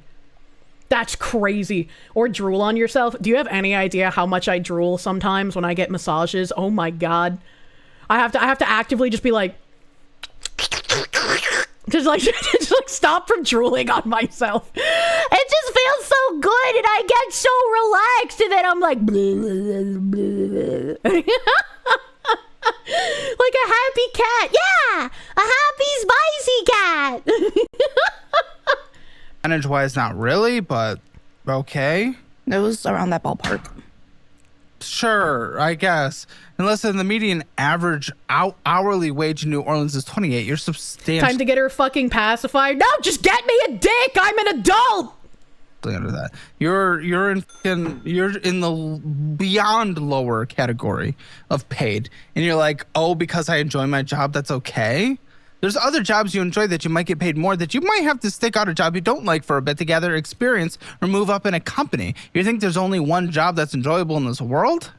No, but I would like to see what opportunities I do have in this company. I really want him to ask what other jobs that she would want to do. Like, I need to know. Besides this one weird healthcare job that she seems emotionally attached to, I need to know what else she wants to do for work. You bought a budgeting chart from Etsy. Okay, so that's your... Yeah. Okay. What? Sorry, what were you saying? I want to see how I can grow in the company that I'm with right now. Okay, that company denied you growth. In that area. Why would they promote you in a different area if they wouldn't promote There's you in one other where you areas knew of the everyone and knew what you were doing? Then why haven't you done it? Because I need help from my management. Okay, you need help from everyone except for yourself, apparently, because you can't do anything on your own. It sounds like you need help from me for your finances. You need help from management to promote you. Like, what the you can't do it? This is why women are supposed to stay in the home instead of getting jobs. We're seeing it on display right now. You were talking about chewing on the pacifier instead of biting the tongue and grinding teeth. Do not the dick while in that state. I don't take LSD or ecstasy or other rave drugs, so that's not a problem I have, thankfully. Anything, huh? I can't promote myself. You can't promote yourself, but you can put yourself in a position where you would have won the promotion. You didn't. You were not chosen, even though your manager said you were a shoo-in. Again, yes, the manager makes the promotion. Yes, I make the budget. Call out the bullshit. You have to do with the action that is stopping your bullshit spending, actually budgeting, getting the education you need via what we provide, but actually taking it, implementing it, improving your life. This is the result of telling people they can only do what others tell them to do from the time they're in first grade. This is the problem. I would love that. I was like, that's probably why I'm a submissive. I've had to think for myself for too fucking long. Just let me turn off my brain. Tell me what to do. Be the dominant one. Just let me act on pure animalistic instinct. All right. I don't want to use my brain. Ooga booga. Yes, the manager opens a promotion. It is up to you to then go get it. I did. I had an interview. You don't understand what I'm saying. It's up to you to practice your interview skills, to update your skills, to make sure you are the winner. Why did the other person win over you? Because they were from a different company and had more experience. They had management experience. There you go, and you didn't. So you needed that. I'm trying to get the management experience. Yeah, but you might have to leave to another company you don't like in order to get management experience, in order to accumulate the skills and resume necessary to get the job you want. Maybe. Maybe. No, you're just sitting in a job because you find it comfy. But you're not surviving. You're spending more than you make. The categories are complete. It's not that bad. How's it not that bad? Please. He's giving up. Well, it's frustrating. She's a frustrating person to talk to because every time he's like, here's a way that you could fix your situation, she's like, I don't wanna. I like it here. I like my job. I want my job. I know it's not good enough. I don't want to do that. I'm just going to wait and see. Maybe something will... It's like... It's frustrating. You can't talk to someone like that. They're not going to improve shit. They don't care. They're just retarded. I'm not on the streets. Yet. What's your rent, huh? $750. Okay, $750 sounds like lovely rent, right? Well, she brings in $1,900, so let's see. I don't live by myself. I live with But your rent is $750. So I live with my boyfriend and his roommate. They take care of the rent. She has a boyfriend? Why isn't he using his dick to prevent her from eating more food? The solution is already there! I help out with groceries, utilities. Wow, okay, so even without rent, you're spending more than you make. A winner, promoter. That is actually insane that she has no rent and she's still overspending. Like let's see. Yeah, maybe his dick don't work so well. Porn-induced erectile dysfunction is an actual plague affecting so many men in my age bracket and younger. I'm sure there's guys above my age too that have it, but it's like, holy shit, the amount of men I've spoken to that just like cannot function with a flesh and blood woman is insanity to me. Holy shit. Crazy, and that could be things like Amazon, Walmart. Pull up your Amazon right now. I want to see what's in your cart. Is there in your cart? Let's see. She went on financial audit, not Kirsche's relationship diet audit. She's overspending on food. He said she spent 16% of her income on fast food. It would be financially beneficial if her boyfriend put his cock in her mouth more often. What do you mean? What's your saved emergency fund currently? 0. Okay. So you can't even cover a $1,000 emergency. If it wasn't for your boyfriend, maybe you would be on the streets. Because how the fuck would you cover something when it pops up? She has 34 things in her cart. Holy she has 34 shit. things in her Amazon cart. She has some sunglasses, crochet kit thing, hanging cute crochet car. Bullshit. Shh. Cat Bunny can't license read plate. her. You. Cat license plate? Oh, we know who she is. Off we go compatible Nissan key fob. Nissan key fob. Cat nip toys. Cat collars. Cat pillows. are Cat getting a new kitten, toys. possibly. No, you What? shouldn't. Don't. Do not. Why would you get a pet when you can barely afford to live yourself? That's fucked up, bro. That is irresponsible and disgusting and selfish of you. You cannot financially take care of a kitten. Kitten, a lot of medical expenses, lots of vet things out of the gate. Kitten becomes cat. Cat becomes vet emergencies. You cannot take care of them. You cannot provide the high-end food. It is selfish of you. You want a cat. You cannot take care of a cat. That is disgusting. 1,000%. Cat chews, scar gel, cat case. Hurt my keychain bullshit. A big pig stuffed animal. Literally a book. The I Don't Know How to Cook book. 300 great recipes you can't mess up. Man, she's probably eating the cat's food. You buy so much stuff on Amazon, you forget what you buy. It's like Christmas every time the packages show up. I don't know who you're quoting. I don't remember that quote. I could not imagine trying to buy this much shit off of Amazon. That's insane to me. You think her boyfriend is 5 cats in a suit? It might be. It might be. I also don't like how at the beginning we established she's in debt, like spent like $700 on Labubu's or some shit. And in her Amazon cart is some like San X original Sumiko Gurashi Honya Gurumi series blind box. Why are you buying other Labubu type items, you dumb whore? I don't know how to cookbook. Well, sign up for the annual version of our budget app and you'll get this for free. Yeah, true. Get his cookbook. You get it for free because you're a guest, obviously. Thank you. La Fufu, it looks like, and then it's a Labubu. This is not a Labubu. This Yes, is it a $17 original Skumakacha Gori Shashi Honey Charumi. He's pronouncing it the way I pronounce the Mexican cheese. Fox. Captain America key holder ring because we need everything in a stupid world. A Kirby pop-out costume. That's for Halloween. I can't tell the difference. Kirby just...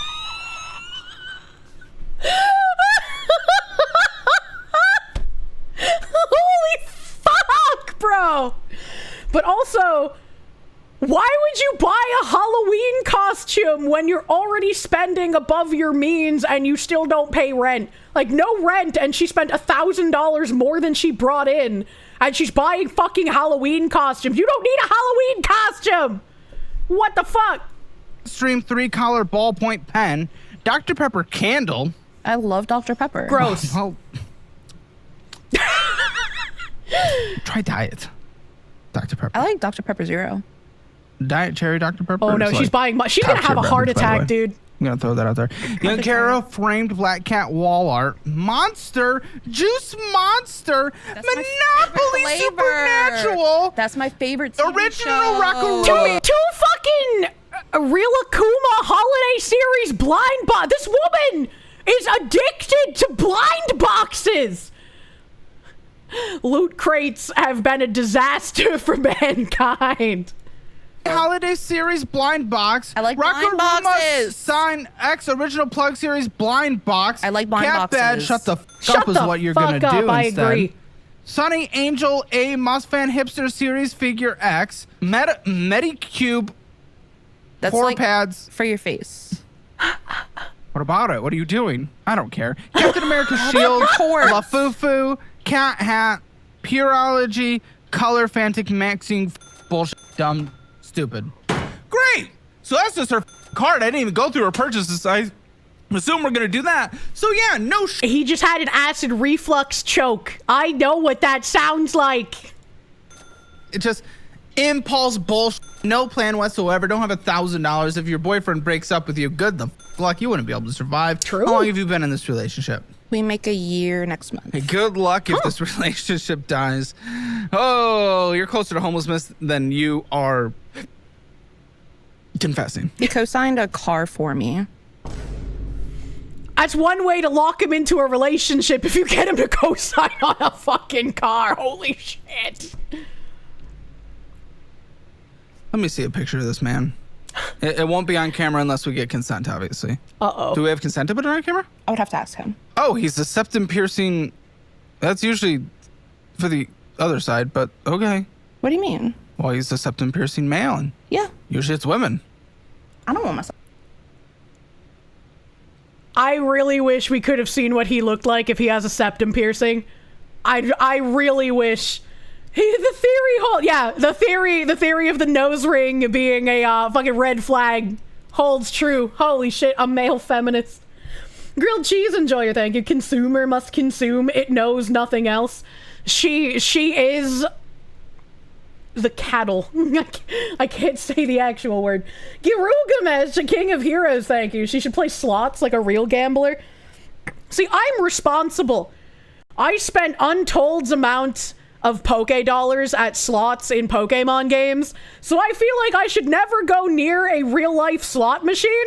I don't even want to take the risk that I might spend too much money on a slot machine. Just keep it a fucking way from me, dude. Bulldog in human form. Alejandro Trombono, thank you. 3rd degree burn, baby. The Kirby costume. I can't believe she wore a pink shirt to this and then had a Kirby costume in her Amazon list. I was like, Caleb, is this scripted? Was this a scripted purchase? The Seal Boy, thank you. She'd look like Kirby if she got a pinker shirt. I don't think she needs a pinker shirt. Just fucking cut out holes for the nipples, put some pasties on there for Kirby's eyes. It's perfect. I'm scrolling up just to make sure. Okay, all right. Internet Zen Master, thank you. You'll never hear any slander against Beanie Babies. Labubus are gotcha hell. Male feminist, Goonie, beard man, and septum piercing, calling it now. Yeah, I am terrified of this. She just needs a little body paint to complete the costume. Done. Good, I appreciate that, but it was a shocker to see. He also has gauges. Yeah. That doesn't shock me, as the last guy I knew who had gauges that I went out on like a first date with, he also was the one that had the tattoo from V for Vendetta, while also saying that Trump is literally a Nazi who uses Nazi iconography, and that January 6th was a threat to our democracy, with complete self-assurance and no irony at all, having a V for Vendetta tattoo saying that January 6th was a problem. Sometimes I just think these people do not have brains, actually. Christ, man. Like, gauges were for measuring steel plate thickness. Gauges are also what goes in your ear. So, like, you can have earrings, but when you gauge your ears, you, like, make the hole bigger. Savara Sovereign and Neuroslicer, thank you guys for the rage. Welcome, Raiders. Welcome, Raiders. Yes, he does. And you think this isn't that bad then, huh? That's what we're hearing. Colton thinks you might be the biggest impulse spender we've ever had since he started. Because I still have my basic necessities. Dude, you don't pay for your largest overhead for the average person. Yeah, she doesn't pay rent, and she buys a fuck ton of blind boxes. Labubus are not a necessity, man. I've seen some people that can wrap their earlobe around their ears. Oh, that's scary. I don't like that. You have gauges, 12 gauge and a 20 gauge. Those are shotguns. Riot, thank you. Did somebody say January 6th? That's me! That's that guy. John in English, thank you. Fuck you for beaming that image into your brain. You're welcome. Spartan, thank you. On the bright side, she can live out of the car. Her boyfriend co-signed. Well, I wonder what her boyfriend does for work to afford, like, the whole rent on his own, and also co-signing a car and taking care of her. They have dirt level IQs. Maybe the septum is meant for a pressure release valve in case their head is literally an air tank. True. Oh dear, it's a Labubu vid. Which is rent. You're subsidized by your boyfriend. True. And yet you still blow it all. I help with bills, though. Groceries, come on. No, I help with internet and gas. Oh, yippee. That's not even close to your rent. own gas or his? It's something. I'm not saying it's nothing. It's not like I live there for free. But it's not. But it's not comparable. It's not comparable. It's not like I live there for free. No. She fills her TikTok shopping cart like it's. Show me your TikTok shopping cart. Sake. I dread the words TikTok shopping cart because it's like, why would you buy things off of TikTok?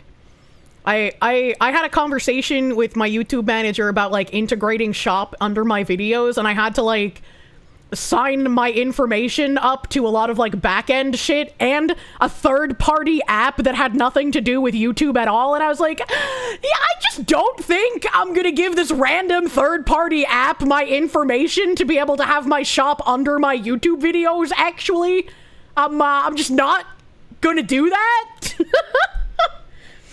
A neuroslicer. Oh, another raid. Another double raid.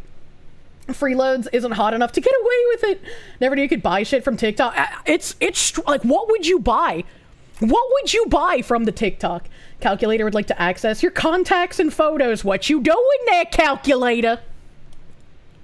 Oh, what are you doing? What kind of creature are you? Why? I wish I knew the answer. Creature. Sorry. Sorry about that. So you're never behind on your bills then, is what you're telling me? I'm not gonna lie, I've been behind before, but At least she's honest. Usually everyone comes on the show and they're just like, no, I pay my bills on time, and then we find out, no, you actually don't. So at least she was honest about something. When was the last time? Not within like a year or two, I feel like. Wait, people do live auctions for clothing and jewelry on TikTok a lot? Okay, I'm gonna give another money-making idea, kind of like I did with the Build-A-Brap years ago, all right? If you're like a softcore cam whore, like a Twitch thought, make a TikTok, wear an outfit, and then auction off each piece of that outfit, and then take it off once it sells. You're just gonna print money, baby, all right? Trade offer! I'm sorry, did you say Build-A-Brap? I did. My Build-A-Brap idea many, many years ago, before women were selling their farts in jars, was how about you have people in your audience pay you to eat certain things, and then you shit it out, and then you mail them the shit. You know, kind of like that guy that bought some porn stars like shit-filled Snickers bar or whatever on 4chan years ago.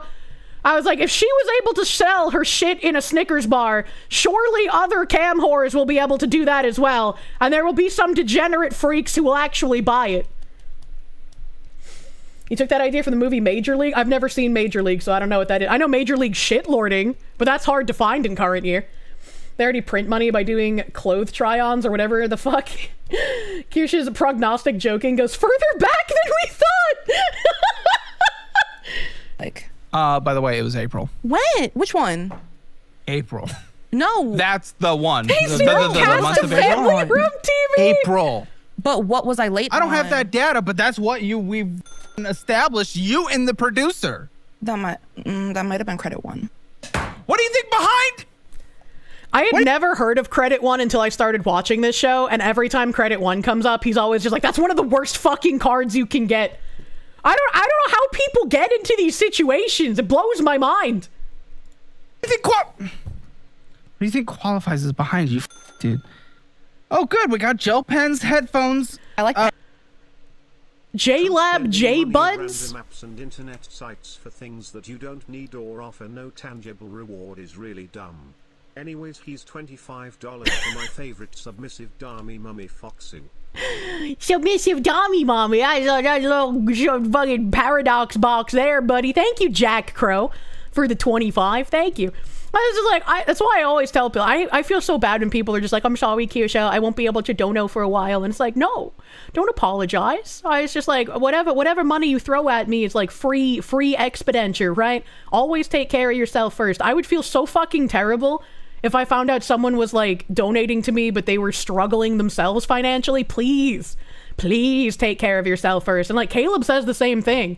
He's just like, you're subscribed to the show, but you can't fucking afford it. So like, don't do that, you know? Ammonia. One man band, thank you. Screams externally into the void. Oh my God. I've thought about these before. The intake breathing magnetic nasal strips. I know so many friends of mine who could use these because they're dudes and they snore like fucking crazy. I snore and it sounds way worse on microphone because I'm snoring literally right up against a microphone. But in person, it's not really that bad. But like a lot of dudes I know are like heavy fucking snorers. And I remember growing up, my grandfather was like crazy snore master. Fillian wants to call me? Oh, okay. Yeah, sure. Yeah, okay. Hello. Hello, Fillian. Hello. Hello. Hello? Hello? Hi, Kirsche. What you doing? Hi, Fillian. I'm watching Kirby on Financial Audit. The frig is Kirby? What? This looks like you're watching Tumblr reviews. No, it's a woman who's in a pink t-shirt, so she looks like Kirby, and she's on Caleb Hammer's Financial Audit. I love that show, and she buys Labubus, and I hate Labubus. Is this what counts as cosplay nowadays? Probably, if you think about it. A pink shirt? Okay, well, I'm cosplaying as Jesus because my shirt is white. Do you have really long hair? I think so. I can't see. Oh, Jesus confirmed. Hallelujah. He has risen. Yeah. Thank you. Thank you. I always knew you were a boy. You want to see my... See your what? Do you want to hear my Riz? Sure, but you started out with do you want to see my after I called you a boy, so is your Riz just sending me a dick pic? Well, that's step 6. Oh, now okay. Listen, Kirsche. Okay. Now, you can't make fun of me for this, okay? I have 2 things to do. One of them I'm choosing to do. The other one, I have to do. You understand? Okay. Okay. Which one do you want first? The one I have to do? Let's go with the one you have to do. That could be fun. Okay. All right. Give me 1 second. Here we go. Let me just grab this real quick and then pull this out. Yep. And then what? And then here and then what's okay. in? So don't worry about it. Don't worry about it. Okay, is this a Love End sponsorship? No, not today. Hey, Kirsche. Hi. Did you know that in terms of male and female human compatibility, Pokemon breeding, Vaporeon is the most compatible Pokemon for humans? Actually, I think Umbreon is far more compatible with humans than Vaporeon is. Well, let me tell you about Vaporeon. Not only are they in the field egg group, which is mostly comprised of mammals, Vaporeon are an average of 3 feet, 3 inches tall, and weigh 64 pounds. And that means they're large enough to be able to handle human sausage. You understand? And with their impressive base stats and HP and access to acid armor, you can be rough with one. Due to their mostly water-based biology, there's no doubt in my mind that an aroused Vaporeon would be incredibly wet. So wet that you could easily smash with one for hours without getting sore. I see you're going for the Shane Dawson audience here, Fillian. I appreciate what you're doing. No. Listen, I'm not done my fact shit, okay? It's way better, okay? They can also learn the move Attract, Baby Doll Eyes if you're Diddy, Captivate if you're... I can't make that joke yet. Charm, and Tail Whip, along with... Don't pull up my stream! What are you doing? I'm not pulling up yours. How can you hear me typing? Just keep going. I hear you typing. Just keep going. Background right now. What are you doing in the background? I was pulling up something because you're telling me all these moves and I don't have a very good memory, and so if we're gonna be talking about facts here, I have to. Can I trust you? You can trust me. Okay. There's safe space right now. All right. Anyway, they also learn Tail Whip, and they don't have any fur to hide pepperonis. So it'd be incredibly easy for one to get you in the mood. With their abilities of water absorb and hydration, they can easily recover from fatigue with enough water. No other Pokemon comes to this level of compatibility. Also, fun fact, if you pull out enough, you can make your Vaporeon turn white. Okay. I'm gonna have to counter you with a little bit of factual knowledge here and say that Umbreon's ability, Inner Focus, allows it to keep slamming attentively without getting fatigued. Umbreon also has access to the ability Synchronize, which allows it to share its current status with you. You're mad freaky! Meaning you'll receive all of the pleasure your Umbreon feels, combined with all of the pleasure you're getting from pounding this perfect breedable Pokemon. You see, you're going hard right now. I can hear your breathing being labored. Stop right now! Yeah, you like the Umbreon. No, I don't! Umbreon's my favorite Pokemon.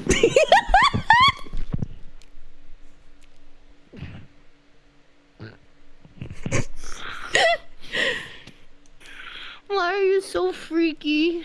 What do you mean? I was just built for this. I'm a fox woman. This is what I have to do. You're just choosing to do this, bruh. Yeah, I was. Okay, let me finish my sentence. Okay, like. Okay, you can finish. I'll allow it. Okay. Ungodly defense stat plus high HP pool plus acid armor means it can take sausage all day, all shapes and sizes, and still come for more.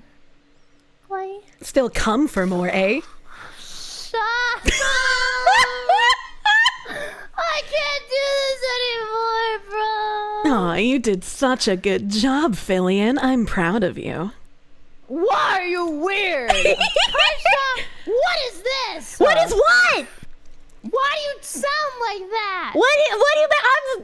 I can do things with my voice. That's like my one talent, the yapping. You sound like you're trying to roleplay as Dwayne "The Rock" Johnson and hit a smolder. Yeah, do you want me to smack you down, Fillian?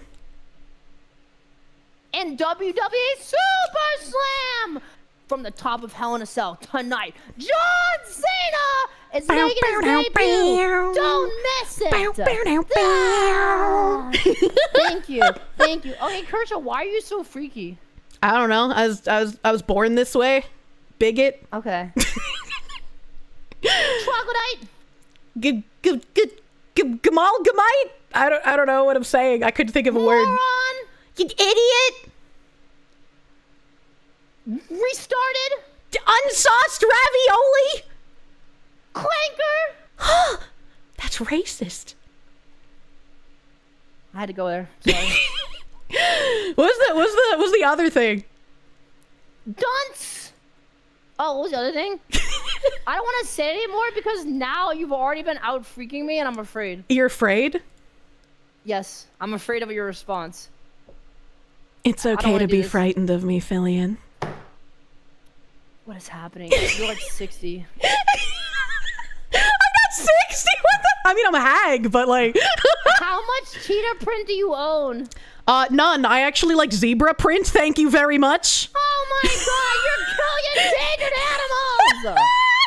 No, it's okay. It's faux fur. It's not real. I haven't killed any zebras.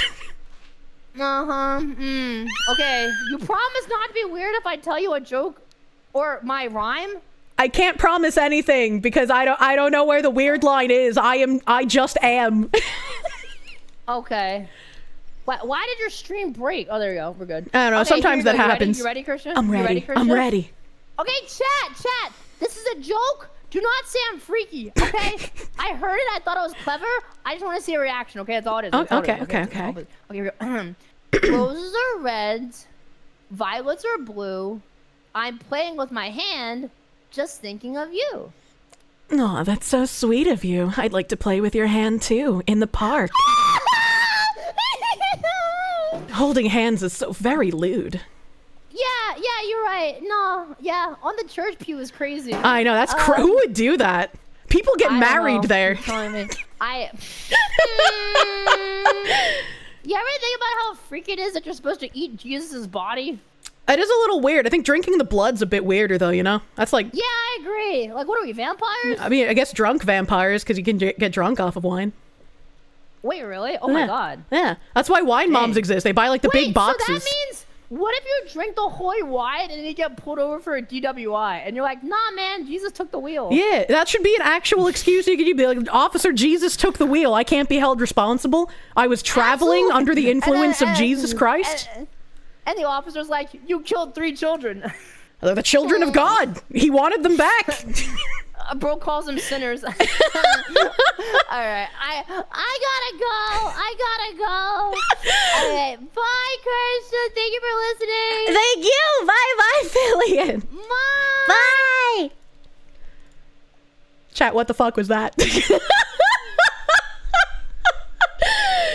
Oh god, what kind of blood? They're like, which hole is it? No, shut up. Kirsche VTubers quickly becoming a favorite. Hello, we had a nice call with our Filipino Jesus. Oh my god. Fillian being Fillian. Who was I listening to? You blacked out from laughing. Welcome to Zombocom. All right, well, I guess this is where we kill the Labubu's. maybe I'll get to kill one boss in the French game today. I have no idea, but you out-topped her. I always win, gay chicken! When will they learn? Boy jump scare. I'm gonna financially ruin myself so I can end up in the show and give you free publicity and plug the Foxu. The boring way, not the fun way. Porque no los dos. Thank you, Hidden. Thank you, Hidden, my guy. Thank you. I love you two together. I love Fillian. She's wonderful. When two types of tisms vibe, truly. I parried her better than anything in Expedition. It's easy to outmatch Fillian. She just never expects it. She just thinks of me as like the political why-not. That's why when I come on her stream, she's like, do something political. Say a political thing. I'm just like, Fillian! The stream is a gold mine for clips. Bahamut, thank you. At least it's wine they use. It could have been worse, and they use milk. I do not wish to drink the Jesus milk. No, thank you. Oh my god, how does she not know? You've told her about sounding. She probably has the same kind of memory that I do, you know? Massive doggo, thank you. You only inherited the lewd. I was born in it, molded by them. True. Dance my political monkey dance. Pretty much. It's how they control fan speed. Hold on, wait a minute. I have to close all of my browsers in order to play video game here. Eine Moment.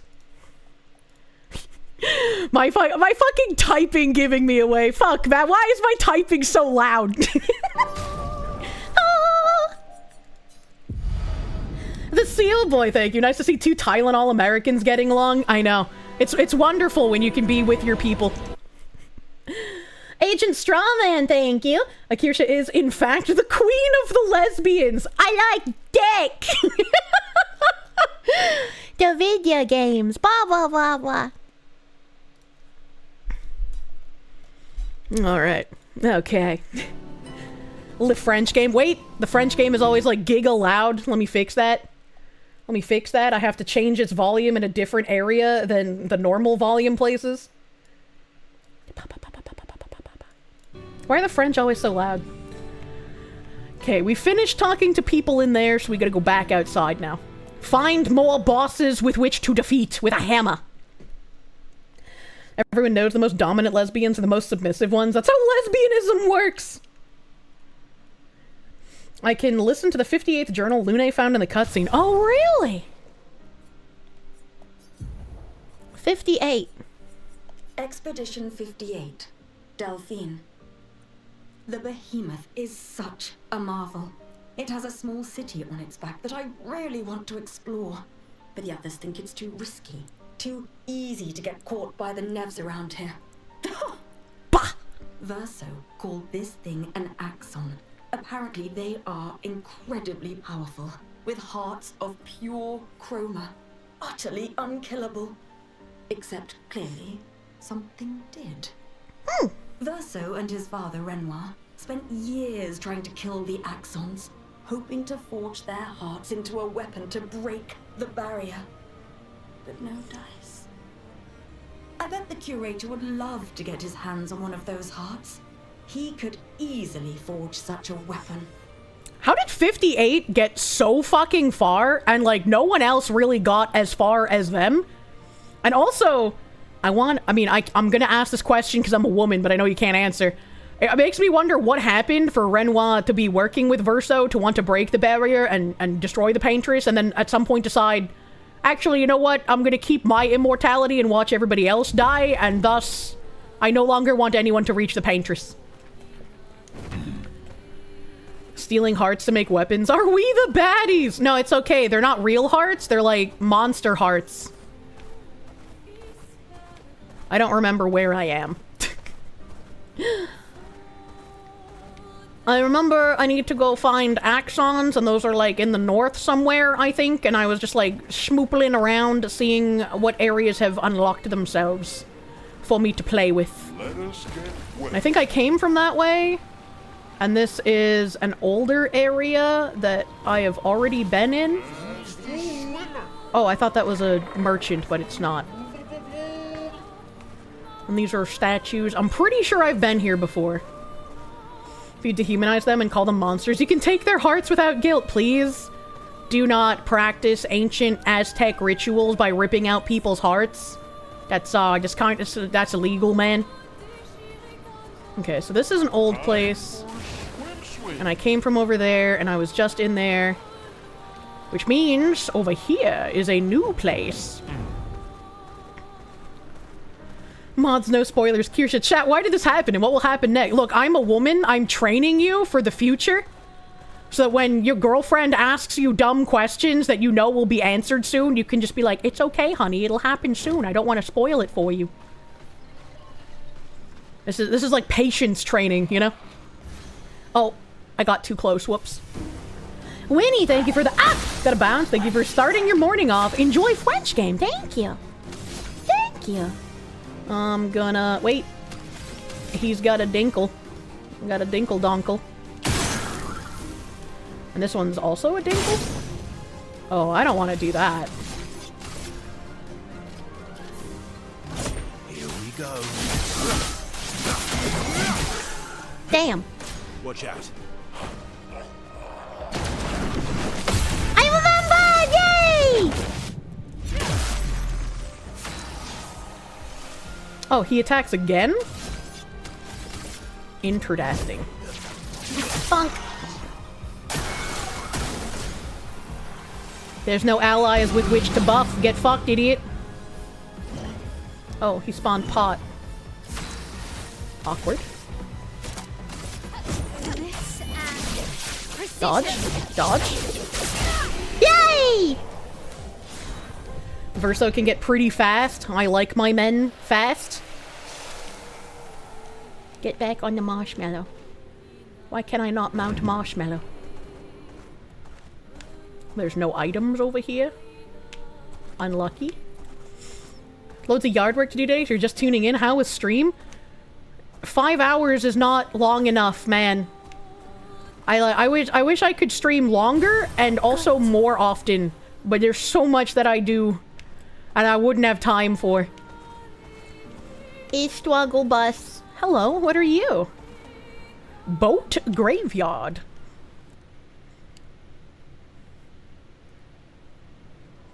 Time to hire more people.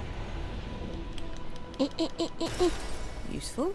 Alicia's birthday party. Oh. What did she mean by this? Really? Are you sure about that? Wait, what do you mean? What is Bunker Cat doing? She's standing ever so still, staring.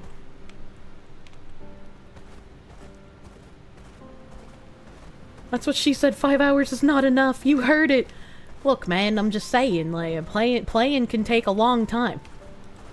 Time for swim. Get fucked, coral. So there's a big area of coral here. I came from over there. Let's see what's going on. What the fuck is this?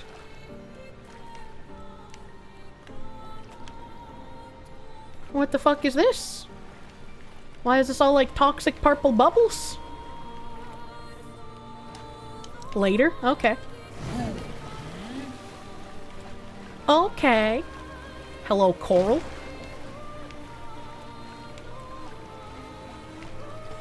I think I fought those things last stream. I like vaguely remember doing that. And so this way should take me back to where I just was, and it did. Miraculous. And that was where I was a second ago. Alright, okay, I'm learning. Tiny baby trees. Did I go to the monolith yet? Like, to see the cutscene about the paintress, or like a different monolith? Why is a butterball turkey swimming? Don't be mean to Esquier. He's very sweet. Esquier deserves all of your love. There's the bubbles. So this area, there's a cave over there, but I'm gonna stick to this side first. What is all this white stone? There's a red thing in there. There's a red thing. There's a red thing. There's a red thing in the white thing. Red thing in the white thing. Okay, there's no way to get on the island with the red thing? That's very strange. Oh, there's no way in there. Huh. I wonder how you're supposed to get in there then, if there's no way to dismount onto the island. Very weird. Okay, what's over here? Just crashing my head into these. I see a shiny. Red thing in the white thing. Shambles, what do you mean? Look at those cute baby trees! Alright, what do we got here? What's going on here? Hey, you're big. That's a big guy. Oh! Expedition 43. Sabine. That damn snake destroyed all our submarines in a matter of minutes. And now we're stuck with no equipment, no food, no water, nothing. Huh. No way to get off this island. And no way to kill that bloody serpent. The weird sky serpent? The painters must be laughing. Diverting the resources of the entire engineering and defense divisions to construct those subs. And mad. All the people who trusted our vision and volunteered their lives. If we die stranded on this tiny island after everything we went through to get here, my ghost will haunt her blasted monolith and this island and that stupid snake for all time. Merde! Well, maybe we'll get to see her ghost. Maybe that's her ghost. Because they definitely died on the tiny island, unfortunately. One-man band, thank you. Can you get some prayers for your dad? He's not perfect, but he's a good man who turned his entire life around to be with his children. He needs surgery for a pituitary tumor. You'd rather fight another 20-year war than lose him. Oh my god. I'm sorry to hear about the tumor in your dad, dude. I know I had a scare with my dad when he needed heart surgery earlier this year. So hopefully your dad can get through that surgery perfectly fine. It's going to be a rough time, but hoping he recovers well. Gonna be thinking of you, dude. Thank you. Hopefully you can give us an update when you find out what's been going on after the surgery. Good luck. Good luck to your dad. I touched this thing. Chromatic Reaper Cultist. What could possibly go wrong? Oh no, is it it's a flow? Oh no.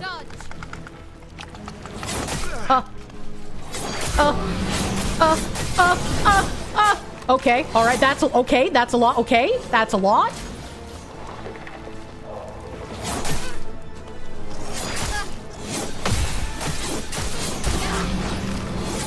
Jesus fuck! Let's finish this.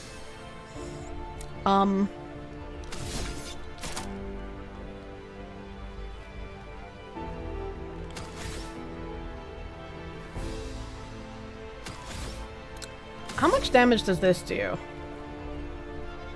Wait, can I use these? Because it's... Eh, it's not going to give him a shield.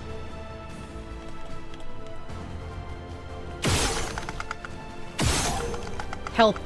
They're so hard to fucking hit. God damn it!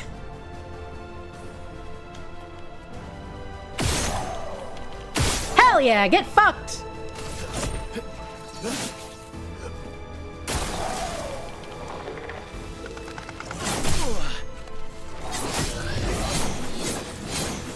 That attack is fucking crazy, dude! What the hell?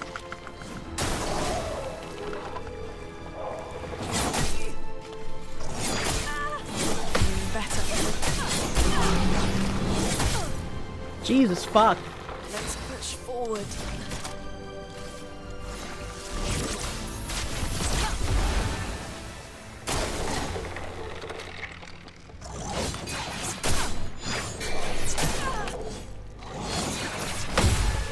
Okay.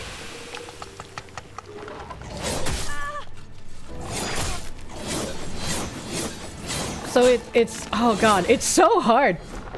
Parry the booty. The sound cues help with the parrying. Take this man into the dungeon and slowly flay his penis like a banamba. We're gonna just try this fight again. Bahamut, thank you. Just imagine this guy is Fillian trying to get you with a lewd joke. The mythical sound cues. I know. I know crazy people keep talking about the mythical sound cues. They're not real. They can't hurt you.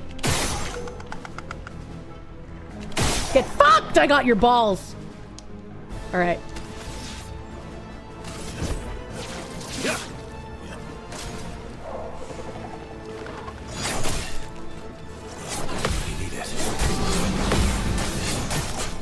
I don't know if you can parry all three of those super fast attacks, man.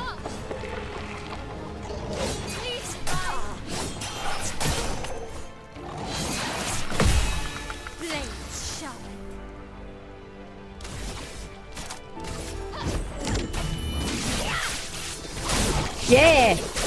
Oh. Now was our chance.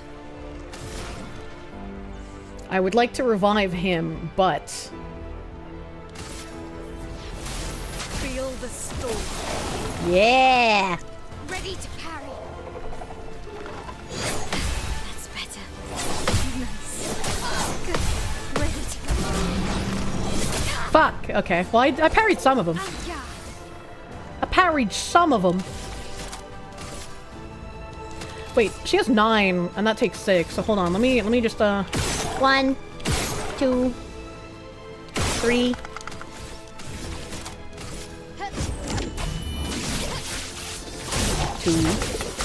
Oh, I'm gonna get lucky and hit 2 of those at some point. Okay, and he's still slowed. If I revive him, maybe I can break it?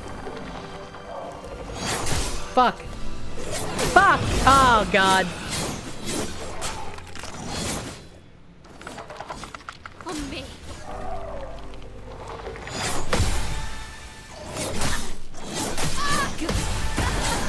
Fuck!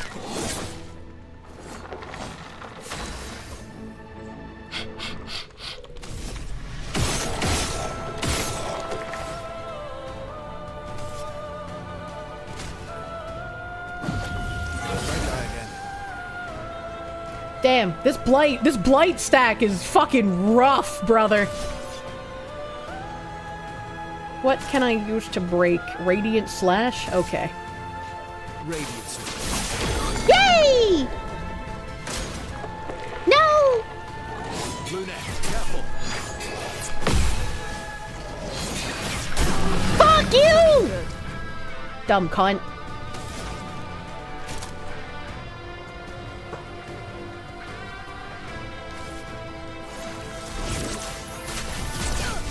She kinda tonky. Ready to evade. God damn it. Oh, it's so fucking over. Oh, I got him to half HP. I'm learning. At least he's acting as a meat. I don't know. Fucking Lune was doing pretty good. Let's send in the reserve team. Let's see if I can do something with them. Let's just see. It's locked on you.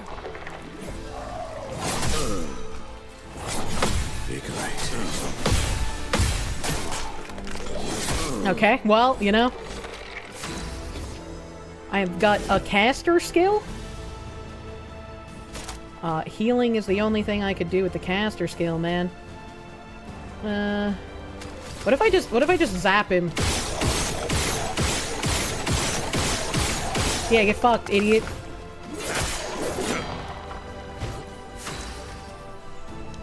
He seems to be weak to darkness. So, what if I do that? I saw your future. Careful now. Nope. Unlucky.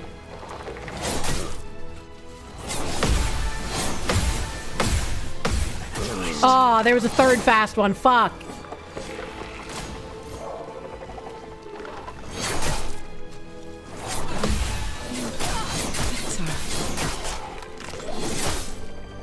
She's kind of tanky. What the hell?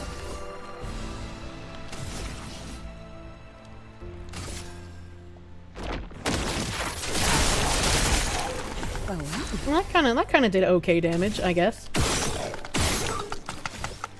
Do I have any multi-hit attacks that do dark damage?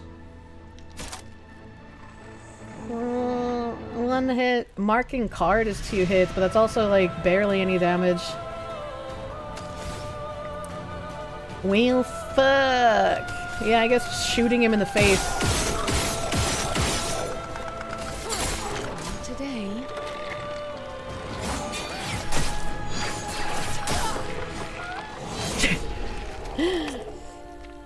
You never found it useful to do anything but free aim shots against flyers? Well, if you have multi-hit attacks, it can be wicked useful. Because it does a lot of damage. Yes, retry.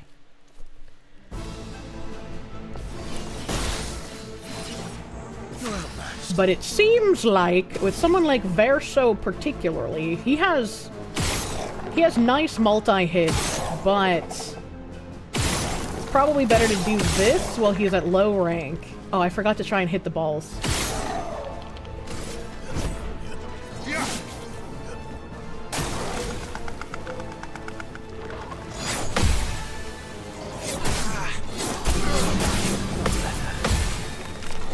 Fuck.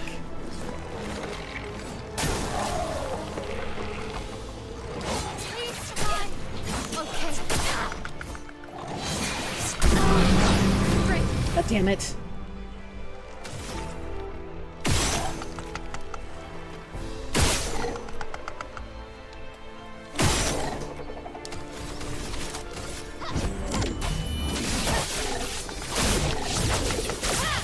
Yeah, I hit him twice. That did way more damage than if I were to use her thingamajiggies. So that was good. And I would like to slow him. I don't know if this will hit. So let me just tap your last ball here, sir. Tap your ball. Feel the storm. Please. Fuck.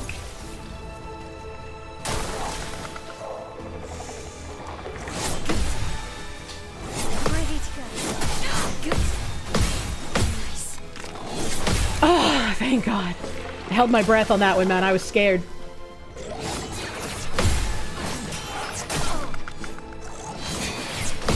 It's so hard to see those projectiles. They're so fucking tiny, dude. Ooh, and I marked him? Beautiful? Come on. Yay! Get fucked, idiot! And I'm gonna revive Mr. Mans here. Born once more.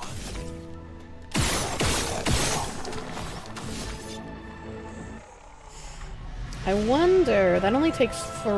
Here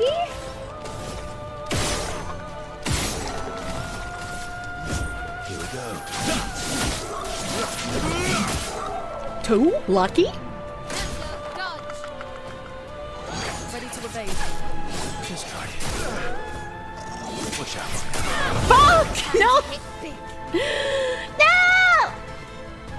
Wait, I can do gradient attack, though. You can't escape.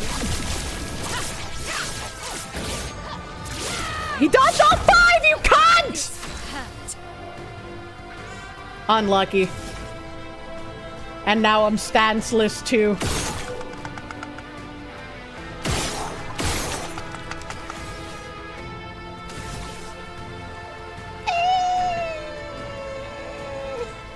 You can't escape as he dodges every attack. I guess I got really fucking lucky. I feel like I could probably do this though. Right? Right? I'm gonna heal. That's better. I'm locked in. That's better. Nice. That's better. Fuck. Okay, I only missed 2 though. Shit.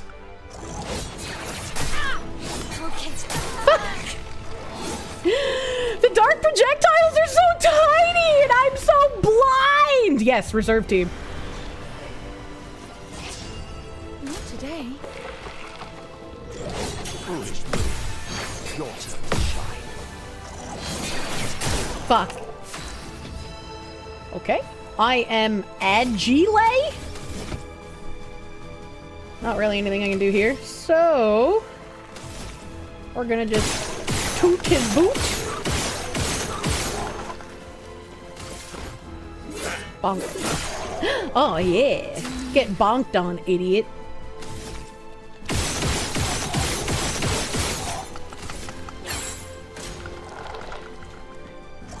I love dance. Your turn. Oh god. Time to lead.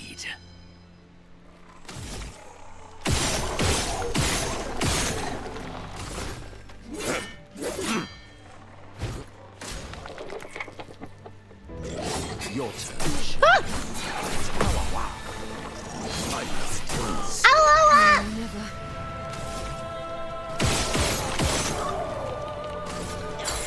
Fuck!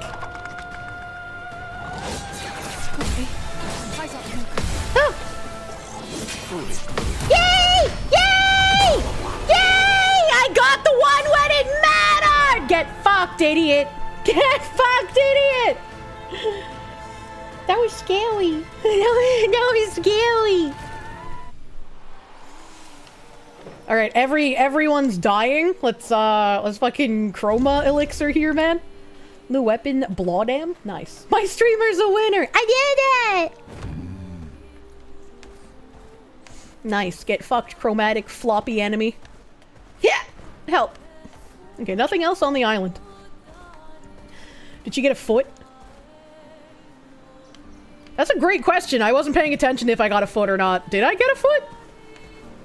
Yes, I got a foot. Hell yeah! It's footing time, she said. I was so excited about actually winning the fight, I didn't even pay attention. Monaco got a foot. Fuck yeah, Monaco foot. It looks like I should be able to disembark here, but I can't. I wonder what kind of ability. Oh, more bubbles. No. I wonder what kind of ability I got from that floppy thingy. Interesting. A floppy thingy. I've gotten cultist slashes, it looks like, is the new ability. Medium single target dark damage, 3 hits, deals more damage the less health Monaco ha- Oh, I don't really care about that shit. Fuck off. That's sad. Okay, so this is a dead end. Nothing else here. What kind of ability would Monaco get from a Foxu foot? That's a great question. I'm not sure what kind of ability I would give him. Dark is OP. Yeah, but I don't like that it does more damage the less health I have. I'm not a big fan of those kinds of abilities, man. There was a cavernous cave over here. Yap attack! Okay, well I thought there was a cave here, but I guess, fuck me. Is there an achievement for getting rid of all the coral? It looked like there should have been a cave over there. I want to go to the bouncy castle with the floppy fish up there, man. That looks cool. Alright, so that's where I started. So let's see if there's anything over on the right side. Achievement unlocked, you have autism! That's, you know, potentially. Have I been here before? I think I might have. Have I killed these? Womp. Headbutt cause she's stubborn. I do be. Swimsuit on. I do be. Have I been here? I saw another red portal. There we go.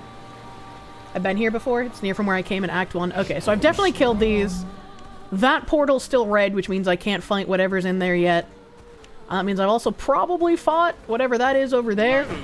Knowing that these are literal graves for the fucking weird paintbrush people makes me sad now. Gestural Beach. Okay, so I've probably done that. Probably fought those. That guy looks weird. I don't like him. There's the snack thing. Okay, so... Time for swim. Probably done with this area? Question mark? Coffins, not graves. Well, I mean, same thing. The coffin goes in the grave, you know? And that means this Hey, that thing became red as I crossed over here. Can I fight this guy yet? Can I fight that guy? To her, there's no map. There is no map. There is no map. Okay, I can't get up here, so I probably can't fight that guy. How are we even going to take on the snake? I don't know. I want to go up there. That funhouse area looks cute. Yeah, time check. I want to see if there's like one more boss around here that I have access to that I can fight, maybe. We've been in here. So I definitely want to go back the way that I came. You love your big marshmallow boy? Same! SKA best marshmallow. Did I get the missable cutscene for approaching the paintress? I'm pretty sure I did. I'm pretty sure I did.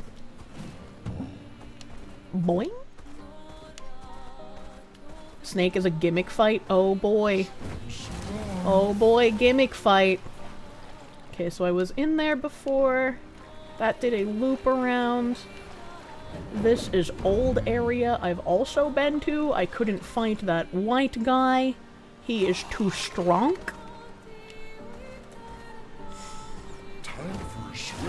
I'm gonna get that snake. Talking about the one in the sky? Yeah, I'm talking about the one in the sky. What other snake is there? Damn, that's a white sand. Okay, I fought those things. So we go back this way. Can we just input the credit card and skip? No, I did a really good job on the other gimmick fight. It's a weird ocarina looking thing. Giant ocarina. The one in Verso's pants. Well, I mean, if he's consenting. Oh no, Moya. Okay, so we can go through here. I don't think I've been this way. And this way looks really spooky. There's a lot of fucking weird masks. The little snake fight is the biggest gimmick of them all. Is this a dick joke? Hello? Hot air balloons? Great. Yeah, trade me. Haircut for Sayel. Haircut for Lune. Music record. Okay. Thank you for your attempts. I smell nail polish remover. Am I dying? Am I having a stroke? Definitely beat the endurance check with flying colors. Was impressed. Dude, that like weird bouncy guy. I forget his name already, but the bouncy guy I had to parry like 1,000,000 times. My finger unironically started hurting from how hard I was pressing the parry button. Okay, that's the direction I came from. I'm gonna stick to the right-hand wall. And see what's the— this is really fucking cool looking. This, like, imitation Greek Colosseum with, like, Hercules Muse lady statues. That is really fucking cool looking. Did not get the missable cutscene with the monolith? According to Vouch. Oh, okay. So I should go back and do that before I enhance story. Oh boy, it's another beach area. Surely this beach area can't be as bad as the last one, right? That last one was pretty fucking bad. More hot air balloons? Why are there so many hot air balloons? I was expecting this beach to be fairly short, but I guess it wasn't. Just go north, all the way north. I will go with all the way northeth. Soon, TM. I'll have to fight those, but I won't remember if I fight them now and then come back later, so I'll save that for next time. Everything untouched. Let us get wet. Thank you, SKA. Let us. I'm gonna take a dive into this Gestural Beach area and see what we get. People trying to fly to the monolith, perhaps? I mean, I guess. Alright, what kind of fucking garbage do you have for me this time, Gestrals? It doesn't look like I have to climb anywhere, so that's good. at least. I don't know what the fuck that is, though. Welcome to the Gestural Race. What's the deal here? I made a little race here, but no one ever wants to participate. Some expeditioners came here before and called it useless. But you look different. I look like you! I have the paintbrush! You look like you'd love a challenge. I will throw you to the island over there. When you finish the race, come back here. I'll give you a reward depending on your performance. Oh, okay. That seems easy enough. Beat the race in under a certain time to receive rewards. 38 seconds for gold. What? Well, I'm probably not gonna get gold in the beginning because I don't know where I'm fucking going, right?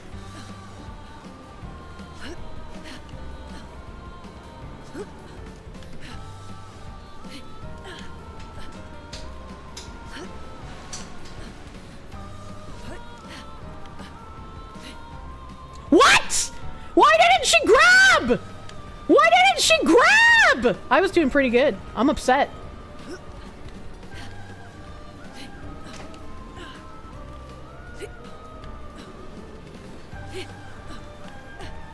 How can you slap? I feel like I was just robbed, man.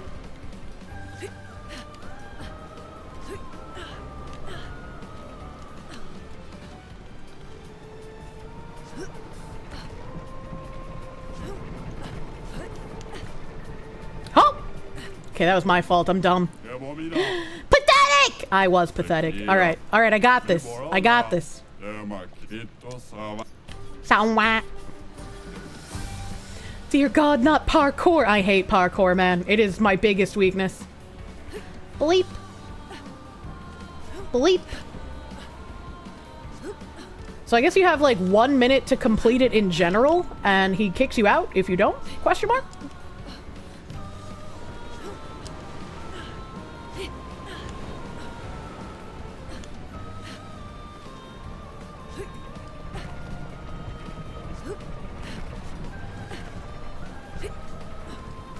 Oh God.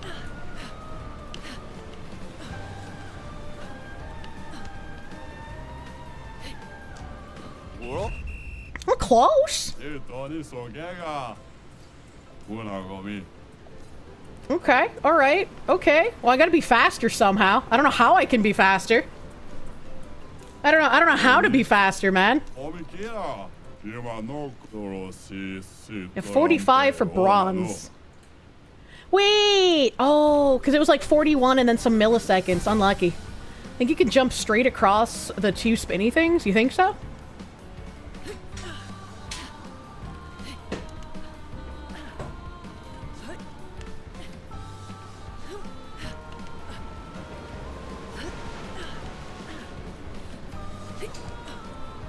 Please grab.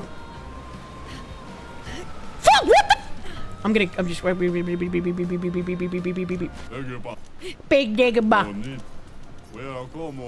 Try painting yourself red. True. Lune's clothing is slowing her down. Can we take off the clothing? Take the shorter path right when you climb? Oh, fuck. I read chat. The path on the right is shorter?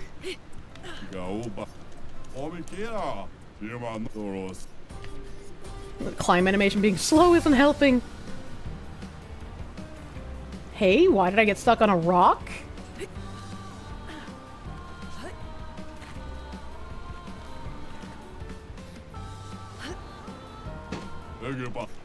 Dagobah.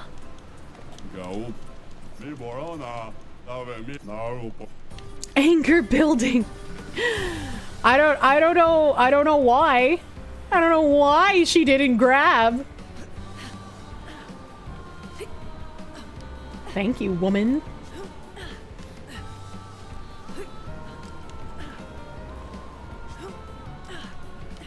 Missed a jump. It's time to drown myself. Yeah, pretty much.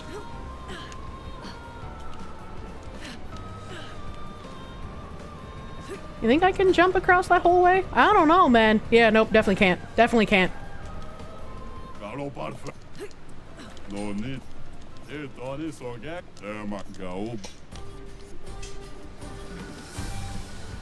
Should you figure out the shorter path first and then give up? The shorter path is after I climb up all of these things.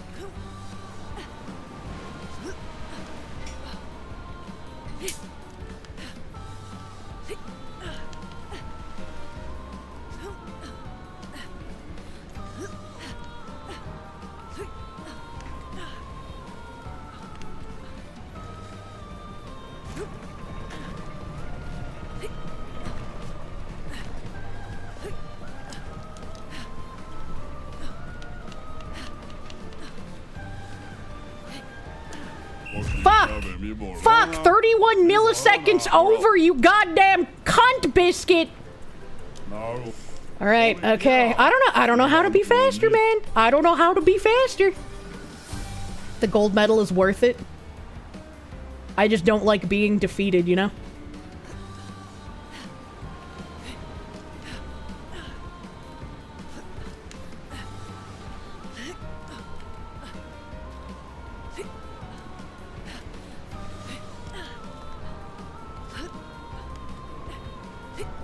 What the fuck? My milliseconds.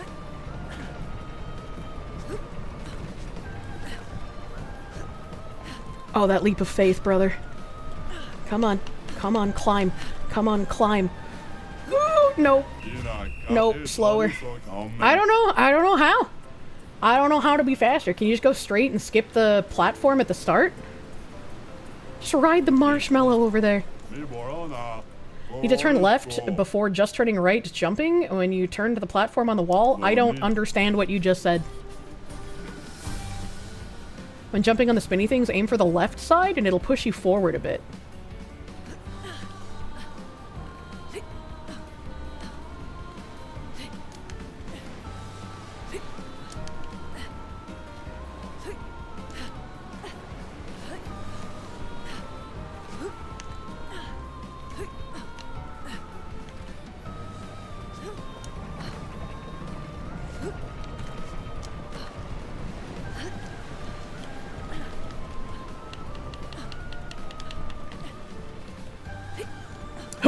Fuck you, dumb bitch! Oh yeah. Oh yeah. Oh yeah. Oh yeah. Oh yeah. Oh yeah. Oh yeah.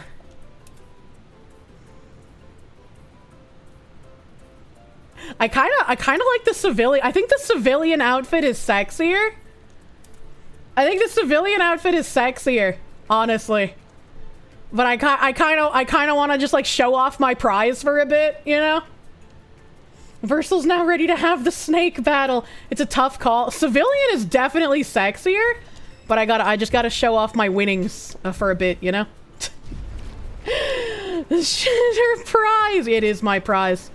It is my prize. That's great. That's a great thing. Great prize to have. How do I leave? I forgot how I entered here. I see it. Civilian stimulates the imagination more. Yeah, it's like lingerie. You can't goon to the civvy fit? That's where you're wrong, brother. Verso looks too French and hairy to have such a hairless body. Yeah, it's weird that he's so hairless. He looks like he should have more hair. Gotta show off her trophy and assert dominance, true. Oh, that's not the button I wanted. Alright, so first thing I'll have to remember to do is go for the paintress cutscene. He's got that hang- Oh my god! Holy shit! I was about to make fun of his Hank Hill ass, but look at how big his bulge is! What the fuck? Verso is packing! Holy shit! The bulge jiggles, does it? I guess it kinda does. I guess it kinda- that's kinda wild, my guy. That's kinda wild. 10 out of 10. Best game. I love this. I knew I loved Verso when I first got him in the party. Sorry, Gustav. Why is this real? Look, it's equal opportunity eye candy, and I can appreciate that. I can appreciate that, man. Hayden Wayne, thank you. No, you didn't understand me saying no need to turn left before right, but your brain did. That was a single run I didn't do it. Good job, Kier. My brain, it understands things that I don't. Gustav in shambles with this revelation. Remember, he's French. He has a foreskin. You can hide the snacks in there. That'll make the blowjob more flavorful, honestly. Cyan Trust. Cyan, I added an R to your name. Cyan Trust, thank you for the 16-month member. Thank you. Thank you, thank you. Why is that there and not a nice camel toe? Because he's not a woman. Why would he have a camel toe? Hello? Question mark? I mean, I guess you could sort of like split your ball sack to turn it into a camel toe, but that might not be the most comfortable thing. Verso, is that a monster in your pants? Dude, it's fucking huge! I think it's like the largest bulge I've seen in a non-hentai game. The French go fucking crazy. Your dick tastes so nice, thanks. I keep Tic Tacs in there. Well, at least it's not cocaine like that one German guy. I won't OD on it, you know? Kirsche stream, come for the colorful commentary. Stay for the femme gooning. Yeah, I still think the civilian outfit is sexier, but damn, that bulge goes hard, bro. It's so fucking big. I am like mind blown. I am mind blown. Since Fillian is streaming, that's what she called us. We're gonna go right into her. We're gonna go right into Fillian. Verso, how much chroma you packing in there? Oh, Verso, fill me with your chroma. Remind chat. Oh yeah, Sunday, tomorrow. I tried my best to end on time tonight, but we're a little over. Tomorrow, I'll be starting stream early, like a little bit before noon Eastern, because I'm going to be streaming the PC Gamer Tokyo Game Show.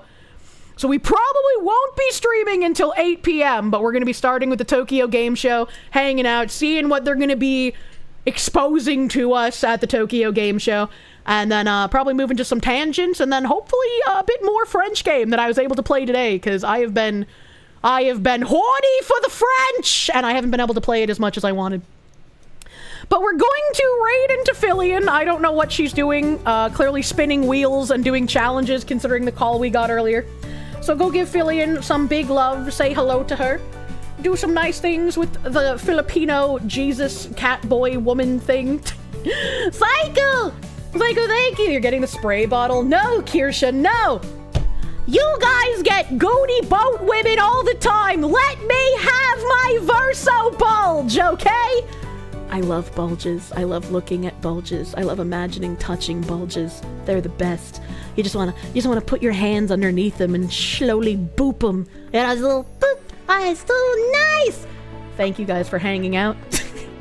Please have a great rest of your night, and I will see you early tomorrow.